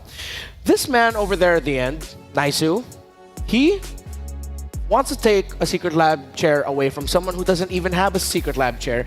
And he has a secret lab chair already. Yeah, but I don't have this one, Renmar. I don't have this special secret lab chair. Like, this is a very special secret lab chair. What makes it so special then? Well, I'll tell you what. You can play better for longer and just play better at the top of your game. If you're running for rank 1, get a secret lab chair. They're ergonomic chairs designed to keep you at the top of your game. Of course, the Secret Lab Titan Evo is designed to adapt to different postures like this or that.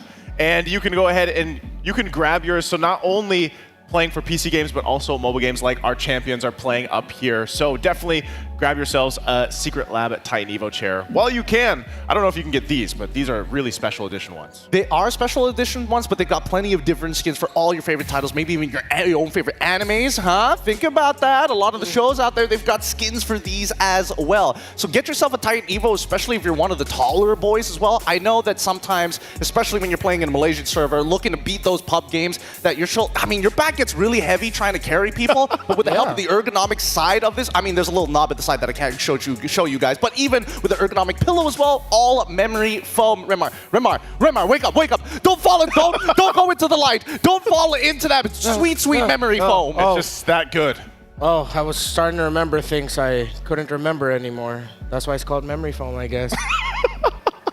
That's Secret Lab for you. So, we are MLBB fans here, so why not go get yourself an MLBB themed one. I'm not sure if they're widely available, but I know, they should be out there somewhere. So this is very nice. Next match, let's bring it up before I lose myself in the comfort this right is a now. tough one, man. Oh! This is one we've been all waiting for. This one's hard for me. Why is it hard for you? You know, this is my citizenship on the line. I'm a dual citizen. I'm a Filipino citizen. I'm also a U.S. citizen. I have 2 passports. And so please don't ask me to predict here, guys, because I mean, Yeah, nah, it's gonna be part of it later. Gideon, as a Malaysian, how do you feel looking into this match? Honestly, I think this is going to be really exciting. I think it might just be one of the bigger upsets if BTK is able to take it away. Again, obviously, people with the red, white, and blue are going to be cheering for them, but FNOP have been looking great this Swiss stage in all manners, whether team fighting, micro, macro, it's just 10 out of 10. Well, leading up into the M6 World Championship, Fried Chicken was vocal about how strong Fnatic Onyx Philippines is. They had a chance to scrim against them, if I'm not mistaken. Ooh. And yeah, even BTK admitted FNOP are strong. Let's see if BTK has learned from that and their experiences so far as they fight for qualification into the knockout stage. The second team to qualify. Will it be BTK? Will it be Fnatic Onyx PH? We'll find out.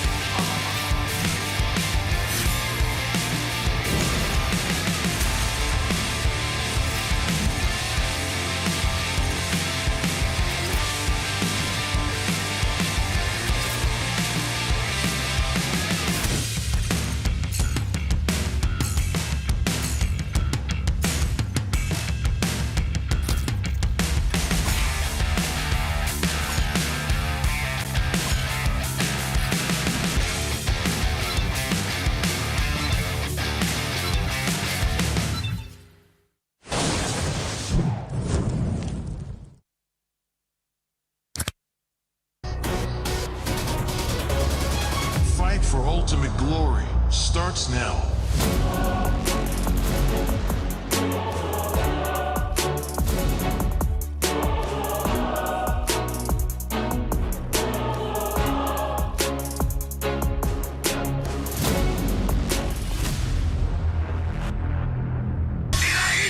Mobile Legend M6 スイスウォッチ明治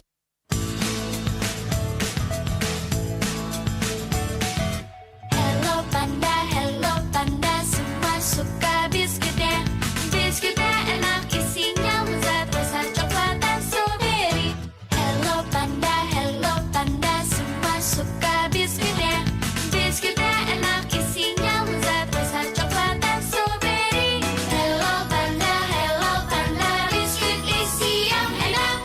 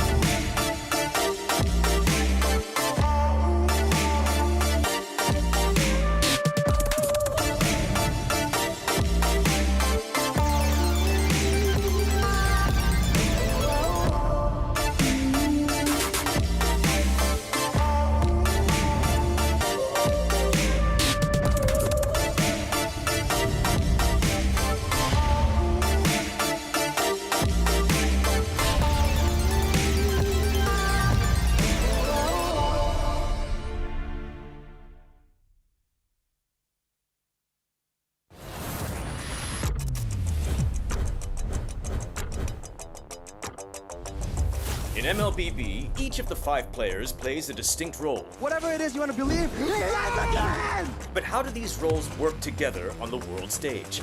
Go, it's Sans, who picks up the... Mid laners and roamers are the bedrock of the team.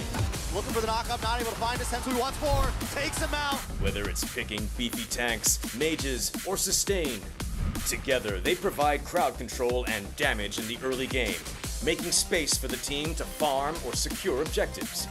Then we have the EXP laners, usually playing tanky heroes. They poke and zone the enemy to create opportunities. Alright, let's see another fight commences here. Gear goes in, there's gonna be a lot of damage played. While the roamers pick to fill the team's needs and support if needed. EXP laners must win their lane and protect their tower with aggressive, confident play, ensuring map control for the team. Ooh, final slash! Finally, we come to the junglers, the early to mid-game finishers, and the gold laners, the mid to late game finishers. Fiery! The god in the jungle takes a double kill. For junglers, whether it's frontline tank utility or assassin early game assassin burst, they form the core of the team. They act on the space created by their team to finish off objectives, utilizing power spikes with the early game advantage they get from farming the jungle. Should be a retreat from the Burmese gold, and they get sent down into the ground. Gold laners focus on farming for gold to become late game monsters. 1v3. They are savvy observers, staying out of trouble and positioning well to deal the most damage with their fragile heroes. Do you agree? How would you describe the roles that make MLBB greater than ever?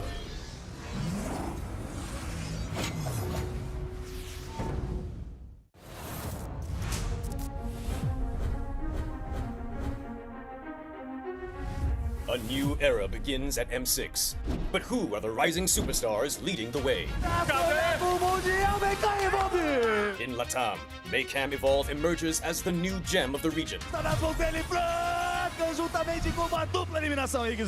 With Aurora's fierce adaptability and rookie sensation Super Nahuel, the Dynasty Enders made history, toppling the undefeated RRQ Akira after a 2.5-year reign. At MTC Turkey 2G Esports rises as a new challenger. Led by Sigibum's superstar performance at the gold lane, Pagu's playmaking, and Begin's rotation, they are ready to shine on the world stage. In their M Series debut from MPL Cambodia, CFU Gaming is ready to strike. With M2 veteran Poppy and core members Detective, Z, and Wadu. Can the Sharks are primed to make waves on the world stage? Returning to the M Series is RRQ Hoshi, the Sang Raja. Looking for a train as he finds the triple. Looking for the maniac. Reinforced by Sutsujin's lethal skill, and led by Skylar, this squad of young stars is on a mission for global dominance. The Indonesian cavalry made a bold gamble by swapping their lineup with MDL rookies, uncovering gems like Fabian, the deadly jungler, a calculated roamer in Witty the Wise, and King Aaron Shiki, the next level gold laner. Team Liquid ID rises as a new M Series challenger. The double, the Roy goes down one by one. It's a maniac. MPL PH Season 14 saw the debut of Aurora Gaming with rising gold laner Domeng and MSC 2022 champion Demon Kite.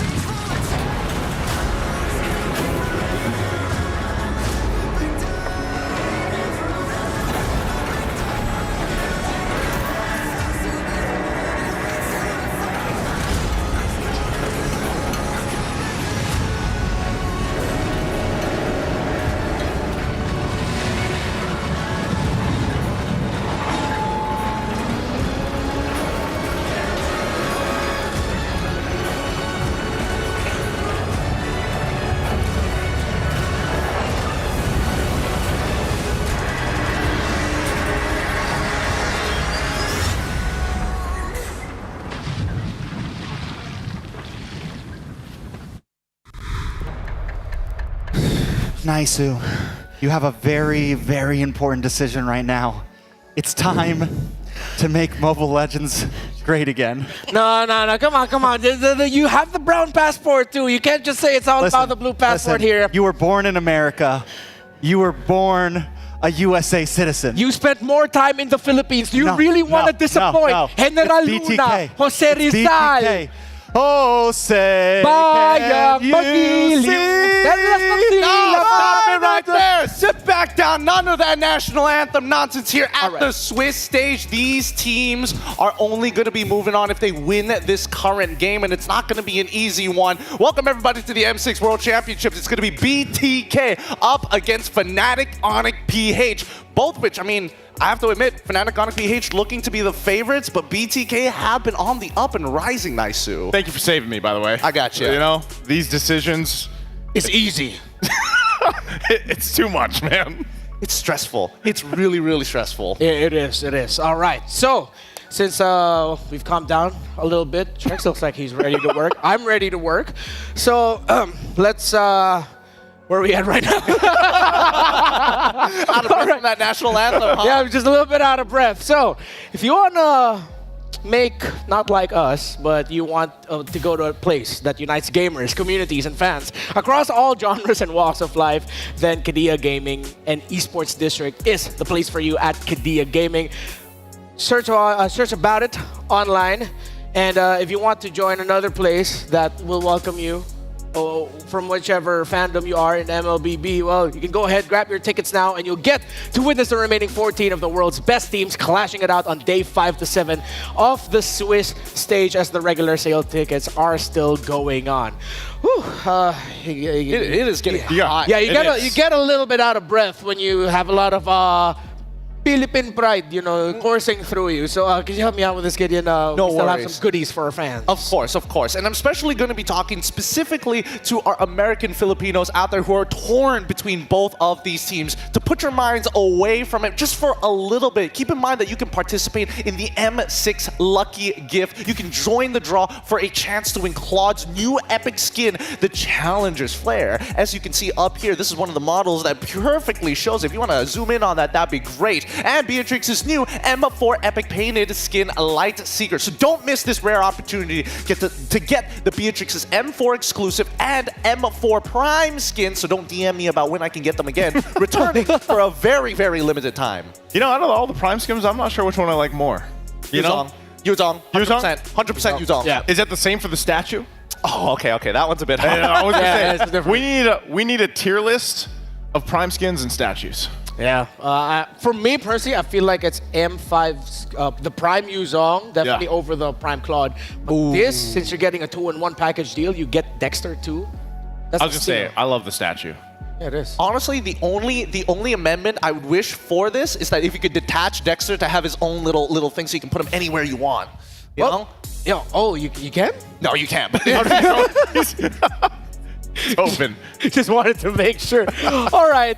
It's BTK versus Fnatic Onyx Philippines, and this is the story heading into it. It is a quest for the Kings of North America. You can call it a bloodthirsty quest as they look to get revenge against the House of Onyx. We're getting a little bit of a fantasy vibes here, so nicely we want to run us down through the history. Yeah, again, you know, back in M3, Onyx Philippines, they 3-0 to BTK. That was the upper bracket final. And then an M4, Onyx ID, 3-1 the Valley. Dudes, right? Yeah, I can't help it. The lower bracket quarterfinal is where that happens. So obviously, you know, this is a journey to getting that revenge. Obviously, you know, with the stakes here being this best of 3, we know what's ahead of them moving forward. And we know, too, a lot of people have been looking at, you know, Fnatic Onyx Philippines specifically and how good they've been. Just, I don't know, really, for a lot of people where they're going to be able to point out the weak points when it comes to FNOP. But for BTK, I would say they've been rather surprising for a lot of people. Obviously, this is a team that has familiar faces, familiar names, you know, and everything that said. But also, I'm just wondering, is this also a team where they want to pull out the MOBA Fred again? Because so far, that's been a big point on why they've been having their success in their previous games. Actually, that's a really good point here. Personally, for me, I think the biggest strengths coming in specifically for BTK, their drafting, number 1, has been looking so good. Number 2, their playmaking capabilities with not only Fly Chicken, but also Shark, who has been an absolute rock for the team. Even when things start to look dire, he's the big game changer to hopefully make Mobile Legends for America great again. I'm glad that you mentioned Shark. I gotta agree with that statement. Shark really has looked like the rock for BTK and for many years now for North America. But now they're gonna be going up against the Thunder Kings of the Philippines. It's Fnatic Onyx PH versus BTK. And of course, a special match needs a special package.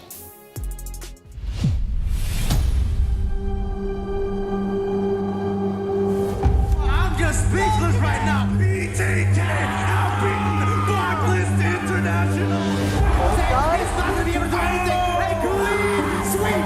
What time is it? It's Onyx time. I think everyone's want to fight BTK because of MOBA Zing. Mental silang mental. Kami lawan ni BTK Cat Scream, soal trash talk MOBA Zing, kena mental terus siya. And this is one of the best series that I have seen here. I think it's not MOBA Zane's meta. What's not that bad, guys?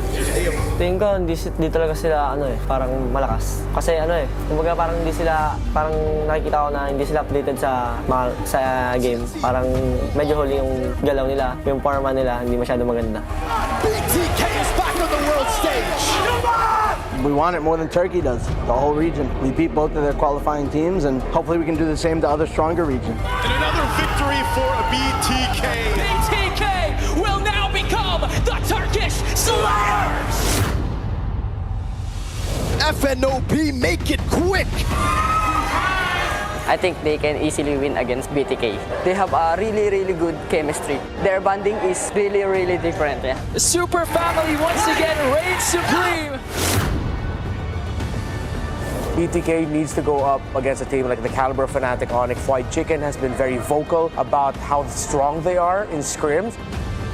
I think Fnatic Onyx, so many hero mastery like Super Friends using Roy and Kelra using Beatrix or Harit and Brusco using Chow and Gatot. And then King Kong, he using Assassin like Monster.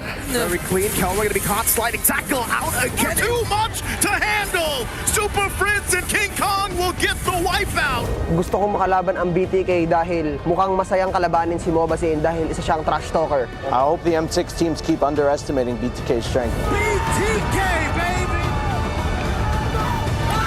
That's one team that I cannot trash talk, unfortunately. We'll try our best.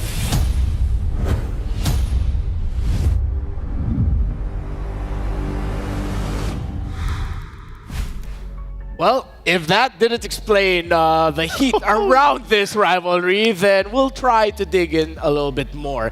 Interesting dichotomy there between Hoon and Mobazane. Mobazane looks like still keeping to his Mobazane trend of not essentially trash talking, but of course he was still very, how do I say this? He's still very forthright with saying that, you know, showing his confidence and stuff like that. While for Hoon, that's the most reserved we've seen Hoon. Of him just going like, well, that's one team. I can't talk that much about. I gotta keep it more stable here. I think it's just pure respect from both sides, right? I think it's understandable from Fnatic Onyx's position that, hey, when we're coming up against BTK, we don't want to underestimate. This is an advancement match to the knockouts. And this seeding is going to be incredibly important. And I think now with the Swiss stage, things have been shaken up to this very point. And I think that any team, especially looking at the position that Twisted Minds were in, from this point onwards, it's just best of three, best of three, best of three, until you finally advance to the knockout stage. Yeah, and that's one of the things is you have to look at here for BTK specifically, because a lot of people coming into this, and just in general, they've always doubted BTK or just the NA region in general. And now I feel like this is their quest, this is their opportunity. And if, let's just say this is a big upset, because I think a lot of people generally are rooting or leaning towards the side of Fnatic Onyx Philippines here. This is massive for them, but it's obviously something that they've been working towards for a long time.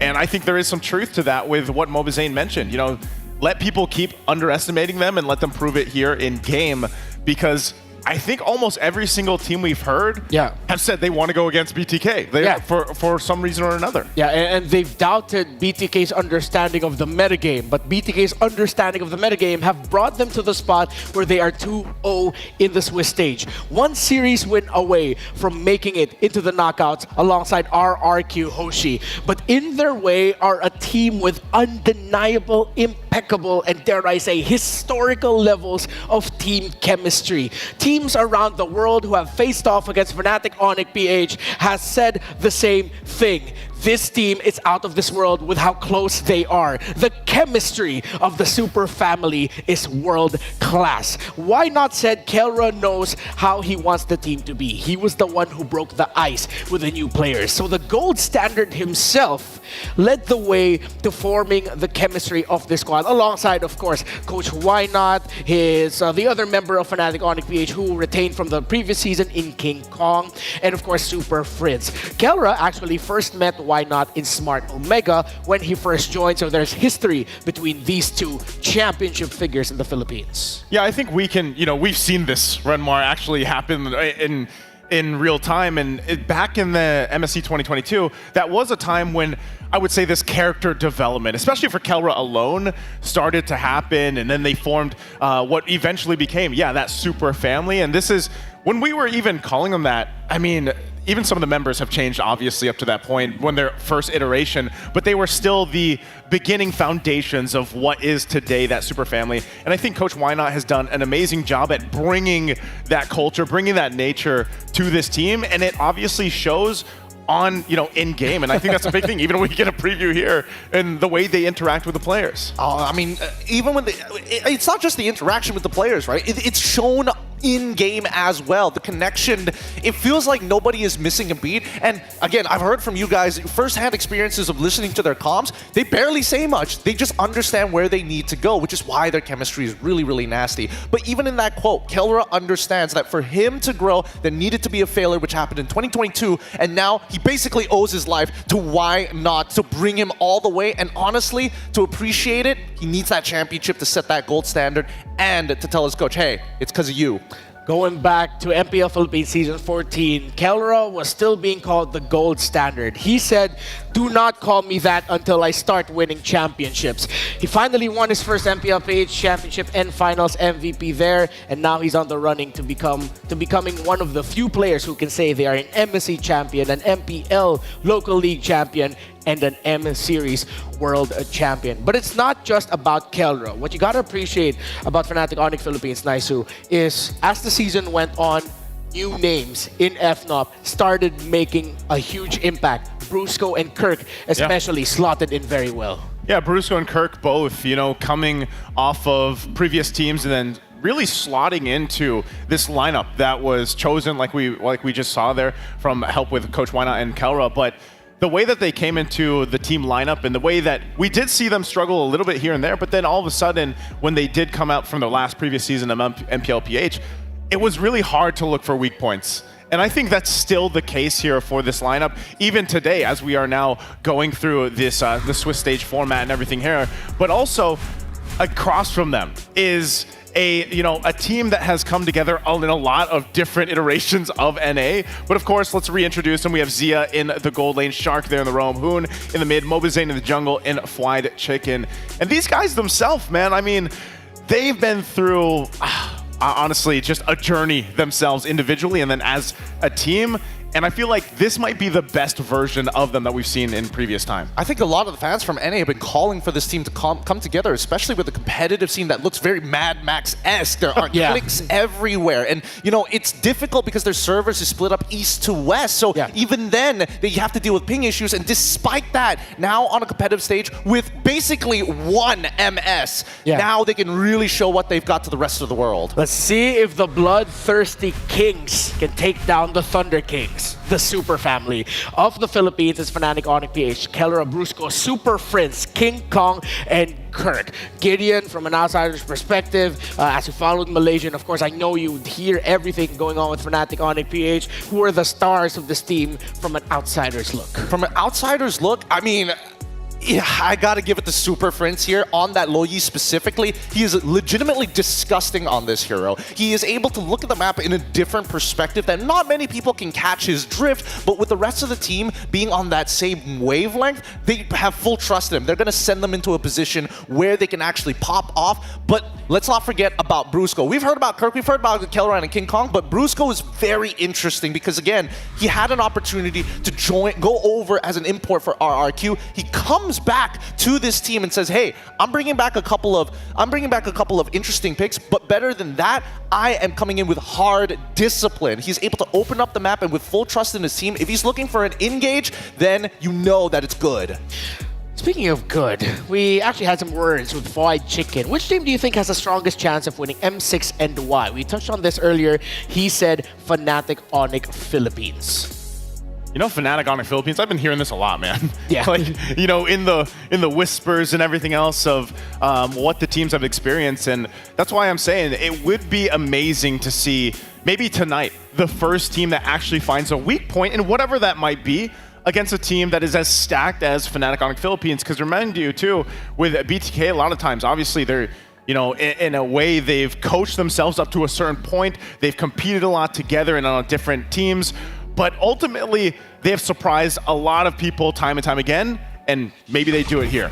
I feel like when you go up against a BTK, there's always this, how do they call this, mental asterisk, wherein there's something about BTK and the teams that we've seen them go up against, not just here, but in history long past, the teams play differently against BTK. They lose a little bit of that discipline, a little bit of the mojo that made the team that BTK is going up against the team that they are, and suddenly BTK is an equal footing with what looks like Titans of MLBB. Well, I mean, Titans is one thing to say, but BTK come again from that Mad Max-esque sort of competitive scene. These are the best in their individual roles. That's why they're called the Bloodthirsty Kings and not Bloodthirsty King. And you know, part of this too is, this would be, what, the first time that we get to see them in a best of three, obviously. Yes. Because it is very different. We've seen the nature of best of ones and now the best of three coming into play. So this is a true quest, a true test for the Bloodthirsty Kings to come out on top. Honestly, for me, if like for our younger generation who are still going through their examinations, this test for BTK everybody else has their own different version of it, right? Yeah. UPSR, SPM, O levels, and stuff like that. But when you're up against FNOP, you are looking for that university degree to get that big moolah at the end of the day. And you see these two teams respecting each other's solidarity, with Fnatic Onyx Philippines taking away the high loss and Matilda, which are options for Shark, but of course that Hylas can also go into the EXP for Fried Chicken, and the Eve of Hoon, which has shown to be terrific as well. While BTK are targeting some of the signature heroes of Fnatic Onyx Philippines in the Fanny of King Kong and of course the Cho of Brusco.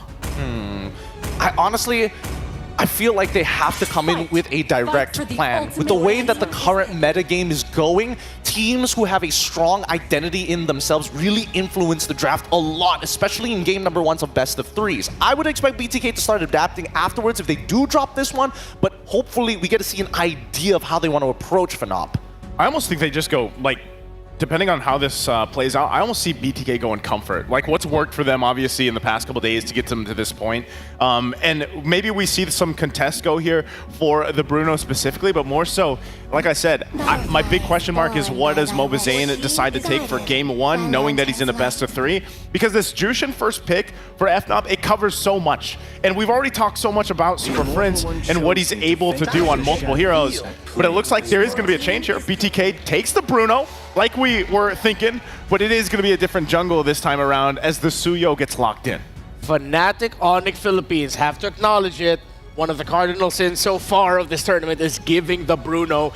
And a surprise, Mobazane says, hey, I'm not just a Fred guy, I can Suyo too. 2 power picks right away for BTK. This means that FNOP, giving the Bruno, they're potentially going to show us their take on how to beat the best pick of M6 so far. I mean, that'll be honestly, it'll be interesting to see how they approach it, right? I'm hearing the Joy come in very early on, Khalid as well. This will be interesting because Khalid is a flex pick, but I think that BTK, based on those first 2 picks, it feels more of denial against Fnop. Because again, Suyo, especially going Suyo blind as well, seems a little interesting considering the past few patterns of BTK. To be fair, as BTK go for their 3rd pick, I feel like this might be Valentina would be good, considering that you see the Joy and the Khalid there.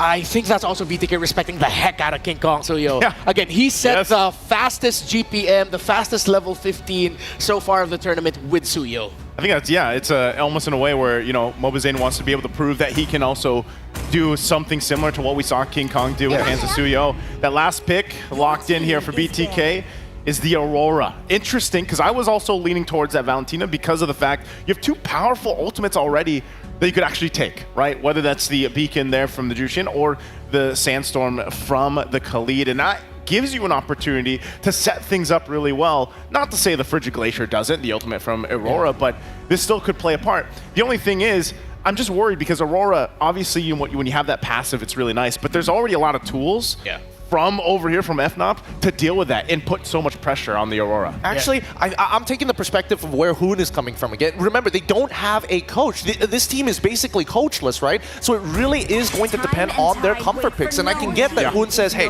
if you give me Valentina, yes, I'll be great in these team fights, but the laning phase is going to suck for me, right? I'm outranged by this Jushin. There's a good chance that Khalid goes into that roaming position. Might as well put me on that Aurora. Let me be the anchor for you guys to absorb that pressure. And if we can look for those counter-engage moments, at least I have the capabilities of the toolbox to do so. So BTK are continuing the trend of respect banning, of course taking away the Beatrix of the Filipino Savage, the gold standard Kelra, and I like that they actually took out the Tigreal as an option for Shark.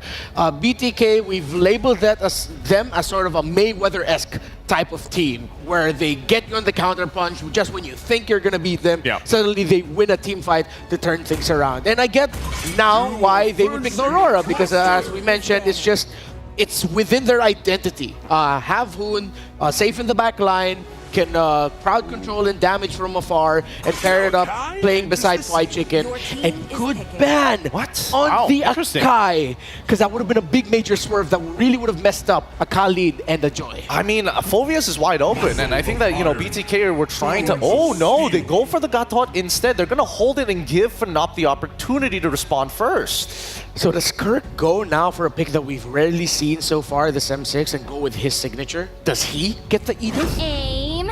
I'm the priestess of that's primal whoa! You want to deal range for range?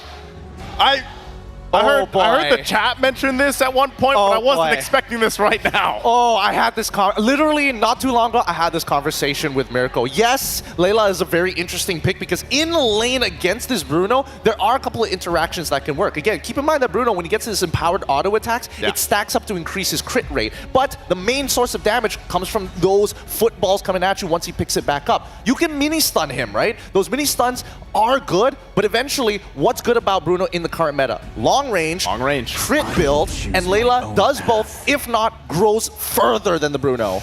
Interesting pick, says Fried Chicken, locks in the R-Lot for him. It's proven to be effective here in the M6 Swiss stage for BTK.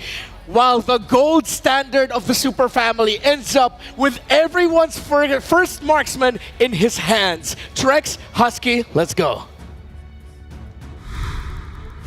Thank you very much to the panel. Once more, Trex. It's Trexky here on the desk, but you can feel the tension in the air. Bloodthirsty Kings against Fnatic Onyx Philippines, and the first time Layla, at least for M6 World Championship. Talk about bringing a gun to a soccer battle, so a soccer match. If you want to play range, I guess Layla is the best option, but how you feeling, Trex? How's that heart doing? I mean, my heart is good for now. Right now, though, I mean, even with the Layla pick, you can just never count out FNOP. There's got to be a reason for it. The range is definitely helpful, but enough talk about that. It's time to head into the land of Dawn for our second advancement match into the knockouts. This time between NH Giants and the Filipino Super Family. BTK against FNOP. FNOP blue side, BTK red. All right. Breaking things down, jumping into game one in a best of three. You said there's tension in the air. There is electricity right now on how this is going to go. So much on the shoulders of Brusco. Already taking a lot of damage. Might have to go back. Does have some sustainability there, but still, things are already getting aggressive. Now Shark getting pulled back. Should be okay. Both teams fighting out in the mid in the first 30 seconds. Just classic Brusco walking out with that Khalid, just trying to force a trade. It is pretty unfortunate that Shark had to use the Revitalize, but again, we got to take this downtime to remind you guys that to participate in the M6 Lucky gift from 18th of November to 29th of December, join for a chance to get the Claude new Epic Skin, Challenger's Flare, and Beatrix's new M4 Epic Painter Skin, Light Seeker. Do not miss out the opportunity. Okay, so what is the goal here for BTK? Do they focus Kelra? Do they try to put down and take advantage of the Layla not having a flicker? Wait a second, a lot of damage already. King Kong trying to get the engage. Mobazane brought down to about 20%, pulled back. Shark now in trouble as well. Bahoon gonna get involved. Very low onto Brusco. Zia locking onto Kelra, getting a couple free shots. Wants to go for the 1v1, decides to back off. Nobody goes down just yet. Yeah, the push and pull from both teams, because even Shark was a bit trying to go for that footsie. Hun almost loses the passive, but Brusco might have a chance to force out the flicker from Zia. I mean, BTK really adjusting well, understanding how fast Fnatic Onyx moves around the map, so keeping the crucial resources online, but we saw how fast King Kong was in not just its clear, but arriving at the scene of potential battle. Yeah, so many Joy players normally don't try to pop off so early, but literally once King Kong got level 4, he wanted to fight. He got in Mobazane's face, and we could tell both teams knew what the plan was. Let's go for the gold lane. Let's try to get him online first.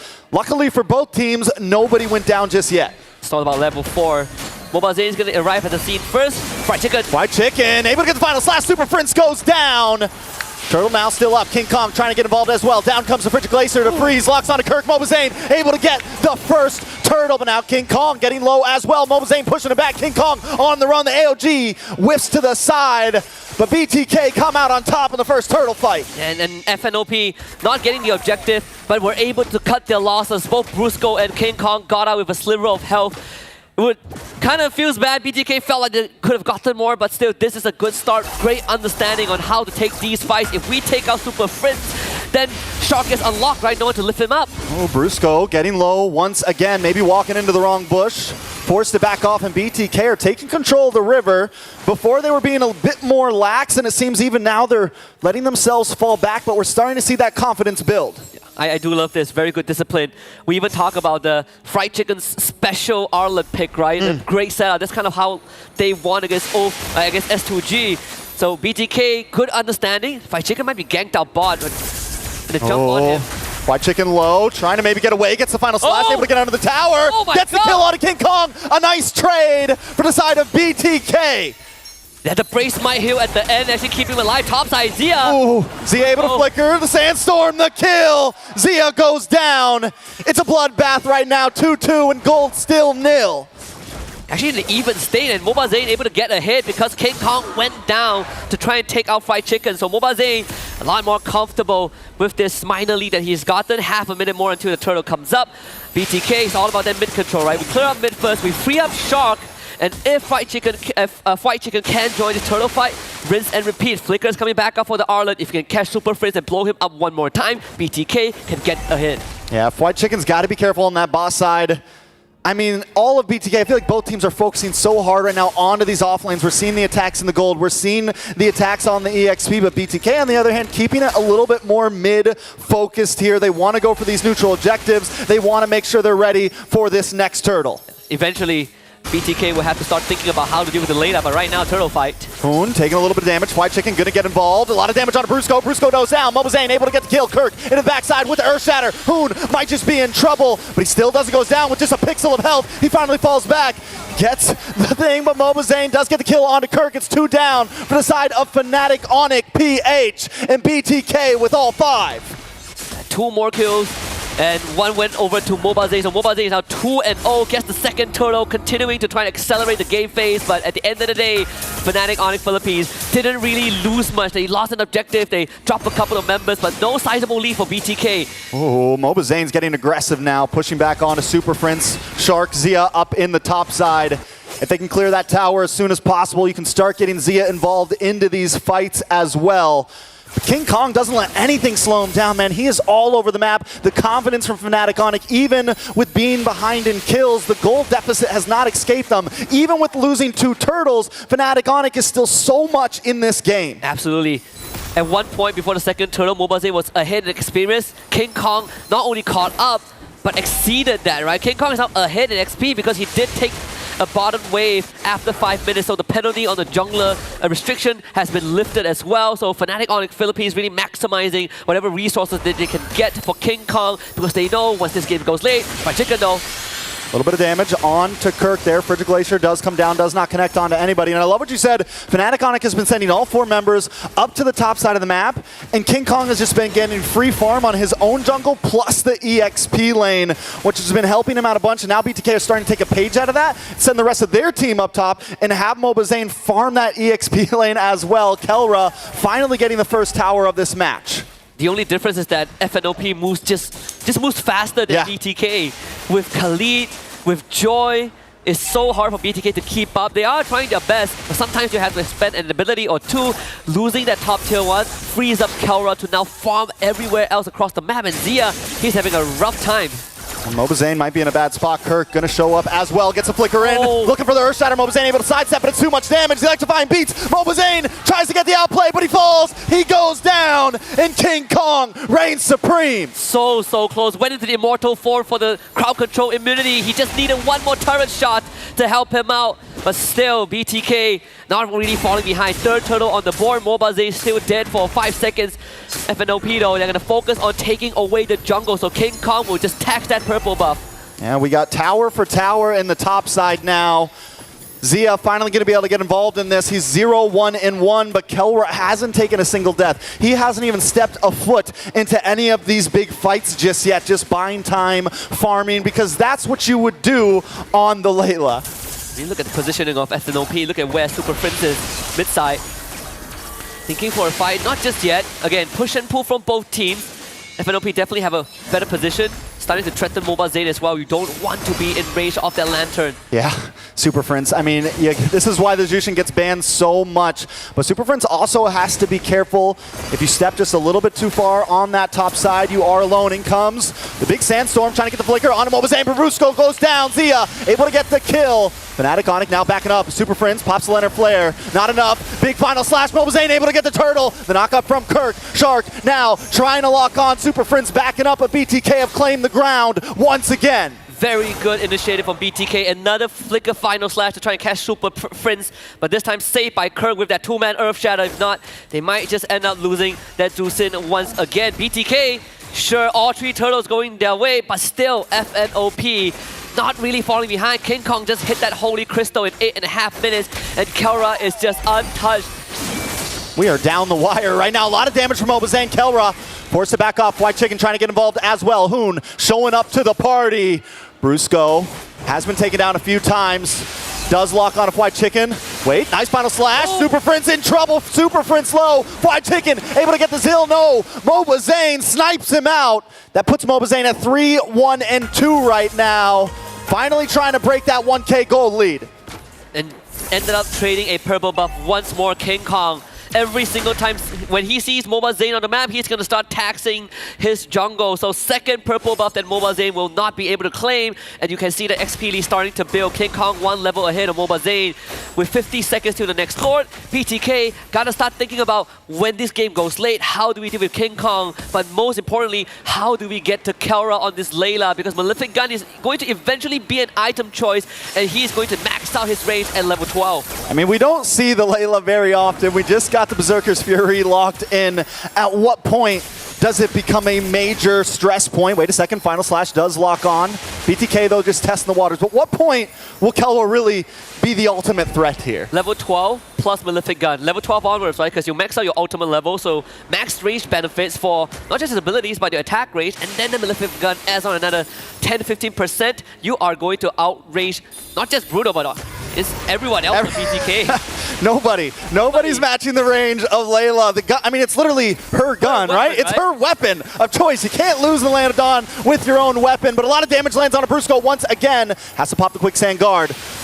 Lord down to about 70-60%. Super Prince holding the front line, pulling White Chicken back. He's forced to use a flicker. Out comes the big gun. Does not connect. Mobazane around the side. Kirk able to take the Lord. Shark brings out the AOG. But Fnatic Onyx pushes them back so well. We don't even need to take a kill. We came what we got for. It was just Super Prince and Kirk walking forward. Everyone else, King Kong, Kelra, working on the Lord. Good attempt from Mobazane, but ended up losing that objective over to Kirk, who somehow secured it with the Primal Wrath. I mean, BTK, they can definitely defend this, right? Even with this Lord take, it is still an even game. And I gotta say, BTK, they played this macro pretty well. They're not overextending. They're just testing the waters with Fnatic Onyx Philippines, but now they can defend. Kirk gets a knock up on a White Chicken. Shark gets pulled back. Big hits. Shark in trouble. Kirk pops the ultimate. Final slash does land on a Kirk, but Shark still goes down the freeze. The connection. Kirk taken out as well. It's a 1-for-1 right now. Down on the bot side, Mobazane comes in, but King Kong's too much of a threat. Mobazane has to back off, and the Lord is still marching in. Looking at the network for Fnatic Onyx Philippines, no sizable lead. Lord will be taken care of mid-side. Look at the damage! Mobazane off the map. Fnatic Onyx now encroaching onto the base, bringing destruction along with them. King Kong staying true to his words. He says he wants to fight Mobazane, but he's not even part of that fight. The rest of his team is taking care of Mobazane for him. And Fnatic Onyx Philippines off of one Lord gets themselves close to a 2K goal advantage, and now that Malefic Gun. Kelra has gotten the signature weapon for the Layla, everything falling back into place. 12 minutes into the game, this is where it might get a bit scary for BTK. We've seen a couple of times, they go for that engage, flicker final slash, but not every time converts into a lead for BTK. So you add on the extra range that FNOP has in their arsenal, BTK gotta be a bit more strategic with that approach. You know, Fnatic Onyx played this so well in the beginning. They knew that maybe they couldn't take these big fights. Even at that first Lord, they couldn't exactly force a big fight. They knew it might cause them to lose. But as long as they could zone BTK back, and then throughout the whole early game, it was just kind of, they rubber band around the wall. They're doing the ropey dope, right? Yeah. They're letting BTK kind of waste the energy, not forcing any major fights, keep the goal at a standstill. And once we get online, it is time to push. And now BTK, they're tired out, man. Their arms are down. They can't keep their fist up to block their face, and Fnatic Onyx is punching.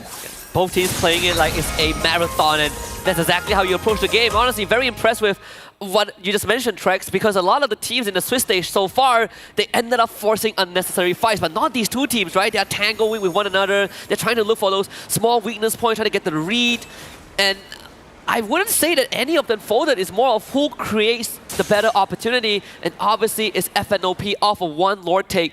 But it didn't do too much of a damage to BTK. They can still contest. This second Lord will be very important. I think what's big for BTK right here is don't overextend it. If you can get Kelra, get it. But Shark keeps on hanging out on this front side and getting hit by that lantern, right? And keeps getting chipped down, but wait a second. Brusco brings the engage, and King Kong into the backside with the electrifying beats. But Zia able to put out the damage. Fried Chicken goes down. Zia finds King Kong, but now Zia falls to Kelra. The guns are out. They're exploding, and members of BTK are dropping. Mobazane and Shark back to the base as Kelra just pushes them away. King Kong might have went down, but we didn't get to talk much about the war cry, right? Extra damage, so it's all about numbers. We might have Bloodthirsty King, but FNOP have a Bloodthirsty King Kong. At this point, the tower is falling. BTK's in shambles. It's a 2K gold lead over to Fnatic Onic. They're going to move back. They're going to go for the Lord. They're going to take their time with this. The positioning for King Kong has been superb. He just walks out with the electrifying beast, takes out half 50% HP for 3 members of BTK. This could be a Hail Mary attempt. Mobazane needs to make the steal of his life, but Fnatic Onic Philippines will not even give them any opportunity to even go for a 50-50. That coin flip for FNOP is unnecessary. They can wait for as long as they want. Yeah, it's definitely full advantage to Fnatic Onic PH right now. And look at them waiting. They know BTK is going to come. Brusco, the rest of the team, they're like, we're not even rushing this. We know you guys are going to come to us right now. Shark's going to look for it. Mobazane and team are going to look for it. And Fnatic Onic have the trap ready. The bottom wave is pushing it in favor of Fnatic Onic as well. So eventually, BTK will have to deal with that wave. Conceal play. Brusco looking for a target here. BTK maybe a little too grouped up. Concealed from BTK as well, but Super Friends able to expose them all. Bring back Shark. Out comes the Earth Shatter. Shark down to about half health as Kelra just continues to chip away at the Lord, waiting for BTK to do something about it. This is Lord for FNOP. Nothing that BTK can do. The best course of action is to try and defend against this siege. At least keep one inhibitor alive by the end of it, even though it is a massive ask right now for BTK. Oh, BOD for Kelra. That's even more. Even more damage. Even more damage. We don't need a rose gold. Yeah. We don't need anything crazy like a defensive item. No immortality. You'll never get to me. You never get to Kelra. You have to get through everyone else before Kelra even becomes a point of consideration. He even has Flicker, right? I don't think I've seen Kelra Flicker the entire game. All right, BTK now on the defensive as Fnatic Onic break through the front walls. The Kings looking to survive out this game. We're 16 minutes in as Brusco looks for the engage. The damage from Kelra just so much at such a long range right now. And respect Zia's damage as well. So they did accomplish what I hope they could, which is keep at least one inhibitor alive. They lost the bottom one because King Kong was escorting that wave, but if they can clear out this wave, I think BTK will have a good chance. I thought that was Kelra, but it wasn't. He flicked back. That was the first flicker of the game, and a lot of damage on him. Mobazane, LG comes out, but it's defensive. Fried Chicken in trouble. Forced to go back. Super Friend slow as well. Zia able to get the hit. Will it be enough to turn the tables, though? Kirk now forced to back off. All inhibitors have dropped. Fnatic Onic don't care if we lose one. We got all your towers. The gold standard with the golden reaction. You don't even see it. If you blink it, you miss it. They do lose Super Friends, but the payoff was more than worth it. All 3 inhibitors down. BTK put on the back foot. I'm looking at the winner prediction. It's just 8% for BTK, but they're going to try to get as much map advantage as they can. King Kong, though, watch out for this man. He's coming in of an off angle. BTK able to claim some ground there. They use the conceal just to get themselves back on the map, take a tower.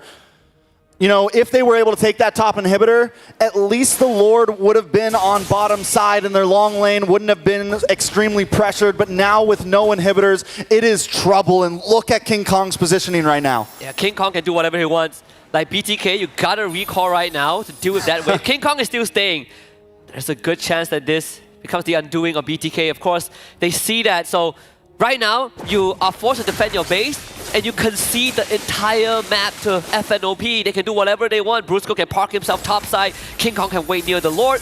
The war is their oyster. Yeah, they just, I mean, at this point, BTK's hope is that Hail Mary play, right? Yeah. They need a crazy final slash. They need a crazy AOG. But Fnatic Onic OP is OP. They don't make many mistakes, man. They're not going to leave many openings. You got to meet them head on, and that's going to be tough for BTK. Even for teams that have drawn blood from SNOP, I'm thinking of a good example, but honestly, Aurora is probably my closest one. Even that wasn't easy, right? Aurora was taking the fight to FNOP in that MPLPH finals. BTK, they have been trying, but clearly they have been losing ground. This dance can go on forever and it will never benefit BTK. Yeah, well, here's the thing, right? It is at 18.5 minutes. Gold is getting to that, peak point where items will start maxing out. They'll start getting to the juggling phase. Yep. But it needs to come a little bit sooner for BTK because, as you said, Fnatic Onyx, they can just play with this Lord. They can hang out. That long lane on top side's going to push, but BTK might have to force the issue. And this is a concealed play to maybe try to do it. They find no one, though. Mobazane, it's going to come down to the 50-50 retry at this point. FNOP are going to look for a fight. They just saw Zia on the map. They're going to look for the Lord. What are they going to do, BTK? Is this that Hail Mary attempt? Both marksmen have sold their boots. GDS for Kelra, so once he drops that big laser, he's going to run straight at BTK. And they got to go to top side. Zia going to try to clear wave. And at this point, Fnatic Onyx going to start rushing this Lord. You can see King Kong. You can see Kelra. Shark hiding out in the tri-bush. Mobazane there as well. Zia might be too late to this party, though. He has to somehow walk out forward. That top wave will hold just for a while.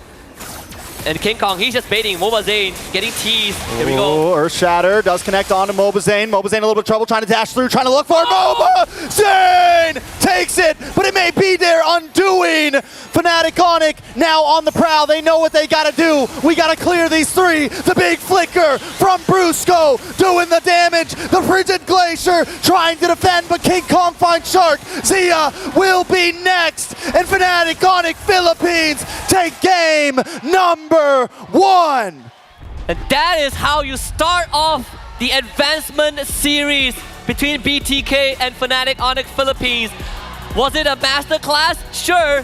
But let me tell you, Bloodthirsty Kings put up a pretty good fight. Mobazane got another highlight reel with that Lord Steal at the end. But unfortunately, macro-wise, it was just not in their favor. Kelra ended the game on Layla with 5-0-4. Probably only using Flicker once in an entire 20-minute stretch. And even Super Friends with that flank angle on the Jusin was the nail in the coffin. But this could be a prelude to what's to come, Trex. We might get more than just 2 games. But for now, it's time to head back to all our panelists and see what they think about the Super Family against the Bloodthirsty Kings. Well, it was her all along. The question kept popping up all throughout M6.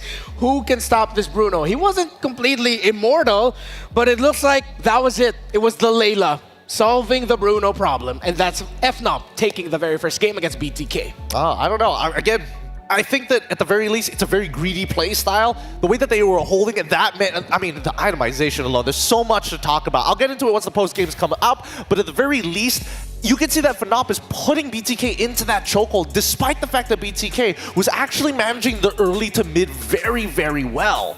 Not only that, but Kelra went just total full glass cannon build. Like, he didn't have one defensive item at that point, and I think part of it too is just he knew that he had this advantage against, of course, Zia in the lane, but then throughout the team fight, he really didn't have to put himself in a position. I mean, maybe for a lot of people, this is their first time actually seeing how devastating the range is. I mean, you saw how much range she was able to cover just Layla alone in the box of, even a Lord, for example. And it's really hard for them to actually move forward against that because even so, even with that steal that we saw at the very end from Mobazane, you saw how much difficulty they had actually managing from the waves pushing in, but then how do they approach this team fight? Because even if they sent Shark forward, he's most likely going to get just taken out in an instant, even with a Revitalize. Yeah, it was difficult. Like, you could see the BTK were sort of trying to put out fires as it was going, but again, they were solving them relatively well in terms of the skirmish and teamfight areas in classic BTK fashion, quickly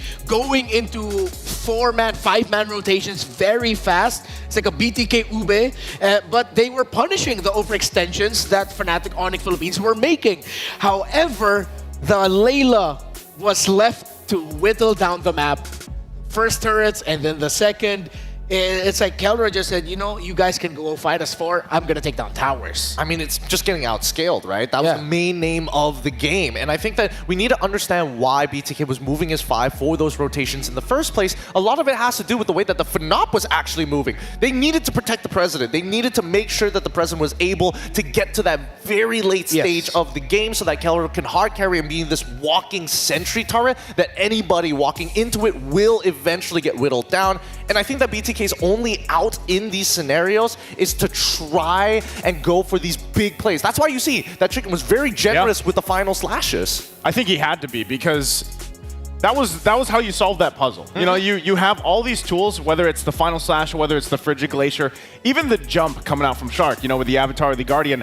Those were all the tools that they needed to basically go ahead and try to catch Kalra, because they knew, because he was going full glass cannon build, he had pretty much no defensive except for, what, the flicker, I think is literally all he had. Then if you can take Kalra out, then at least you solve a major part of the damage. But then even for King Kong obviously still a threat in terms of the damage profile, but it just felt like you had the tools to the equation, you just weren't able to effectively use them when you needed them. Because in the beginning of the game, they were actually doing pretty good. I would say BTK was holding their own against FNOP. Yeah, 100%. And you said it best, I think, nice. Fried Chicken is locked in. It was locked in. That R-Lot performance was fantastic. The final slashes, again, that was like one of the main tools that they were using to counteract the overextensions or the aggression of Fnatic Onyx Philippines, excuse me.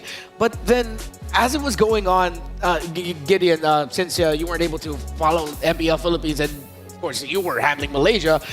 I'm gonna share with you something here that if you could link it to a team that reminds you in Malaysia, you know. So I'm gonna say a thing about FNOP, and you'll just tell me which team in Malaysia reminds you of it. So a team that would make it look like they're overextending, be aggressive, but they're doing that to stop tempo. And actually, even though they're getting kills, the opposing team cannot get major objectives. Which team in Malaysia you think does that best? You know, the obvious parallel will probably be last season's SRG. Last season's? Last season's. This season's one's a little bit different because of the way that the meta is demanding of different things from each of the players, but especially when we're thinking about like this lineup coming in from a Fnatic Onyx, they're playing around Kelra, similar to SRG last season. You play around Innocent, he'll eventually carry you the game. But let's go into the post-game because there's so much to actually talk about, and for me, it's the item progression that really makes the difference here. All right, as we bring up the stats, currently we are looking at the emblems of each. You actually had a comment about the Master Assassin on Kelra, Gideon. Yes, I mean, I think that, again, Kelra was playing ultra greedy. He knows that he can beat Bruno in lane by completely outranging him. As long as you're able to, you know, proc your passive, get those empowered autos, and get the extra range, Zia will struggle to walk forward. Well, you can rely so much on what Brusco was doing, and I mean, even to a degree, Kirk, you know, with this Edith, and Renmar called this in the draft that Kirk was probably going to pick up one of his signature picks. He loves this Edith. I can't remember exactly how many games he won on this in MPL Philippines, but it was insane. He was able to find a lot of success with it, and it just was that set potential. But then you throw in a Khalid in the mix for Brusco, and yeah, maybe some of his Raging Sandstorms weren't where he wanted it to be, but simply having that hero, having that utility to initiate with, and then even combined with a flicker sometimes, put enough pressure on BTK, even the back line of them, where they had to react to all of this initiation threat that came out from FNOP, where again, Calro was just smooth sailing. He had what I love to call the ultimate gold lane experience because he didn't have to worry about anything, and on top of that, he didn't have to build anything defensively. He was just relying on his team, obviously. That comes with that whole bond of the super family that we talk about, but also just the confidence that he has himself as Kelra.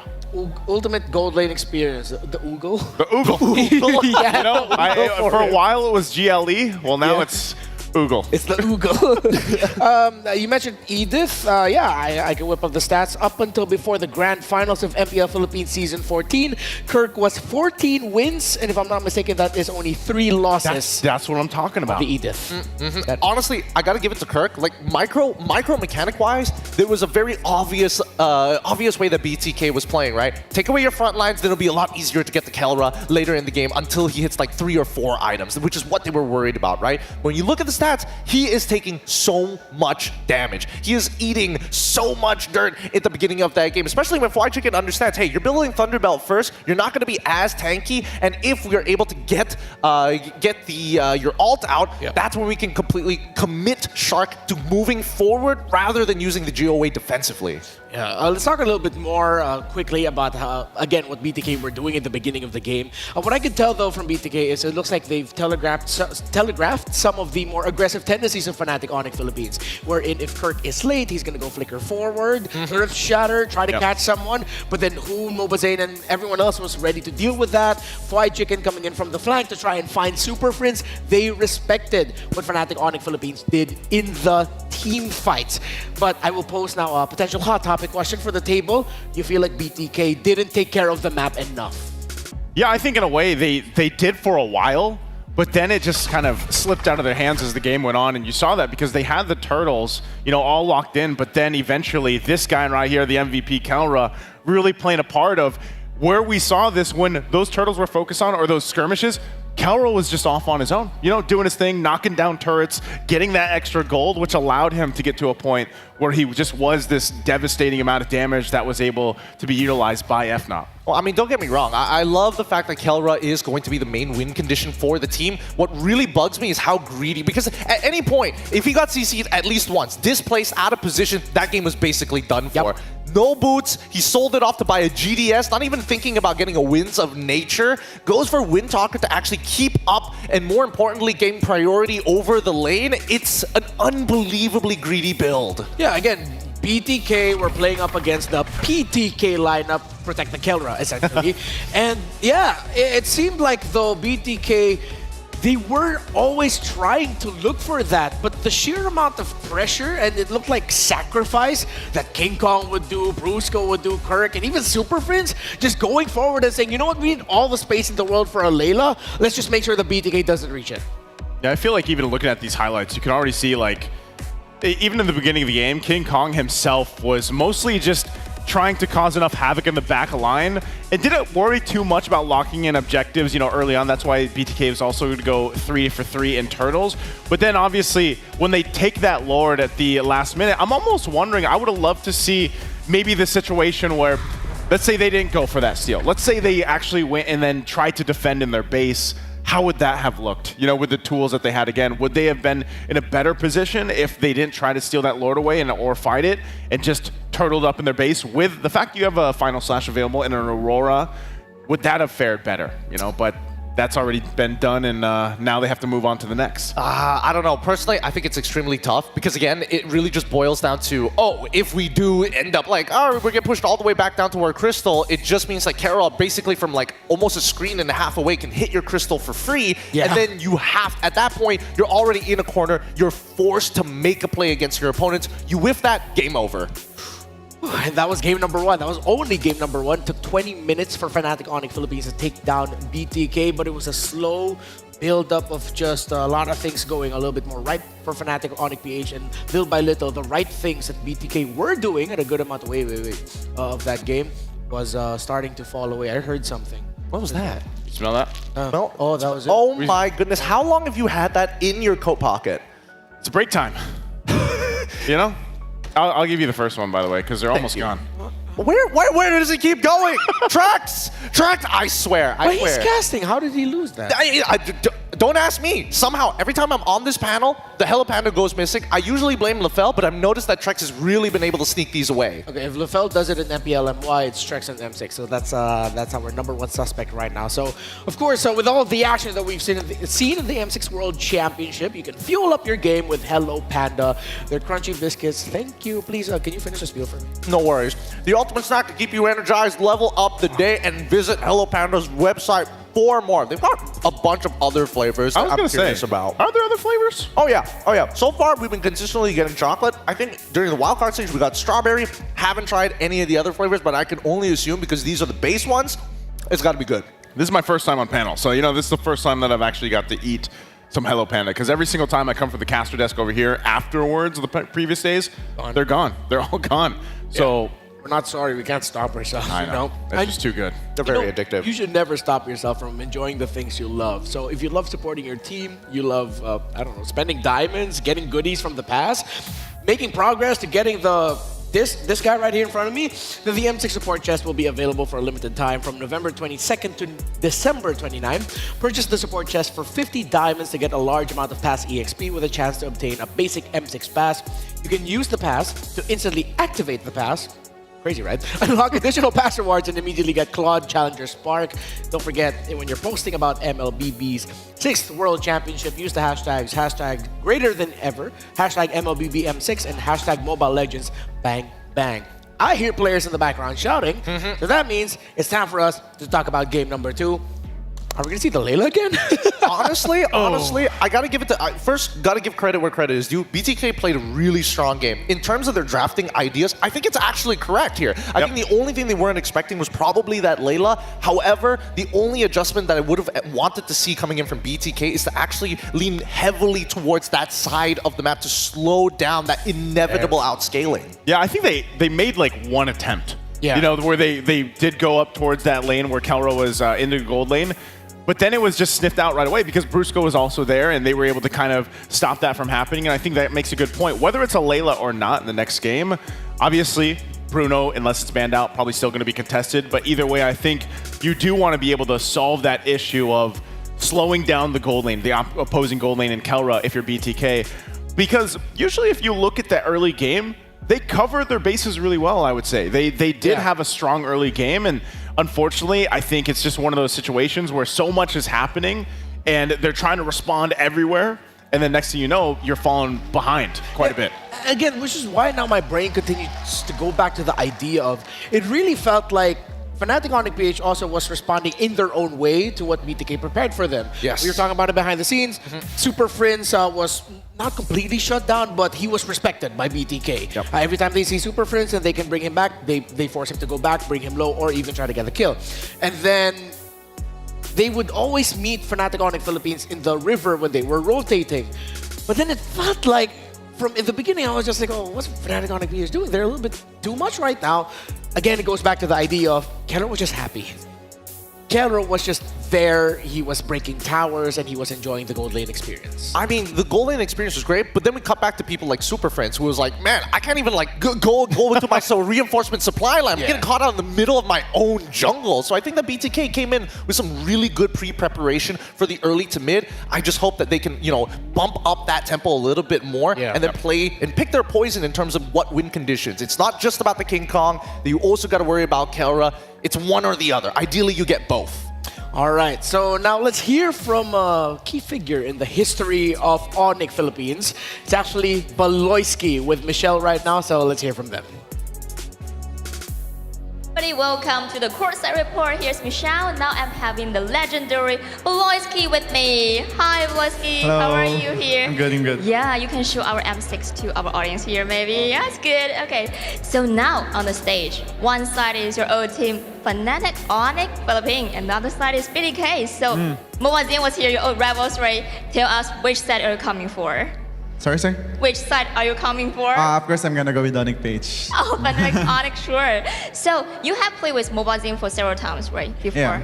Yeah. So tell us more about why everybody here want to play against him.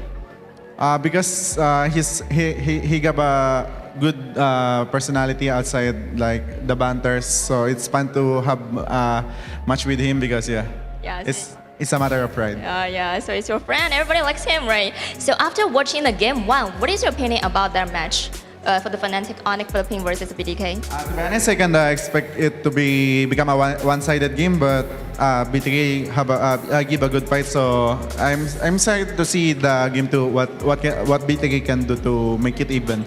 Sure, but one more last about the pick of Layla. It's kind of surprised us. So what is your understanding of this pick of Kelra? Honest opinion. Yeah, Layla. On Onyx versus BTK. Yeah, sure. I kind of expect 2-0. And it's gonna be for sure 2-0. Yeah. So you think the pick of Layla is pretty cool, right? Oh, Layla. It's a good counter or not? Layla, to be honest, is a good laning marksman against the Bruno. So maybe that's the reason why Onyx Peach used it, and also Layla. Kelra's positioning is always as good. So it's good to see. Okay, I have just noticed you want to end the game by 2-0, right?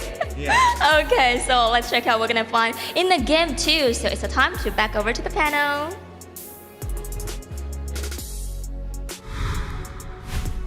It's always good to hear from Baloyski. Interesting. My brother is starting to sound a little bit more Indonesian. He is. You know, but of course, currently he is, lastly, we saw him from Geek Fam Indonesia, doing very well there. So I like that it was pretty straightforward. Number one, he thinks it's going to be a 2-0 win from Iconic PH. Number two, to keep it simple, he loved the Layla.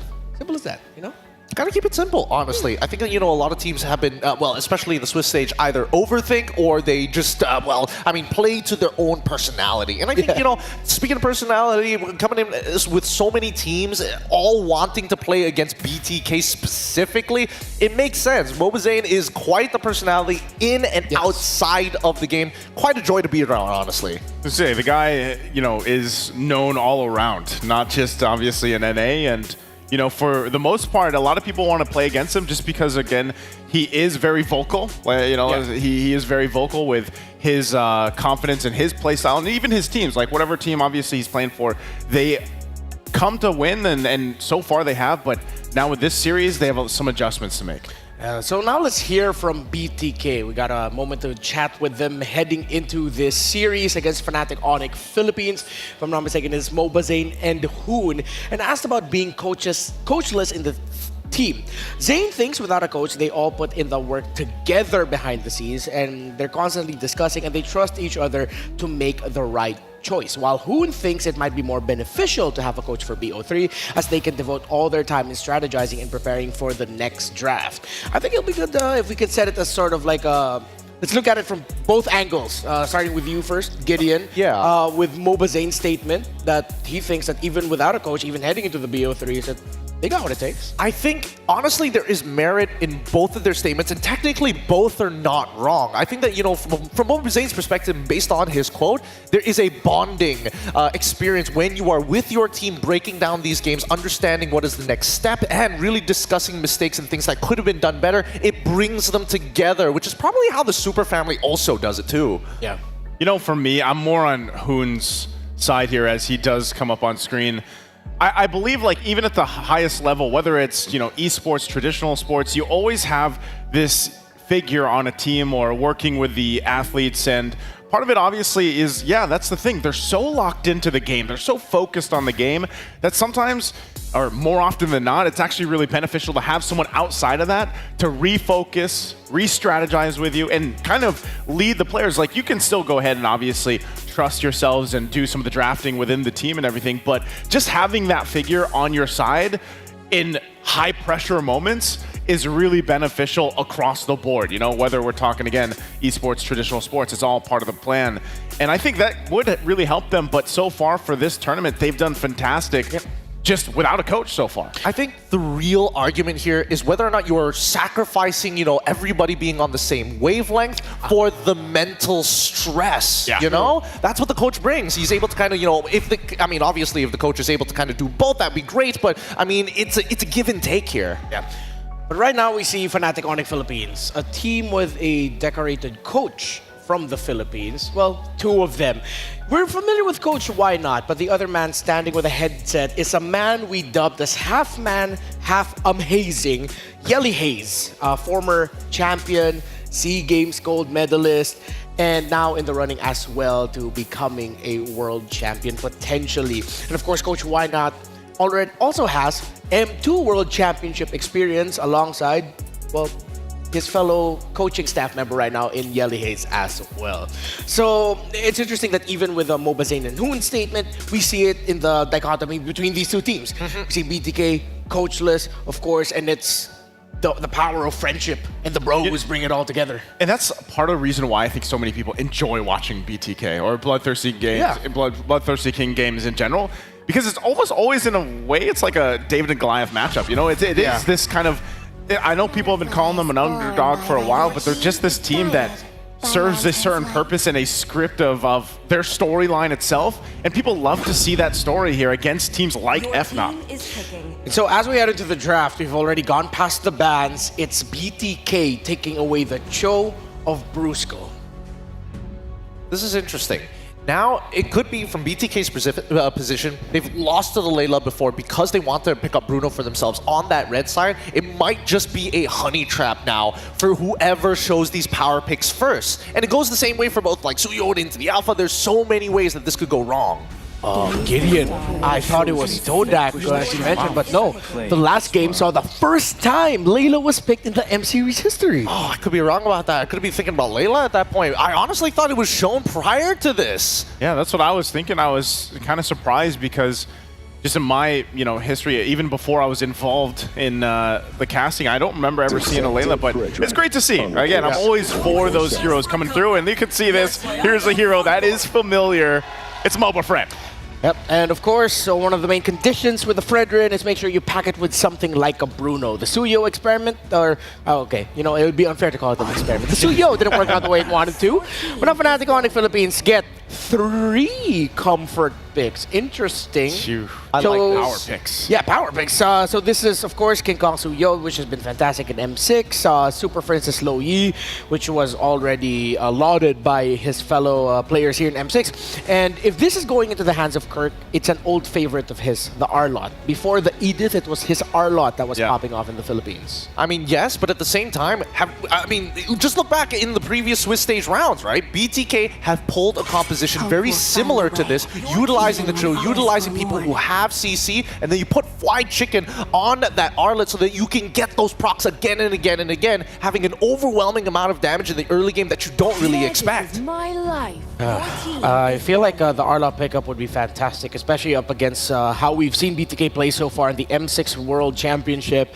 At some point, they will just gather together as 4, as 5. But there are a couple of concerns here. I am interested to see whether BTK is going to respect maybe that Layla once more, or when you're looking at Fnop's first 3, is that good enough to be able to peel for her? Part of this, not only the whole Layla question here now, but it's also the Lo Yi, the signature, the beast of a mage player that is across there, and that's Super Prince. And part of this, whether it's Super Prince or not, just this hero alone leaves enough guessing game for teams that are playing against it. You have to go and play against this diversions, and teams like Fnatic Onyx Philippines, they played a little bit even differently than what you would expect when you have that capability to traverse around the map that way. Honestly, these bans coming out from Coach Why Not are actually genius. Getting rid of the Vexana is already a really good way to stop as a means to disengage is great, but also considering the Guinevere thinking that, hey, this Cho easily can be a flex pick for Fly Chicken now that we've stolen away the Arlet. I wonder if Fnatic Onyx Philippines are going to show up anything new here, or because they know now they're probably going to be playing into the Aurora of Hoon, maybe even potentially a Valentina, a Terizla. Throwback? Yeah. Hell of a throwback pick. Great initiations from the side of Fnops. This is a little tough, right? Because now Arlet is going to go, most likely, I would assume, into that support sector. And now BTK has a number of options because they have to show their composition fully, and that means that Fnop can actually respond accordingly at the end. Yeah, there's actually a throwback to Fnatic Onyx Philippines Season 13 when their roamer was a player that went by the name of Escalera. It is a R-Lot Lo Yi combo. Expect devastating flanks. Well, of course, Hoon will end up with a Valentina. And, honestly, I like this glue pick, man. Yeah, the glue pick's great. The Valentina pick as well, because you do have a couple options now that you can actually take here. That could work in favor of BTK, but it can also backfire. That's the problem with the ultimates available to them. And that last pick locked in here, of course, that Beatrix to go ahead and deal with this. So still range, obviously an option, but this is a whole lot of comfort, man, and signature for FNOP. It really is. It's good big combos. I mean, this has been a beautiful draft. All right, let's go on over to Trex and Husky to call the action. Thank you very much to the panel. It's Trexky once more. Potentially our final game in this best of 3 between Fnatic Onyx Philippines and Bloodthirsty Kings. We got Kirk getting his hands on that meat tenderizer on the Terizla. Signature picks for Super Friends, Lo Yi, the King Kong with the Suyo, but we also got the MLBB Friend, so signatures on both sides. Let's see if BTK can bring this back as we're about to head into the Land of Dawn. Yeah, I mean, and then the R-Lot steal to stick it into their own position, taking away one of White Chicken's key picks right here. But BTK does get the Cho, they do get the Fredrin, they do have some power in their house right now. see if this Bruno can have a bigger impact in game number 2. We're gonna head into the land of Dawn for game number 2 between Fnatic Onyx Philippines and Bloodthirsty King. BTK blue side, Fnatic Onyx Philippines on red. Parallel junglings for both junglers.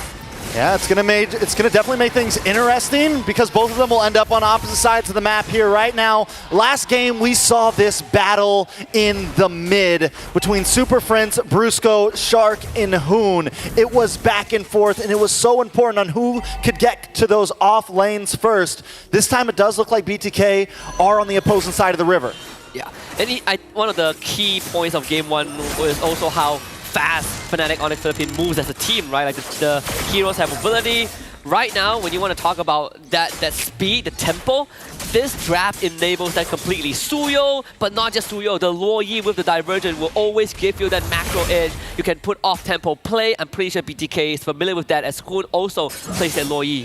Yeah, I mean, here's the big problem, though, with BTK, right? We know the major issue with the Fredrin right now is the jungle clear. And he's already falling behind now. A little bit of damage on Hoon. Hoon forced to use a flicker a little bit early on. Backs off Shark, now coming in to help out. The snipe does miss from King Kong. But this is going to give Fnatic Onyx possibly a little bit of advantage when they move up to the top side of the map here. Yeah, and Hoon is not allowed to recall because he needs to soak up that mid wave. So he's going to be late on timing, right 20 seconds before the first turtle spawns. And Fnatic Onyx Philippines is doing a very good job. Brusco forcing Hoon to path to the bot side, and that's how he ended up having to waste that flicker to get away from King Kong. Turtle will spawn it just a little bit. BTK, they need that up level 4 for Fight Chicken. And look at the rotations from these EXP laners. Both know the assignment. A lot of damage, though, does land on Fight Chicken, brought down to about half health. The duality does proc from Super Friends, bringing down Shark as well. A little bit of damage onto Kirk. Kirk backs off. But Turtle is getting started, and BTK's health bars are looking on the low side. Mobazane never wants to give up that neutral objective, though. King Kong as well. It's a battle. Fried Chicken dashes in. Mobazane able to get the taunt. Super Friends finds Fried Chicken. A lot of damage, though, onto Brusco, onto Kirk. Kirk comes back with the penalty zone, does not connect. Mobazane looking for a target. Maybe gonna get backed off. Brusco goes down. It's 1-for-1 right now, and Mobazane doesn't want to let it up. Turtle still up, though. Watch the divergent. Kirk falls. Hoon able to make it 2-1. Mobazane is low on health, though. Brings down the Appraisal's Wrath. Super Friends down to about 70%. BTK on the backside. Fried Chicken finally getting back into this fight. And Turtle, this is his first Turtle. This is such an extended fight. Brusco just hit 4, and Fnatic Onyx Philippines will concede the objective to BTK. Big taunt from Mobazane, the two-man energy eruption to stall out Fnatic Onyx Philippines, and sure, Fnatic got the first blood, but BTK got more than what Fnatic Onyx wanted them to get. So now Fnatic Onyx, just like last time, yeah, you guys get the turtle, but we're still winning in map pressure. We're still winning in some of our off lanes, and our gold is still up. And look at the final slash! Hoon decimated. Fried Chicken on the run with a split, able to just survive on that one. And watch out for the diversion into the bot lane. Zia might just be in trouble. They're looking for the dive. King Kong comes through, throws a punch, throws a hit, but Zia still up, still okay. No duality procs from Super Friends. Brusco takes some damage from Mobazane. BTK shows up to the party to help. Yeah, good read from Zia, standing in that bush, doesn't see the Divergent show up, so he knows that he will be safe and able to sidestep King Kong's Blade Surge with the Immortal Form. And today, this is kind of like game 1, right? Deja vu, both teams really trading blows at the start, but no one really overextending, really coming down to the most minuscule of details. Fnatic obviously having a bit of that goal lead, but BTK have been winning in early turtles. Yeah, winning in turtles, winning in objectives. But like I said, man, FNOP, they're just on this other level where they're able to keep their gold ahead, the farm, and we talked about farming in the very beginning. Mobazane's always going to lag a little bit behind King Kong. King Kong's a level up right now. I mean, when BTK played Fredrin in the previous games, their big spike was at First Lord. That was where they really thrived. But Fnatic Onyx also, last game, the First Lord was their big spike, so both teams know how to play around those big neutral objectives that matter. And I think BTK are starting to understand that a little bit more. Hoon did steal the diversion, right? You want to match that cross-map movement from Fnatic on the Philippines, you now have the tools to do so as well. For BTK, they definitely are not too worried about that spike for now. Just want to buy time for Mobazane to get his restores. Every single time Fnatic makes the move, Mobazane is forced to join. That's why he's been lagging behind. You know, it's second turtle, and it already feels like we've been in this game for at least 10 minutes. The pressure is on. Mobazane is going to get a final slash to the face. Knocked back. good. And a big flicker with the penalty zone. Locks on to Mobazane. Mobazane too low. Kirk finds the kill. Shark able to get a big kick. Hoon able to find King Kong. Jungle for Jungle. Retri for Retri. White Chicken in the front line. Need to watch out for Kelra. Shark looking for an angle around the side. Looking for any moment. Looking for space. But Kelra's onto him. Bruce goes onto him. So Shark has to back off. Good shit pull from Shark to avoid being stunned up. Both teams have a good idea. Hoon sending himself and Fight Chicken to the back line to take out King Kong to stall out Super Friends. And King Kong ended up getting taken out by Zia because of the kick from Shark. So that means this turtle is going to be stalled out. We only saw 2 turtles in game 1 because it was so dragged out that the Lord decided to just take over his position. We might have that again because both teams are not relenting. Yeah, I mean, literally, forget the lanes. We're moving all 5 of our teammates down to this pit from both sides. A little bit of damage does land on. Big kick onto Kirk. Kirk brought back to the team. Kirk taking some damage. Watch the diversion. Where did he go? Kelra to the backside. Zia able to take out Kirk. King Kong takes the turtle, though. But now, Brusco's in trouble. A double kill for Zia as Fried Chicken zones away King Kong.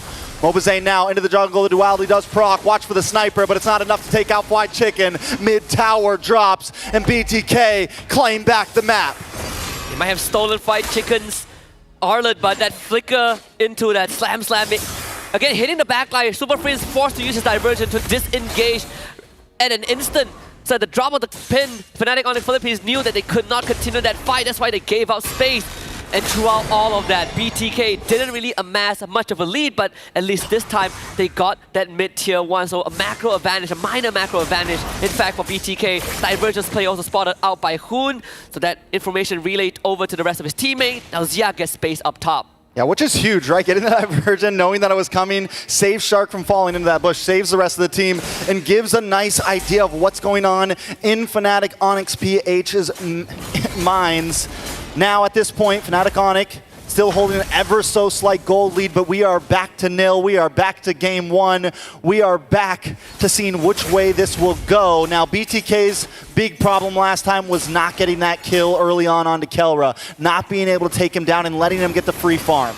It's not going to be the same in this game because Kelra is not on the Layla, so you're not too worried about range, but you still have to contend with all these AoEs from Fnatic Onyx Philippines, right? Like the Terizla can always flicker on top of you as a Bruno. If you don't have sliding tackle nor flicker, you are still pretty vulnerable. And just like game 1, we only have 2 turtles spawning. For those who like to see the third one, we're not going to get it.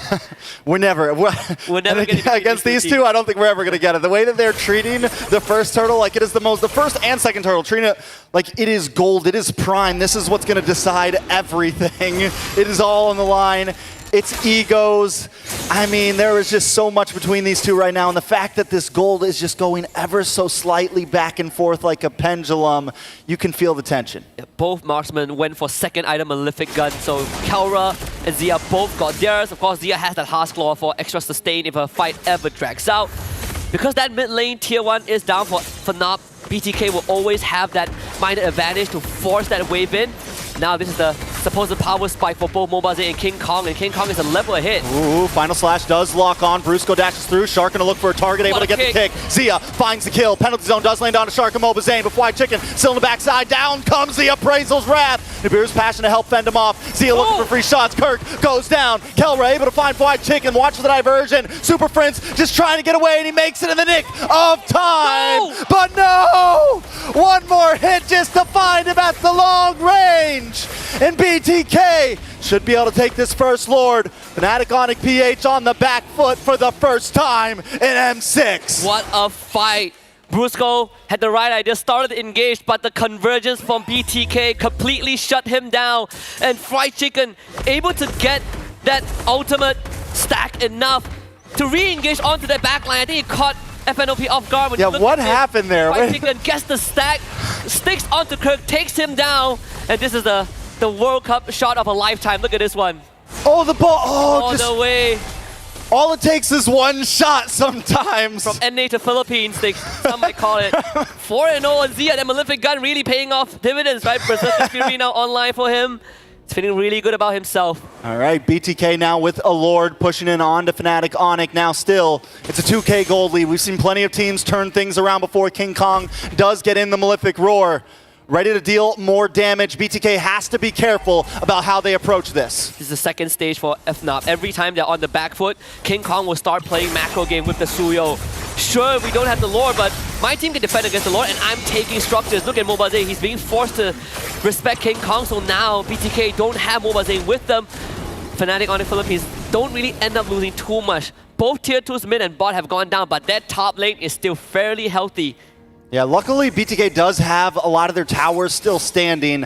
They can let some of those side pushes happen if they're able to get something for it at least, right? They have to be able to get something out of that trade, but anything crazy going on in these items? So far, no, not really. It's pretty straightforward. This is what I expected from Fredrin. In this case, right, Concussive Blast, Thunder Belt, Brute Force Breastplate. First item, Blade Armor for Fight Chicken, so good luck trying to hit him if you are Kelra. But for everything else, it's pretty much in place. Though, Kirk did went for second item, Winter Crown. He understands that right now he's going to get blasted very quickly, so he needs a good penalty zone and buy time with the invulnerability. Yeah, Kirk and Brusco both been having a little bit of trouble engaging, trying to make these fights. The moment they go in, the damage starts unloading from Xia. Xia just locked in Windtalker. They take down the last of the mid towers. BTK with the advantage. Feels like it's in an upset. Well, at least in this game, it could be a historical moment waiting to happen. But I'm not putting my hopes up just yet. You can never put your hopes up against the Philippines. At any moment, chaos can happen. Gotten my heart broken more than enough times in this Swiss stage. But this is a good look for BTK. Really stepping up again. These dancers in their objective. BTK clearly understood what they needed to do.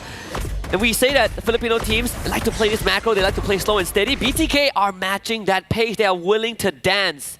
And look at them freezing the lanes right now. So at this point, Fnatic Onic, what do we do, right? Do we look for that big play? Do we maybe even surrender this next Lord, or don't at least force it? If we can get a nice position, we go for the fight. But if we don't, they have all their inhibitors left. They can probably, plus they have Kelra still doing very good, fed up. They could probably survive another Lord push, even if they don't get this one. The only advantage they have is that Mobazane is still level 14 compared to King Kong, who is maxed out.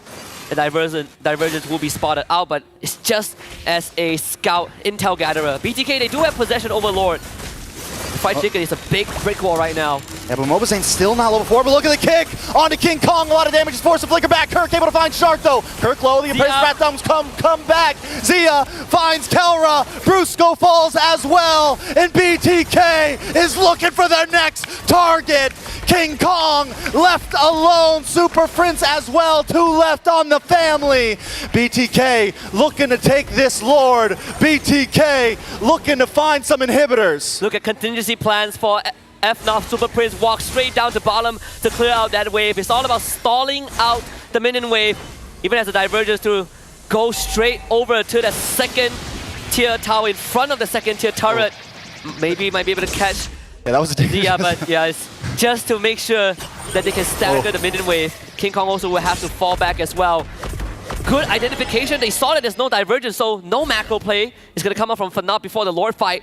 The stolen penalty zone was a big difference. God, look at the damage on the Lord though. Shark looking for a kick, is going to get knocked up, is going to get slashed back, is going to get taken out. Shark goes for a suicide under the base, maybe a little bit too cocky there. Windtalker does come in for Xia. BTK still playing the range, but another Lord thrown down the drain.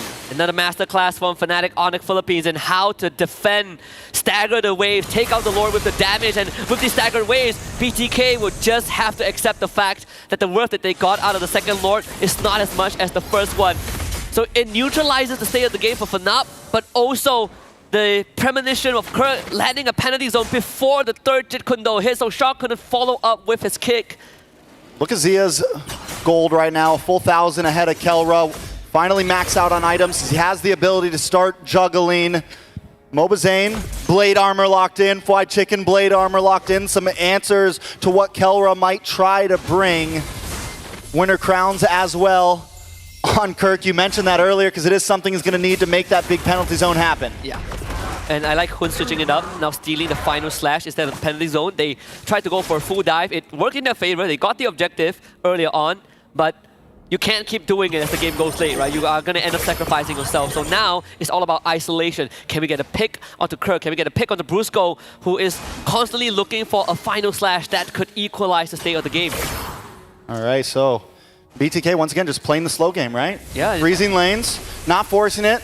But at this point, do we want to see them force it more, right? The last Lord, that's 2 Lords now, down the drain. And in another, another 4 or 5 minutes, Gold's going to get to that peak, and Fnatic Onyx won't be at a deficit anymore, right? It won't matter anymore. And they'll be able to really force and take these fights along with BTK. The big advantage that BTK has had in this last Lord is having the gold advantage, having a few extra items. I think it comes down to Shock, right? Yeah, this conceal play is what I'm waiting for. Shark looking for the kick, does get found out. Gonna be able to land on a Kirk, bring him back to the base. Zia. Oh, wait, big final slash. Out comes the Winter Crown. Zia in a little bit of trouble. Brusco. Wait, they're focusing on to Zia. Mobazane finds Brusco and Zia. Sidesteps, backs up, and still gets the kill. 2-0, BTK. That is perfect. We need a Shock to make a concealed play. He's the only one who has the capability, and BTK followed up with it. Again, you can take this Lord, but you gotta contend with macro, which Fnatic on the Philippines, they're already setting up for it. They understood that there's no Lord in sight, so King Kong is gonna deal with the top wave. Lord number 3 for the Bloodthirsty Kings, and this one has to start cracking inhibitors. Yeah, this one has to maybe even finish it at this point, because it's going to be, what, another 2 or so minutes, longer than that for the next Lord. By the time the next Lord comes up, Fnatic Onyx Philippines will be at a point where we're ready for the 5v5. We're ready to throw hands with you. We're ready to throw fisticuffs. Okay, just talk about how fast Zia switched from Winds of Nature to Rose Gold Meter. Well, getting a penalty zone to the face. Yeah. Well, getting a final slash to the face. Exactly, and now he bought the Winds of Nature back once more. We'll have it ready for the next fight. King Kong will try to cut the top wave, but thankfully BTK are also on the case. So King Kong not able to fully clear it out. They're looking for him. Conceal play. Is this the right play? They do get the kill! Zia found you creeping. Now BTK 5v4, but right now there's only 3 of them at the enemy's base. A big final slash. Hoon brought in. Fried Chicken in trouble as well. They got to be careful. Kelra gets the kill, stops him, puts out the stiff arm, and knocks him down. At least that's one inhibitor. I say for Fnatic Onyx Philippines, King Kong sacrifice was sort of worth it, right? No Zia to siege with BTK means that they can only deal minimal structural damage, and that was with the help of the 3rd Lord of the game. So FNOP again, back to a neutral state. But BTK have a solid control over the state of the macro right now, thanks to that fallen inhibitor. Yeah, I mean, that's going to help a lot for sure. At this point, Shark's been setting up well in terms of, in just the general sense of the map. Where BTK are folding is when they get into this bottleneck, right? When they try to get into that base and have to go through those lanes. You got Kelra sitting there with a sniper. You got Kelra sitting there with a grenade launcher. You got Kelra sitting there just ready to stop you, and you proc that as well with the duality, the passive from Super Friends. It is a hard wall to crack through. And with how BTK has been playing, we're not seeing as much off-tempo play from this Loi because they don't really have the control that they were looking for. And BTK made adjustments. They understood that every single time we get an objective, this King Kong Suyo shows up in the side lanes to stagger our waves. We might as well take him out. At least we get an inhibitor off of that. But this is where it gets into murky territories, right? Both teams hitting that critical mass. Lord up in 40 seconds. It's all about item swaps for BTK. Fnatic Onyx Philippines also peeking out in their core items. At this point, does this game just end with a full team wipe, right? With at least a 3-man wipe, is that the only option at this point? Not just taking 1, not just taking 2, but a minimum of 3 to where you can just force your way in. It could be the only way, honestly. I think if you're BTK, if you're Shark, you are always looking for that moment. Same as Brusco, but we've seen how BTK respond to being dove by a final slash into a penalty zone. They have had protocols set up to deal with that. And Shark, he is just taking up so much space. And Fnatic Onyx Philippines are respecting the show. Yeah, they're definitely respecting it. Nobody's forcing it.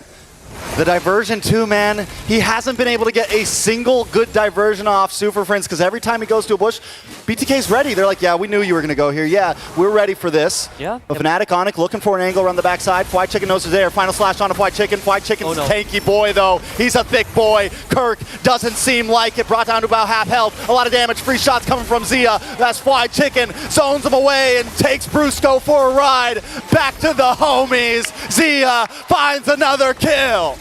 When was the last time you've seen North America kind of putting up such a fight? We've seen glimpses of that in previous championships, but you're up against a super family that everyone touted as perfection, the embodiment of perfection. But BTK takes the 4th Lord of the game. And so far, in terms of objective, I gotta say, Trex, all 4 Lords have gone to the N-Ace powerhouse. Yeah, and look, I mean, once again, Suyo at the top side, pushing up on. I think BTK is doing this right. It's like, listen, fine, do that. We got a Lord coming down mid. You're going to have to come back to base. You got 15 seconds on the clock for Brusco and 10 for Kirk. Without Brusco and Kirk, there's no way Fnatic on the Philippines can get any engaged off, but BTK, is this the end angle? They're going to attempt for it. Oh, Hoon with the penalty zone. They just got to lock the base. Can they do it? Shark able to get it. Zia goes down. A few more hits. BTK tie up the game. Hands up for the bloodthirsty Kings. North America on the map. The hope to qualify for knockouts is still alive. And can you believe it? Against literally the favorites to win the entire championship, and they have tied it up. Hope restored for sure. What a game number 2, perfect macro. But this MOBA Fred continues to be a dominant threat on the playing field. Let's hear what the panelists have to say about this equalizer from BTK. And we have got ourselves a series as BTK forces game number 3. No other way for this to go. And of course, with Captain America getting MOBA Fred and Fly Chicken getting another EXP laner that can straight up just disrupt what the opposing team wants to do, they force it into game 3. This is amazing, man. You know, when you have these advancement matches, it's got to go 3 games. Like, you don't want it to be a sweep, obviously, either way. And this is, like you mentioned, Redmar, this is a team going against the favorite right now, the tournament favorite. Yeah. And they just went and got a great victory that they well deserved. And so I'm really interested in what's going to happen ahead of them.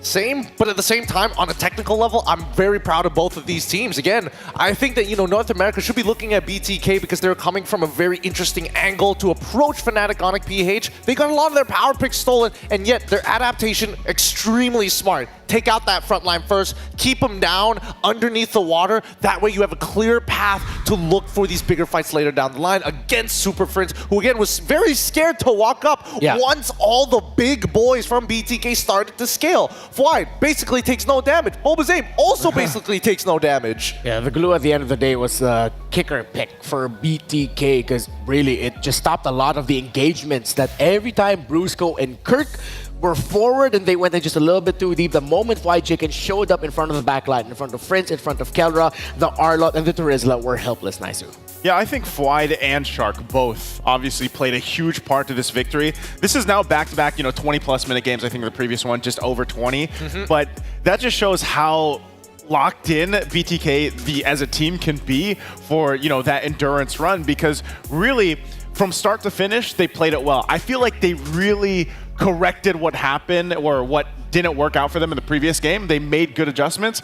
And it's funny because we had that discussion earlier about the whole coaching or not having a coach helped them out. Well, clearly they were able to talk things out in the player room and then adjust quick enough to bring this performance for game 2. They were really on the same wavelength about how to actually approach Fnatic in a lot of these moments, right? Early game brawling was actually super important for BTK, and obviously it could have gone either or, but generally they're overreaching, right? It's not about the neutral objectives anymore. It's really about how do we take away the supply lines from Fnatic so that people like Kelra, as much as he can do well in lane, if Zia just gets just a little bit of help, gets that first initial kill, we can snowball him out of control by being a brick wall that he can hide behind. Yeah, one of the biggest things that Fnatic Onic Philippines needed to do was hold on to that mid lane tower for as long as possible. It fell at around 5 to 6 minutes after questionable positioning around a major objective from FNOB that was punished quickly by BTK, and after they lost a little skirmish where they were forced back,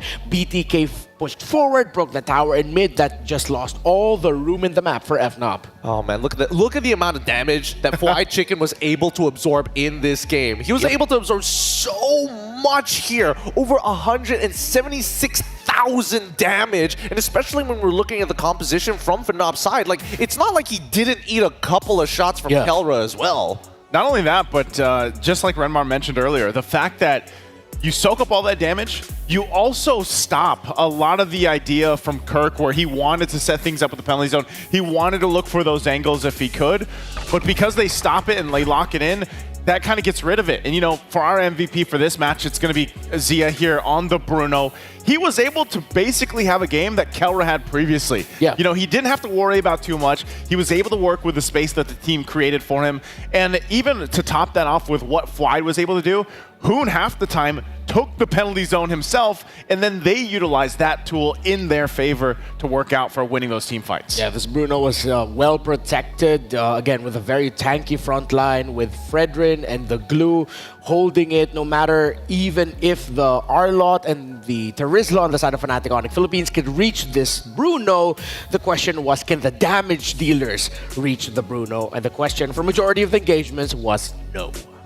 Honestly, the answer was no. Yeah, the answer was no. But I think, you know, the Bloodthirsty Kings, especially when you're looking at, like, what is the main idea of the composition? Is it truly pick-off? And I would say, no, it's actually not about pick-off. It's about chasing down your opponents. Yeah. So it's really, how do you bait the reaction out of them, right? And I think that Fnatic Onyx PH, as much as we went into the drafting phase of Brusco stealing away this Arla pick, which would have been a big enabler for the side of the Bloodthirsty Kings, there's a certain level of execution that needed to be done. And unfortunately, the combo with the penalty zone as well as the final slash, it worked a couple of times when Bloodthirsty Kings were out of position, but generally Kelra was not able to land a clean combo overall in this game. And once those ults are done, you can see Mobazame, first item, Thunderbelt, second item, Brute Force, Breastplate. He's running at you. And again, the best strength of this North American team now is that Mayweather-esque playstyle. They love the counter engage and the counter punch. Unfortunate that the boot, or well, the ball followed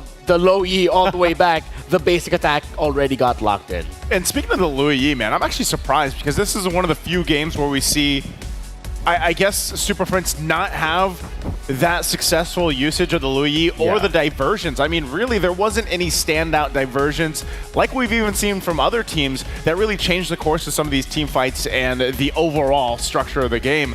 Whereas he was a lot more on a decision of, I got to be defensive with it. It was way more, it was used way more for escaping than it was for trying to throw off, you know, the positioning or anything else of BTK. Yeah, when you have such a tight formation, even coming from the flanks is going to be tricky. So now, if in game number 1, the question of Bruno was answered by the Layla, now Fnatic Onyx Philippines for game number 3 have to answer the question of Captain America's pick. That Fredrin, I swear, needs to be respected. It needs to be respected, but I don't think it needs to be banned. I think we need to understand the angle of why exactly did these series of events end up happening for Fnatic Onyx in the first place. And a lot of it just came down to when we were brawling for this neutral objective, we ended up losing the most important structure on the map, the mid-tier 1. Because when you're up against a chase composition, you need to fall back into a structure, and especially when you're in that mid lane, plenty of access points to get there. And unfortunately, once that was done, BTK saw that opening. Hey, every single time we play for neutral objectives, we can just chase them down and fight. I think this puts it, the reason why the Fredrin works so well, and, you know, the whole world knows about this because we were stuck in that meta for the longest time, but you just allow Mobazane to just focus on those objectives, tank up what he needs to, but also pay attention to what's happening around them, and that's where they capitalize off that. So, yeah, I think it doesn't need to be banned either. Like, I don't think you go and waste a ban slot on that, but it definitely needs to be answered in a way with how they handle the draft going against a Fredrin if it pops up again. Well, don't forget, inside the game, you have a lot of great goodies you can get with the pass. November 22 to December 29, again, it is still there. The support chest is available. It's just 50 diamonds per support chest and all that stuff. It helps you get to that pass. The points in the pass where you get the goodies, especially for that Claude figurine right in front of us. Now, one of the major questions that we ask every M series is what makes the MVP? What makes the most valuable player of each team? There's a lot of qualities and a lot of different ways to look at it. Here they are.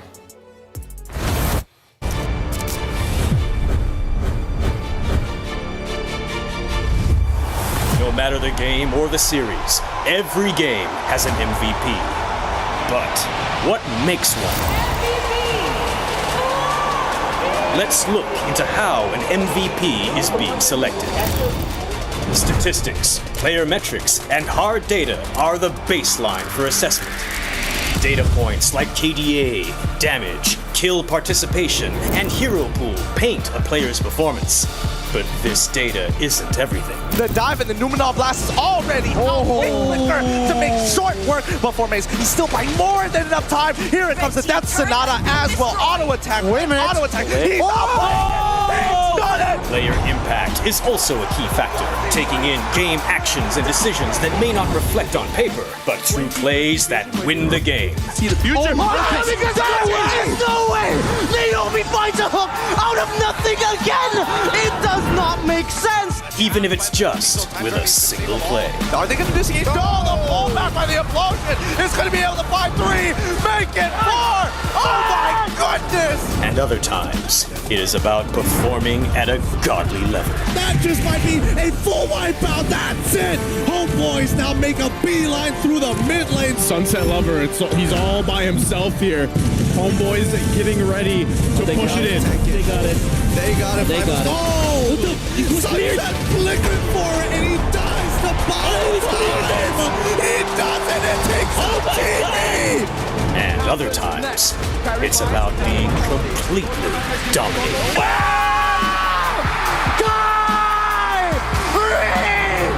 Weaving in and out, stinging like a bee. There's a knockup. Down goes Edward. Huge punish from Onyx. But the Filipino sniper takes one from the back. Kenny, though. Give it to him. 3 members chasing him down. And there's only so much alone Khalid can do. There's the wipeout. There's the last takedown. How would you decide the MVP?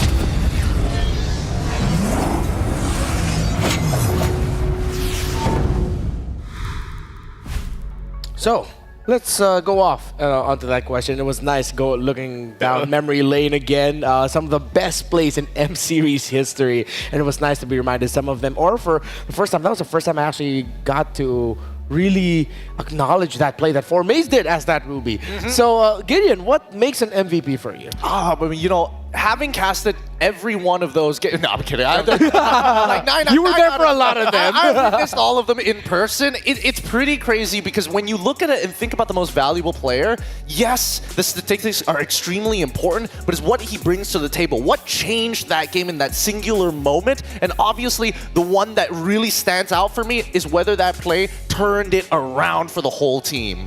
Yeah, because there's amazing, you know, plays that happen time and time again. But that's the point that Gideon just made. Does it turn a team like in their favor or a game in their favor based off that single play?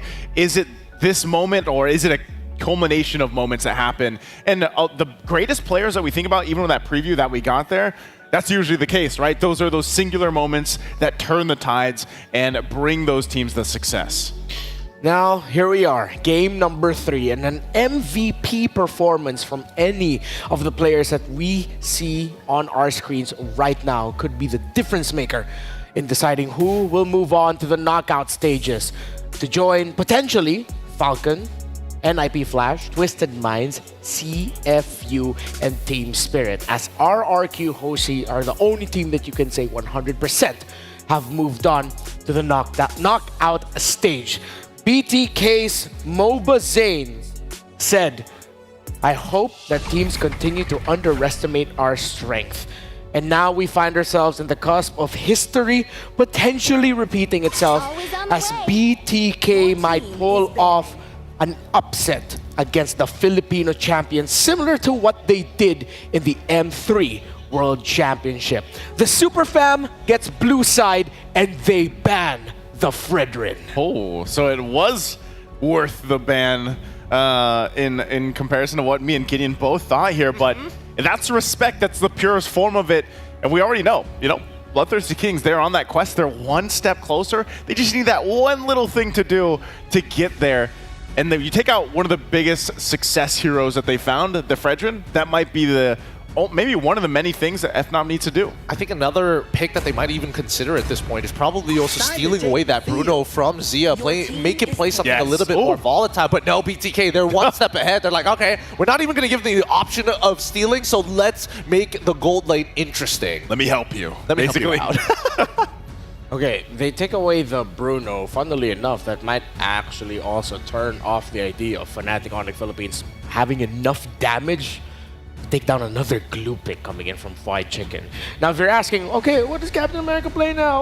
Oh no, his Fredrin's gone. Well, I mean, he showed off this in game number 1, but if you look back at the more utility-minded junglers that he showed off in NACT, there are 2, Alpha and, well, Akai. Oh, but this is great coming in from Fnop's side. A strong opener once again with that show. Again, Shark is really, really dangerous here, right? From his time in M3 all the way to now, the biggest evolution is that he is not afraid to make the play anymore. Under pressure, usually you see him making some awkward decisions, but now he is decisive and he is extremely, extremely quick on the call. That was the glaring thing from the previous game where, typically if you've been watching Shark for a while, maybe he makes some hesitation. And this could actually be for a lot of roamers that are developing, and then eventually something happens in their development as a player to the point where they're just confident alongside the team with them to follow through on the initiations that they make. And sometimes, some people might be watching and be like, why did they do that? Why did they go in? But usually it's for the better of the game, and you can see these picks come up already. That is the Hilda being locked in here. Of course, the Suyo again. I love it. I love the Hilda pick. Really strong as an EXP laner. A great flex, and now even for not going into that Joy for some late game insurance while still being able to fight around the map. This is going to be interesting.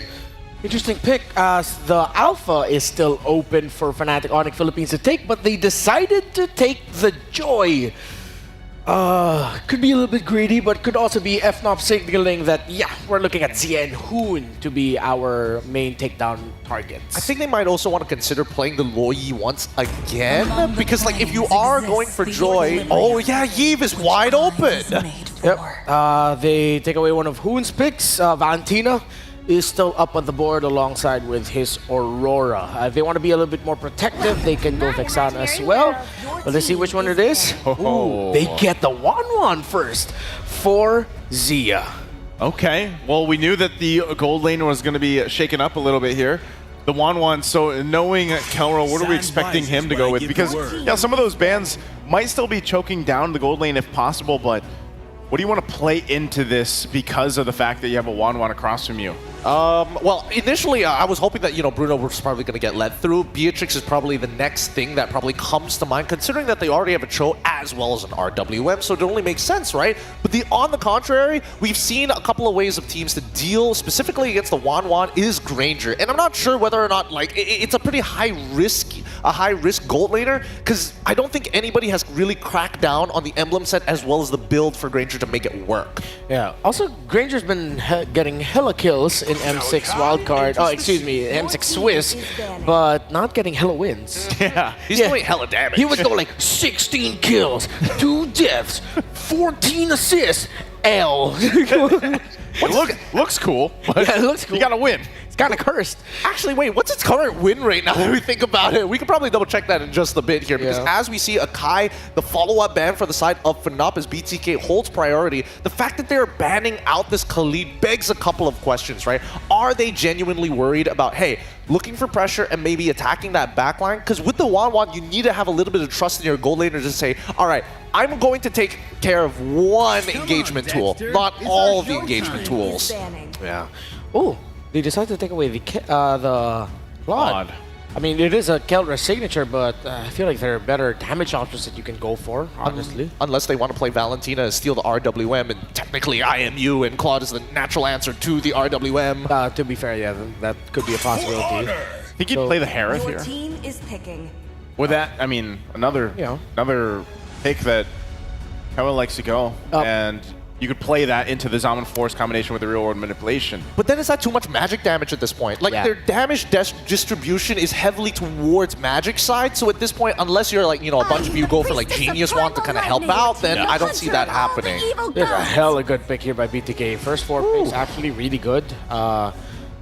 Because you take away comfort for Kirk. Now this might actually swerve Kirk to go into the XP lane Cho, and then they get a different pick for the roamer, maybe Brusco signature and the Gatot. But then the problem is, it's not really a backline heavy comp. BTK are looking to play sort of divey. Still, it's going to be the 1-1 staying in the back, but the 1-1 wants to get kind of close to hit those marks. I'm curious to know, does Kirk play Benedetta? If he has, it's been very rarely that he does. Not in the last season, no. Yeah, there's the Gatakacha. Iritho? Team is picking. Yeah, Iritho. Yep. I mean, it's a classic way to deal with the 1-on-1 to beat her in lane. She walks up, roar, arrows, you've lost the trade. Load, no armor, and I'm done. It's shredding.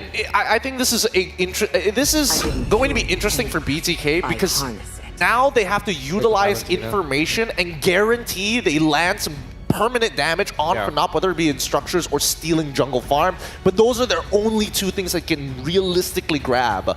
Alright, BTK now goes a little bit more aggressive. They could take it, and honestly, hard to see who'll win this game number 3. Thank you, panelists. The fans of North America and Philippines all clenching their backside holes right now because this is the final game in this best of 3, and only one team will emerge victorious. Is NA going to lock in that slot, or will Fnatic Onyx Philippines fulfill that destiny? There's only one way to find out. Trax, how you feeling right now? I'm feeling good. I think everybody in the crowd right now is feeling good.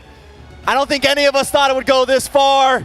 For all you here, Fnatic Onyx Philippines, give it up. And if you're here for BTK, show some love. We're jumping into the land of Dawn for game number 3 in the faded finals of this Swiss match. Who will take it all? Who will join the Kings of Kings in that knockout stage to place that logo right beside them on that board? First, Jungle Star, we got BTK, Mobazane on that purple buff first. So again, parallel jungling, they're both going to end up on where the gold laners are. Heavy poke on that mid side, that's what you got to contend with if you are up against a Yve. But top side as well, this Irithel into 1-1 is going to pose a bit of a problem for Xia, because Kara can just always perform that drive-by, always stretch your armor, outranges you. Xia already used his Inspire. And Fnatic Onyx Philippines already going for this. Send our EXP laner up to the top side. Let Joy farm a bit. It's definitely interesting. Fnatic Onyx Philippines know they want to maybe play this aggressive. Know that last time they lost because they lost out on that mid. So this time they're taking control of the river. They're taking control of the mid lane. And you get the taunt mid side. Hunu is going to take a lot of punishment. You're dealing with a Hilda that likes to move around a lot. Well, Kirkcho solves that problem, right? You get double roamer, essentially, and you can also match the tempo of this Hilda. And a Hilda that doesn't get to move around freely without interference is a Hilda neutered in that early game. And look at the pressure already on to Mobazane. Did he steal that? Did King Kong? King Kong just used the retry. It's like, listen, bro, we know what we need to do. We're going to slow you down. We're going to be in your face all game today. He's going to hit 5 first, and he will have retry back up in time for the turtle. So nothing much was lost for King Kong, but for Mobazane, you can already feel that pressure, right? This Yve got taught, this show just outpacing BTK's lineup at the start. This Edith, Hilda, they all have to just take it in their face early on. Yeah. A little bit of damage on to Kirk there. Hoon and Shark got to try to clear this wave quick to get over to this turtle, but Brusco and Kirk already in position to zone them away as Mobazane tries to get this purple buff. There's no time. King Kong able to take the turtle, but 2 WMs come down. Shark goes down with them. Fried Chicken falls. Super Prince on the aggression as Mobazane is forced to back off with Kirk in his face. Very unfortunate for BTK. They decided to take that fight, which I feel like they should have just let it go because, again, Mobazane was late. He's gonna go down. Big Way of the Dragon does land on to Mobazane, and Brusco takes the kill. Kirk showing off in the jungle. Didn't take that loss in the second game lightly. And FNOP, this is the biggest goal lead generated by one team in this series thus far, right? At least this early on, below 3 minutes, almost a 2K advantage for Fnatic Onyx Philippines, but the worst has yet to come. All lanes are won by the Filipino super family, and BTK are struggling at every single corner. Yeah, the super family feels like a different beast right now coming into this game. The past 2 games, the highest gold lead we saw for about the first 8 minutes was 500 or 600 gold. Yeah. This time, Fnatic Onyx Philippines is kicking things into gear. The engine is revving. And Fnatic Onyx Philippines are showing BTK why they're the favorites. And look at Kirk. He's going to proxy this wave. And BTK, there's nothing that he can do about Kirk. He's just going to waste time. Kirk able to get the kick, trying to run away, but they should be able to get the kill here. Kirk still surviving, but wasting time. Precious seconds of BTK. If Xia has any spidey senses, it's a good time to start considering backing off. Just give up space to Fnatic Onyx Philippines. Wait for backup. They can't really do much in this situation. Again, FNOP just moves so much faster. King Kong once more taxing that purple buff of MobileZane, just like how he did in Game 1 when we had a similar matchup. Yeah, Zia gets his first item locked in. He finally gets that Corrosion Scythe. Gonna help out a bit, but it's still gonna be some time. You know, the Wan already not the most extreme meta hero we've seen. I think Skylar is one of the only ones that have really pulled it off amazingly so far in M6, and it takes some time for it to really pop off. Fnatic, Onyx know this. That's why they're putting on the pressure. BTK has to try to hang on for this first mid, I mean, maybe even into late game. Not only that, how are you going to unlock all that weakness points for your ultimate, right? All of them are so mobile. Cho is going to dance around, you know, with his Jit Kundo and Shunpo. You got to try to contend with the RWM the Super Free is going to set up. It's tough. Kirk once again hunting for MobileZane, man. Kirk knows the assignment right now. Here comes the AOG, able to lock on. Hoon able to steal it. RWM does come out. Brusco with an AOG of his own. The damage lands on a Shark. He brings out the primal form. Kelra in a little bit of trouble. Zia going toe-to-toe, but he might get taken down. Zia falls. King Kong gets the kill as Fried Chicken looks for the next target. MobileZane able to lock down Brusco. 1 for 1. Turtle for Turtle. BTK cannot breathe that big sigh of relief just yet, because that was only possible because it was the early game, right? Kara doesn't have his items just yet. Any other situation, he would have blown up Zia in under 3 seconds. So BTK, they got the turtle somehow. MobileZane, as always, good on their retreat button. Even getting 2 kills for themselves. King Kong will attack the purple buff again. Can they stop him? King Kong low. MobileZane misses. King Kong just gets away. Threads the needle. Able to slide out to safety. And he takes the purple along with him. Even takes the buff after missing his retribution, I believe. Yeah, King Kong used his retreat first and still got it. Bot side, they want to look for a play. AOG comes out, does not lock on to Zia, but does fend him away. Zia's dancing right now. He's looking for towers. He's looking for space. He's looking for gold because he knows the clock is ticking. And right now, Kelra's clock is ticking much faster. Now, Kelra is accelerating for sure. He's gonna go for, I mean, he went for Haskell straight for first item, then only completed his tough boots. It will only get harder from here. Berserker's Fury will be the second item for sure. For Kelra, if he at some point wants to go for Ballistic Gun, I wouldn't be against it for the extra range against such a short-reaching team like BTK. Hoon takes the AOG once again. Looking for some looking for some engaged possibilities. I think the goal is maybe don't use it so early. Maybe wait out until you pop that AOG. Don't make it the first skill to come out of your team. Use it as a response. Use it as a chase. Use it as, peeling for your team. Something else than just diving into your enemies. It's all about picking up poison. If you steal AOG, then RWM is going to be kind of that obstacle, and vice versa, right? If you steal RWM, Brusco can just jump on top of you with his Avatar of the Guardian. So in this case, I think Hoon has to really make those smart decisions. Stalling on this mid wave is the first step. Third turtle now, the point of contention. Oh, Kirk with another kick. Puts MobileZane back into his grave. Fried Chicken falls next and Hoon's in trouble. He's looking for the escape, but there's no escape from the Super Family. A triple kill for Kelra. And the advance keeps coming. BTK against the ropes. Phenom are just too fast for BTK to keep up. This was the second time that Phenom makes a move, and BTK tried to fight and they lost. Zia gets crossbow Tang, able to find Kirk. More shots fired off. Can he back off? Shark in a little bit of trouble. Kelra gonna go in for the chase with the dive, but does not find another. BTK just slide by. Guess it's the silver lining. Consolation prize getting Kirk. Zia getting the kill is massive. Had to use Inspire for it. They still lost the mid-tier 1. But BTK needs to really stabilize this game. King Kong once more steals the purple buff. Wonder if we could get a stat of how many purple buffs King Kong has stolen from MobileZane. 2 levels ahead of the Suyo. MobileZane forced to go to the top side, and everyone else from BTK now starting to recognize that we need to stick by Zia. He is the president of North America right now, and we need him alive. We need him for that late game. At this point, the amount of buffs that MobileZane has gotten, he's a glorified EXP laner. It's definitely tough for him. He can't farm. He can't get his purple. He can't get his orange. And even look at King Kong now on the mini-map. He's going for another one. The damage is outputting. MobileZane just able to get it, but even that's a hard time. It's also a minor switch up from King Kong, this time going for Temporal Rain for the talent instead of the War Cry, so then reduce cooldown for his dashes. Even more mobility given over to the Joy in these team fights, right? At the drop of a hat, King Kong can just decimate this backline, and you don't necessarily have to dive onto Zia. If you can get a Hoon, that is good enough. If you can force Zia out away from the fight, it is already a win condition. And not only that, Kelra can always catch up with that sprint on this Irithel. They got to do something about Kirk, man. Kirk is having a hard time. I mean, Kirk is just making them have a hard time. Shark goes down. King Kong, I saw it coming. I'm watching the mini-map, and Shark's just inching closer and closer to Kirk. Man, and I mean, it's similar. Right now, the Cho has just been such a strong pick from game 2 to now. It has been a decider. Isolation factor that it provides with the kick. And from the start, I already pointed out that this Edith is going to have a hard time even trying to keep up. Yeah. And now we are seeing Shark just not having a game at all. Oh, a little bit of damage on Mobazane. A lot of damage on Mobazane.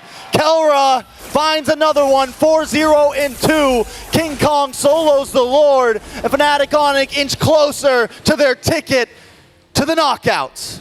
I feel like Fnatic has taken off the waist, right? And Rock Lee waist, they've taken it off and they're now ready to draw. Yeah. Just moving at supersonic speed. Almost 6k goalie with the first Lord. BTK might have to let this go. Yeah, they're going to have to back off, and look at the kick! Kirk! How do you do it? 5-man wipe as Kelra cleans their clocks. Mobazane back on the map, trying to defend. The minions are there. Fnatic Onic backs off, but there's still a Lord coming, ready to knock down the castle. This is it might be early to say this, but I'll say it anyways. It's checkmate for BTK. No amount of miracle can save NA right now. FNOP can go for the end. That's it. AOD to the back. Mobazane off the map. Fnatic Onic attack. They want their name on the plaque. BTK trying to defend, pushing them away once again. Fnatic Onic PH. Let it happen. Let it burn slow, because the Lord is still coming. There. The Lord hasn't even arrived at any of the structures just yet. And FNOP can continue to put an impact. I mean, look at the damage. He's just taking out the front line of BTK like they were made of butter. BTK stuck in the base, waiting for hell to come right now. Fnatic Onic PH has brought Armageddon along with them. Kelra 7-0 in 4. We're 11 minutes in. I'm wondering if he's maxed out. And look at the damage. Deleted. Gone. Taken out. Another one on the chopping block. BTK in shambles. Shark deleted. Zia falls. Kelra looking for the Maniac. Looking for the Savage. Couldn't quite get it, but Fnatic Onic Philippines are going to take this tower. In the Philippines, there are no kings. Just the super family. Pure domination as they let this play out in a celebratory fashion. Fnatic Onic Philippines will be your second team to join the Kings of Kings in the knockout stage. 2-1 over the Bloodthirsty Kings, as NA will have to take a seat in that 2-1 bracket. And this is truly Fnatic unleashed in that third game. We thought that game 1 and 2 were close, but in this game number 3, it wasn't even remotely a contest. They took off the weights, like you said. The Rock Lee weights are off. They were moving at high speed. They brought the aggression to BTK in the early game, and they took it. They just ran with it. Congratulations to Fnatic Onic Philippines. We're going to toss it back to the panel to talk about this game. I mean, it is December, Thanksgiving's over, bring out the lechon, it's Christmas time, as the Filipinos will move forward to the knockout stages. Thunderstruck was BTK. That was a clean ending. It was crazy. Honestly, it was crazy with such a lead, and honestly, I gotta give it. If Brusco doesn't get MVP by the end of this, I'm gonna be upset. No, Brusco is your pick for MVP. Brusco, my bad. I was thinking Kirk. I was literally talking about it. I can't. Yeah, you were literally going, oh my God, Kirk! The Cho is such a pivotal pick here. Oh my goodness, so good. So good. I just, across the board, this game 3 was like, I mean, it was under 12 minutes too. Yeah. But just a complete dominating game for FNOP, and realistically, if you've been watching them for a while now, this is I don't even know if I could say this is their peak gameplay. Like, I feel like there's still something in the tank here for them, but it was an absolute just performance from them. And I think peak MLBB obviously in this game 3 for them. But yeah, I think Kirk 100% was deserving of MVP for this game because he did so much on the Cho pick. And the casters mentioned this too, how great this hero alone has been. But in the hands of Kirk like this and how this played out, phenomenal. I don't know about you, Rema, but do you feel like, you know, Fnatic Onyx PH felt a little disrespected, and now it's like, okay, we got to put the hammer down. We got to show who's Papa. That's what it felt like. That's what it felt like when we saw RRQ go up against Twisted Minds and they qualified, and that's what it felt like in this game number 3 after BTK was able to test FNOP in the first 2. Thunderstruck again, they were left. Let's go on over to the stage with Rose and members of Fnatic Onyx. The second team to officially make it to the knockout stages. Fnatic Onyx Philippines taking a 2-1 win against BTK. And right now I have with me King Kong and of course, Coach Why Not. Hello, first of all, congratulations guys. Thank you. Okay, King Kong, let's start with you. You just went through 4 intense days of Swiss stages. How do you feel the competition is like right now in the M6? Sobrang saya. You're happy, but is the competition like intense or you think it's easy? Minsan intense, minsan easy eh. Sometimes intense, sometimes easy. Maybe you can dive deeper into that. When is it intense? When is it easy? MOBA saying intense. Oh, okay. Now, I like that. We'll get to that later. Okay, Coach, Why Not? I'm pretty sure not just us here, not just the casters, but people all over the world were probably wondering, Coach, why Layla? Why Layla? Yeah, maybe you can explain why you guys decided to pick Layla. It's the first time. I think it's a tribute to Malaysia, to the great Chico guys. Right? Chico. And Kelra respects Chico very much. So it's something that he thought about, that it might counter Bruno. And yeah, it was a success. Okay, I like that. I do think it is a good tribute to Chiku guys, and it's nice to see that Kelra actually does respect Chiku guys, and I'm pretty sure he's watching right now. You know what? Hi Chiku, look, you might not be in M6 this time around, but there are players that still look up to you. Thank you very much, Coach. Okay, King Kong, back to MOBA Zane. In a video earlier, there was a video we saw. You said you wanted to meet MOBA Zane. Now that you've met him, what do you think about his performance? Ang lakas niya mag-pred rin, kaso pred rin lang. Oh! Okay, now this one's good. So, as you all know, I just asked, how is MOBA Zane's performance? He said, he's good at Fredrin, but Fredrin only. All right, King Kong. Now, King Kong. You've already met MOBA Zane. What other junglers do you want to meet that you think are good? Because everybody says you're one of the best. RRQ, Sutsujin. And? Give me three. 3? Sutsujin. SRG, Sekis. Sakais. Last. Vamos, Chibi. Oh. Now, if the matchup does happen, I'm pretty sure this is going to be very, very intense. Okay, Coach, why not? Maybe as a coach, in your opinion, give me at least 3 teams that you think can make it to the knockout stages. I mean, obviously BTK. I mean, the other 2-1 teams gotta respect the Fredrin. They gotta respect the macro of BTK. You know, apart from them, it's really a free-for-all. I mean, the 1-2s, it's very scary. Those are champions.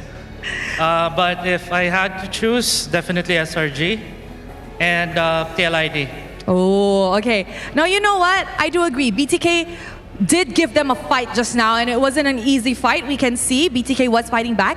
SRG and TLID, you know what? Hopefully these 2 teams do make it, so King Kong can actually meet them in the knockout stages. Okay, King Kong, to wrap up the interview, what do you want to say to the Sonics? We can see that the Sonics, full support in Malaysia, and I'm pretty sure in the Philippines as well and all over the world.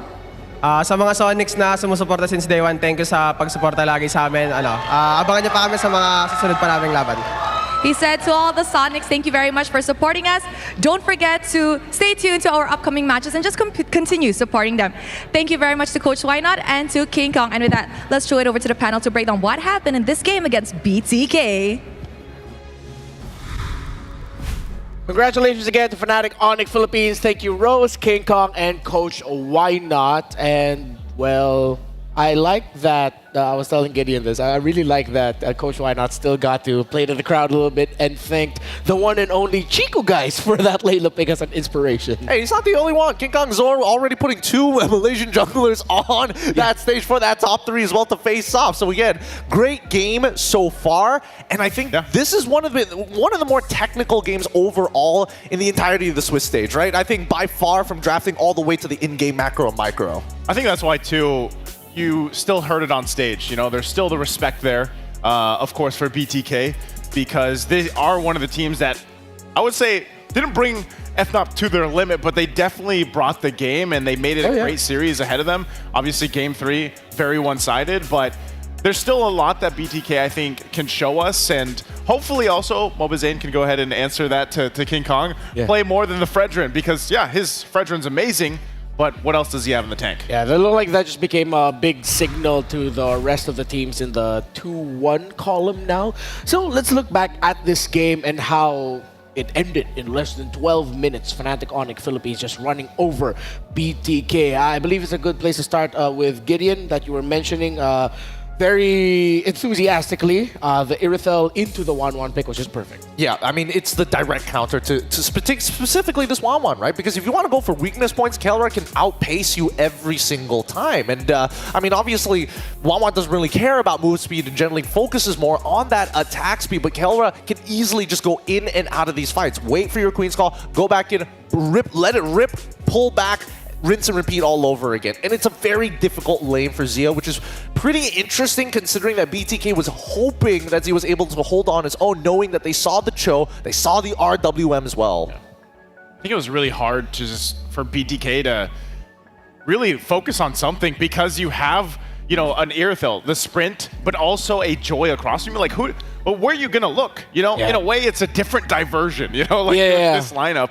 And I think that's what made it so successful for them because it really just caused so much chaos against whatever BTK was trying to do. And if that's the plan from a team like this from FNOP, you're going to fall behind. You're going to fall behind fast, and that's exactly what happened here. Divide and conquer against a team that are very good at playing together, playing as a unit to support their president, whoever it is in the lineup. But for Fnatic Onyx Philippines, I'm glad you mentioned the joy and the idea of where does BTK go, because at some point it felt like it was just that. It was like, all right, we finally patched you know that thing in cartoons when a ship is sinking, they patch one hole, another one pops up, they patch that, 3 more pop up. That's what it felt like. You know what a perfect example of that too was in the game? When King Kong shouldn't have escaped that purple buff steal. No. Oh, when he stole it? Yeah. That was, honestly, honest to God, that was disgusting. That was illegal. He should not have been allowed to do that, but that's the beauty when you have Temporal Rain, right? Which again, is one of the few adjustments we saw from King Kong. Instead of going for Warcry, where it's about, hey, I don't mind going in and out of these fights as long as I can get this to a trigger, I'm going to deal a decent amount of damage. But now with the Temporal Rain, I can get in and out a lot more effectively because honestly, with or without the Warcry, Joy still does an absurd amount of damage. Yeah, it felt like what we saw there in that game number 3 was a team that understood and finally got completely what it felt like to go up against BTK. And with some key adjustments, let's now talk about that Cho pick that you were raving on about.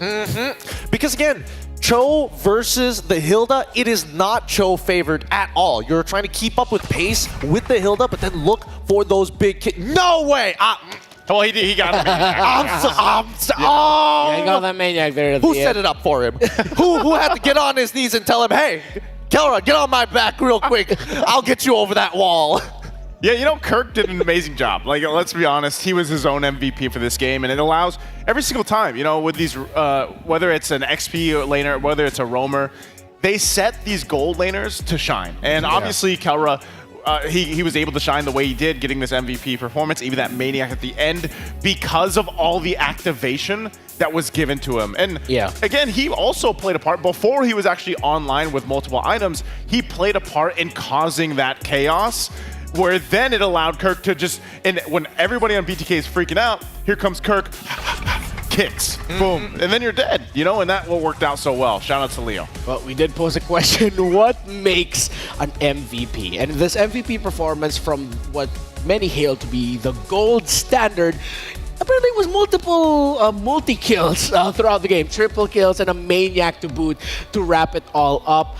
One of the best ways to say that a gold laner is the best in their role is just when they find the right timing to pop off. And in those last 2 minutes, Kelra found the right timing to pop off. I mean, especially when you have like such strong pillars like Brusco, Super Prince, and as well as Kirk to kind of lay out the red carpet for you, right? Yeah. It's, I mean, I would say that in this particular game against the Bloodthirsty Kings, the biggest issue that I saw in it is the fact that when you want to make a proactive play, you are getting the information, but off of the very first interaction in the game, they never really found that solid footing anymore after that, despite having, you know, a strong Hilda pick. Hey, by the way, Joy isn't on this side of the map. Be careful on the opposite side. I rotate, I sacrifice my farm, and even then, I still am not finding these big turnarounds. Yeah, I think overall it was just a situation where BTK, they had too many problems to solve, like because of this lineup that FNOT brought to the table. And I can see where some of the, you know, some of the stuff that they drafted, they brought to the table, even with the Hilda, it should have worked in theory. But when you fall behind so fast with this kind of lineup, and we saw them again, it was a point where sometimes it wasn't even just FNOT, you know, collapsing down after a kick from Kirk. It was just raw power even. And that's what we saw even from the numbers. And that played a huge part in allowing FNOT to just dominate that game 3. Yeah, it just was like cross-map control up the wazoo. Like, literally everywhere was just controlled. But that last series that we saw wasn't the only one filled with great moments. Here are the top 5 plays of the day all throughout round 3 of the Swiss stages. Let's see what this first one is. And it's, earlier in the day, Aurora and Ofenar. Oh, which one is this one actually? Is this the big turnaround? I feel like this is the, it's the Edward. Okay, hold on. No, this is the Doming show, right? Doming, yeah. Yeah, this is the Doming show. Look at him go. Look at him go. The initial slide tackle, and honestly, the fact that he was able to get away with so much here really just goes to show that, you know, Bruno is deadly in the hands of the right pilots. Of course, we had a Savage yet, by the way? No, just a bunch of maniacs. Just a bunch of maniacs, right? Oh, that's what I thought.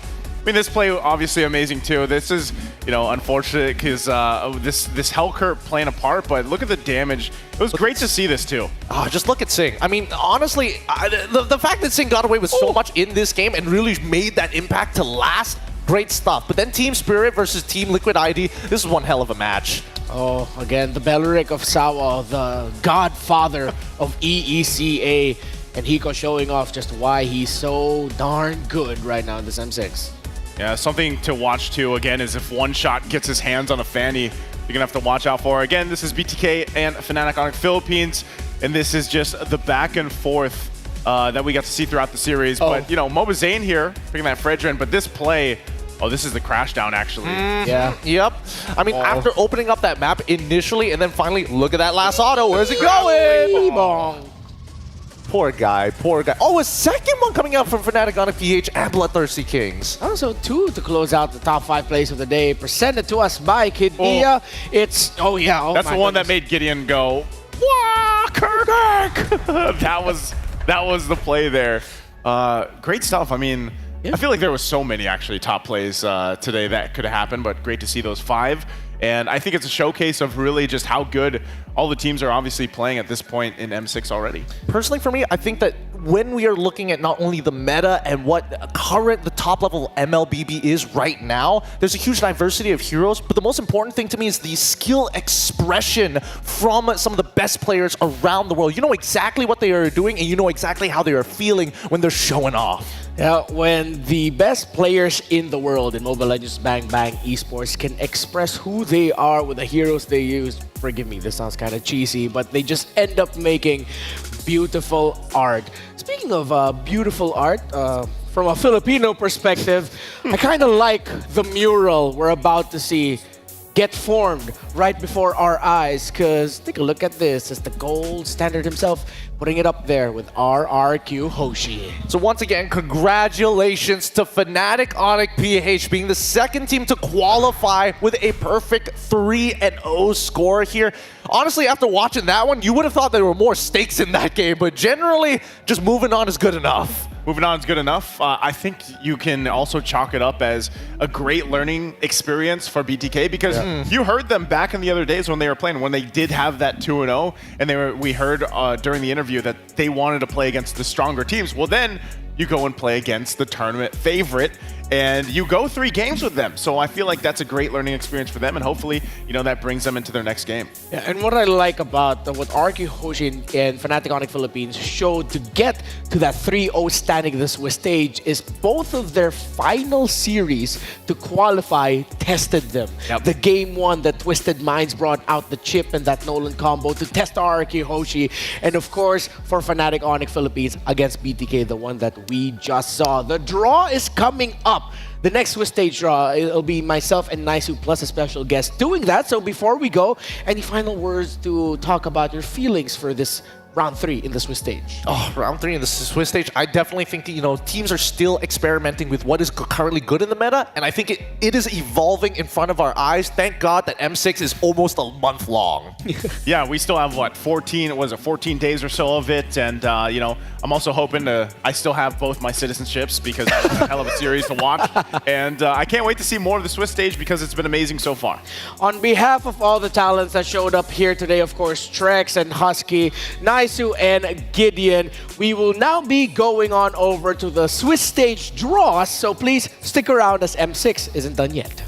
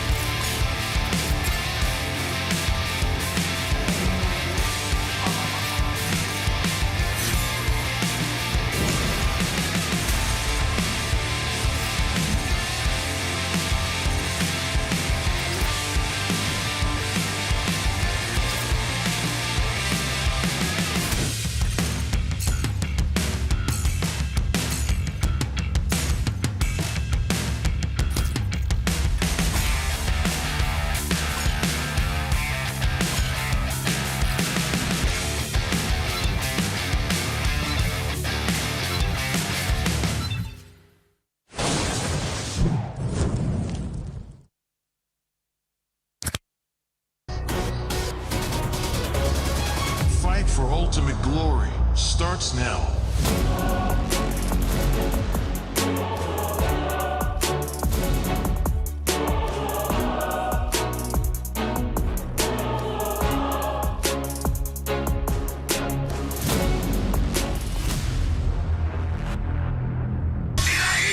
Mobile Legend M6 スイスウォッチ明治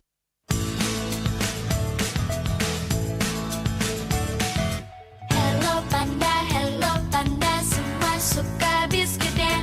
Biskuitnya enak, isinya lezat, rasa coklat dan strawberry. Hello Panda, semua suka biskuitnya. Biskuitnya enak, isinya lezat, rasa coklat dan strawberry. Hello Panda, biskuit isi yang enak.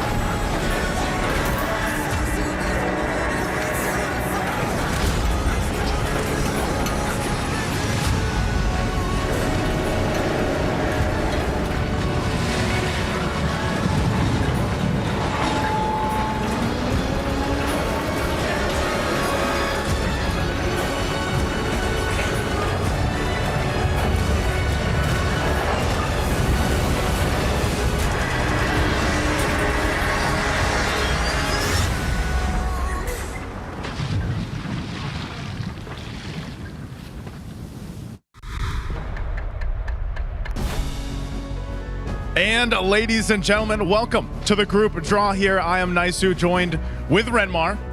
How you doing, man? I requested for a box for this segment. We usually have a box when we have to stand next to each other, but hey, we're gonna make it work, right? Yeah, we will. right. I know someone back there has been wanting to see this image for a very long time, and you finally got it. And I'm very happy to be here, so thank you. Again, we are going to be getting ready for the draw after a jam-packed, action-packed day concluding with some upsets, I would say. You know, some upsets happened today, but we are excited. And we're going to be joined, actually, today. We aren't doing the draw ourselves, like usual, like the routine here. We're going to have a special guest with us. I think we're ready to go ahead and invite our special guest to join us for the draw here. It's going to be none other than Geek Fam's Boloyski. Hey, round of applause for Boloyski! Woo! What's Welcome, up? Boloyski. How are you doing? How are you doing? I'm good. All right. I almost spoke it. I was going to say. Yeah, I was like, your prediction of 2-0 didn't hit for Fnatic Onyx PH, but real quick, how do you feel about the Fnatic Onyx win against BTK just now? To be honest, I expect them to win 2-0, but it's a good win anyway, so... Boloy, were you impressed also by BTK's performance here? Did you expect it to be 3 games, in your opinion? In my opinion, no. I kinda underestimate them, but they really have a good team fight. So next time they will face other Stormking, I will not be surprised if they can give a good match or even win. Okay, there we go. I think part of it too is like we heard from King Kong and Coach Why Not, the Fredrin seems to be an answer so far, but we are going to go ahead and get ready for the draw. That's what everybody is waiting for. It is time for that. Just to let you everybody know watching this again, the matches here are going to be correct, but you guys have to wait till we post the scheduling for the matches. So to start things off, Boloy, we are going to start with the 2-1 teams. All right, so every team in here 2-1 currently, and we will go ahead and fill out the bracket. So Boloy, go ahead and it's up to you, man. You know, you get to feel the heat here. Of course, last time we had a draw too. It was great to have Boston Gaming, and now first draw. Yep, first draw for 2-1. It's CFU Gaming, the Sharks of Cambodia. CFU Gaming, first ones to go up there towards the top. Again, an amazing performance earlier today. Yeah. An upset, I would say, for some people, you know? Yeah. And I'll hold it. Can I hold it? I've never held one. You want to? You gotta Cool. That's called responsibility. Yeah, that's it. I'm good. I'm good. All right, Baloyski. Again, this will not be the opponent of CFU Gaming. They will go into the left side of the bracket. So not facing CFU will be Falcon Esports. So they're going to be going under CFU Gaming in that side of that bracket. Interesting, man. I mean, both teams being drawn here that did defeat Malaysian teams, you know. Falcon taking that 1-0 against SRG earlier on. So for the next one. Go for it. You know, CFU Gaming and Falcon Esports was a match that would be a favorite match of mine if ever it came up, but no. Oh, wow. Twisted Minds. Remember the team that took one game away from RQ Hoshi before they made it there via their chip pick? They've been so good so well as well. Twisted Minds doing really good things. Now we get to find out who the opponents are going to be, Boloy. This is where the pressure, you know, it starts to build. First opponent for CFU Gaming. Go ahead and draw. All right. Baloyski, what match are you going to give us? CFU of Cambodia will face off against Team Spirit of ECA. Team Spirit again, after what we saw today. That's going to be an amazing matchup. I mean, both teams up to this point, the story that they have here. Next up against Falcon Esports. You got two teams left to draw this out. Choice is yours, Baloyski. Will they face? Gotta crack that one open. There you go. Falcon and NIP would be banger if ever. Oh. There it is. BTK. BTK and Falcon Esports, man.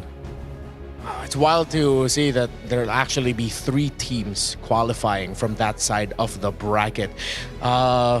All right, Baloyski. Last one. Yeah, that we know that's NIP Flash.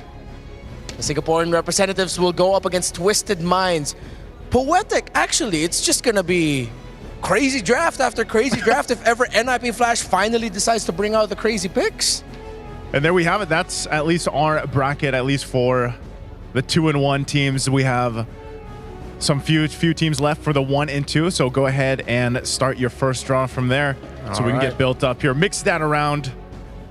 I like how Baloyski's a man of business. He said, I came here for the group draw, and we will get the group draw done.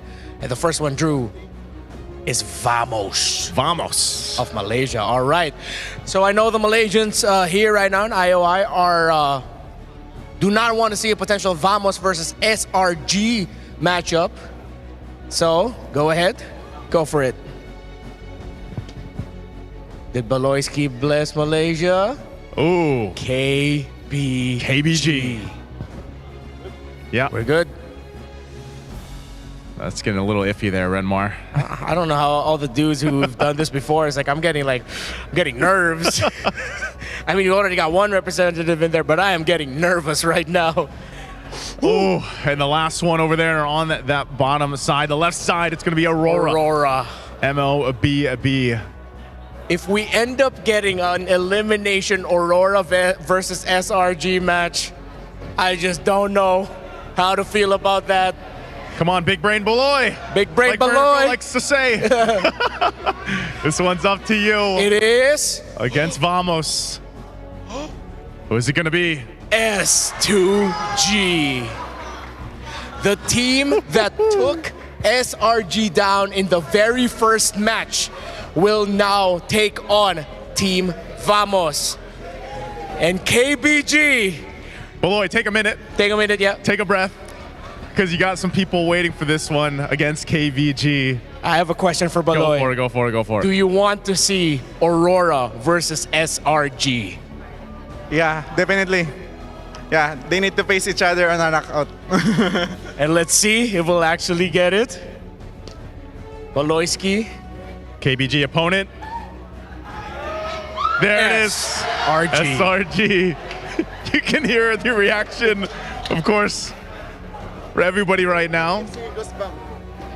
But then that means... And the last opponent for Aurora MLBB is Team Liquid. Team Liquid of ID.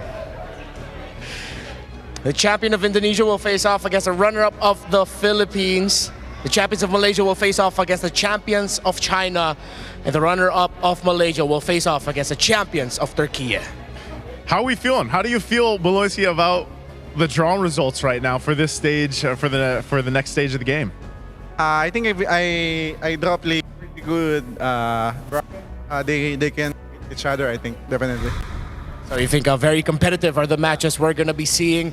Before we move on, though, Beloisi, what do you feel about Fnatic, Onyx PH, and RRQ? If ever, or let's say a personal power ranking from Beloisi, as of now, who do you think is the stronger team? Fnatic, Onyx PH, or RRQ? I probably Onyx PH. They have the aggressive play style on their early game, but meanwhile the RQ have a strong team fight also, and we just need to see. Beloy, I'm curious because you're very familiar with the players from Fnatic Onyx Philippines also. What do you think makes them so good? Is it literally just the super family concept of the synergy that they have? Is that what makes them such a strong team? For me, the reason they're a very strong team is when they're playing aggressive, all of them is having the same mind. They all have the same brain. Even in team fights, they have different targets, and then they really know their job desk, and that's what I like with them. Looking at the upper portion of the bracket right now, with CFU, Team Spirit, and all of that, which matchup there are you looking forward to seeing the most? For me, definitely this one. Like, instantly already excited for that one. Yeah, in that one. Let's start there. I want to see the Team Spirit versus CFU because for me, I really like this team. I really want Team Spirit to show what can they do more. I feel that they still have gas tank left on their arsenal. So Yep. I'm just excited. It's also special because, you know, this is now also best of threes that we have to take in consideration. We've spent so long in best of one territory, and we know how that can change the course of the games. But now that we're in the best of three, and lastly, Beloy, how about here? These teams right here, which one are you the most excited about to watch unfold? Definitely the Aurora and the Liquid. I was begging for Liquid and SRG because they both have good assassins. I really want to see their matchup, but yeah, sorry for Indonesian. I have you Aurora then.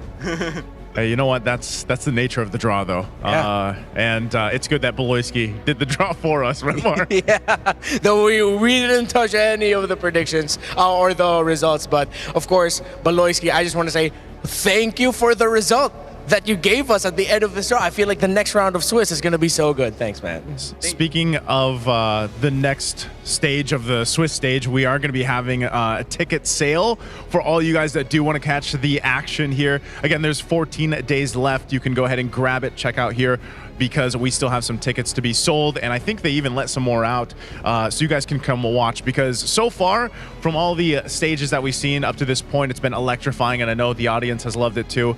They've been here to support all the teams competing, of course, and now that we're getting to this half of the tournament, it's going to be very crucial to see how things fall into place, right? Yeah, and I think now the schedule is ready.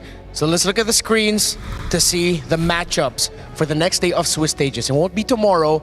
It will be on Tuesday, if I'm not mistaken. December 3rd, I believe it is. December 3rd, Yep. yeah. December 3rd, we're starting off with Twisted and NIP Flash, and then, of course, Falcon Esports and BTK, and CFU and Team Spirit. So no eliminations yet, but by the next one, we're gonna see which teams are going to be advancing forward. But for the day 6 schedule, that's when we start seeing eliminations. Yeah, that's going to be a tough one again. The nature of the tournament, teams have to go home. Vamos versus S2G at KBG and SRG, and Rora and TLID. Just, I don't know, man. Both days, honestly, there's so many good matches to watch. We heard already from Beloyski which ones he's excited about. And I'm sure for you guys as well, especially after seeing what unfolded just today alone.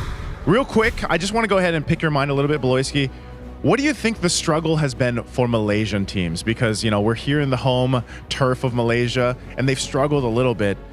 We saw an upset even today. What do you think the struggle, like if you could just say one struggle for the Malaysian teams that you're noticing as a pro player?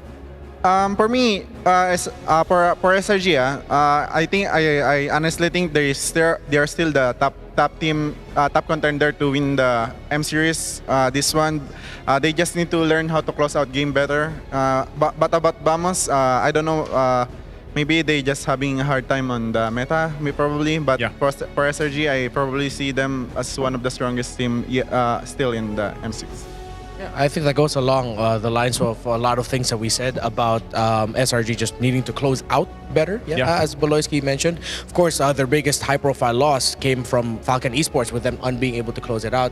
And well, for Vamos, as interesting as their take on the meta is, I think at some point they're going to have to stabilize that. You got to stabilize it. Boloyski, before we wrap things up, any message you want to throw out there, either to Indonesia or the Philippines or anyone in general, to go ahead and close out the day? Anything you want to say? Whatever I draw, I'm sorry, or you're welcome also if you like. Thank you. You know, I'm just going to put it out there. Go to the comment section and say #ThankYouBaloy. #ThankYouBaloy. Guys, that is going to be it for us here. Again, I'm Naisu. This is Renmar and our special guest, Boloyski, to join us for the draw. Thank you so much for joining us today. We'll be back here at December 3 for the next stage. Until then, we'll see you next time.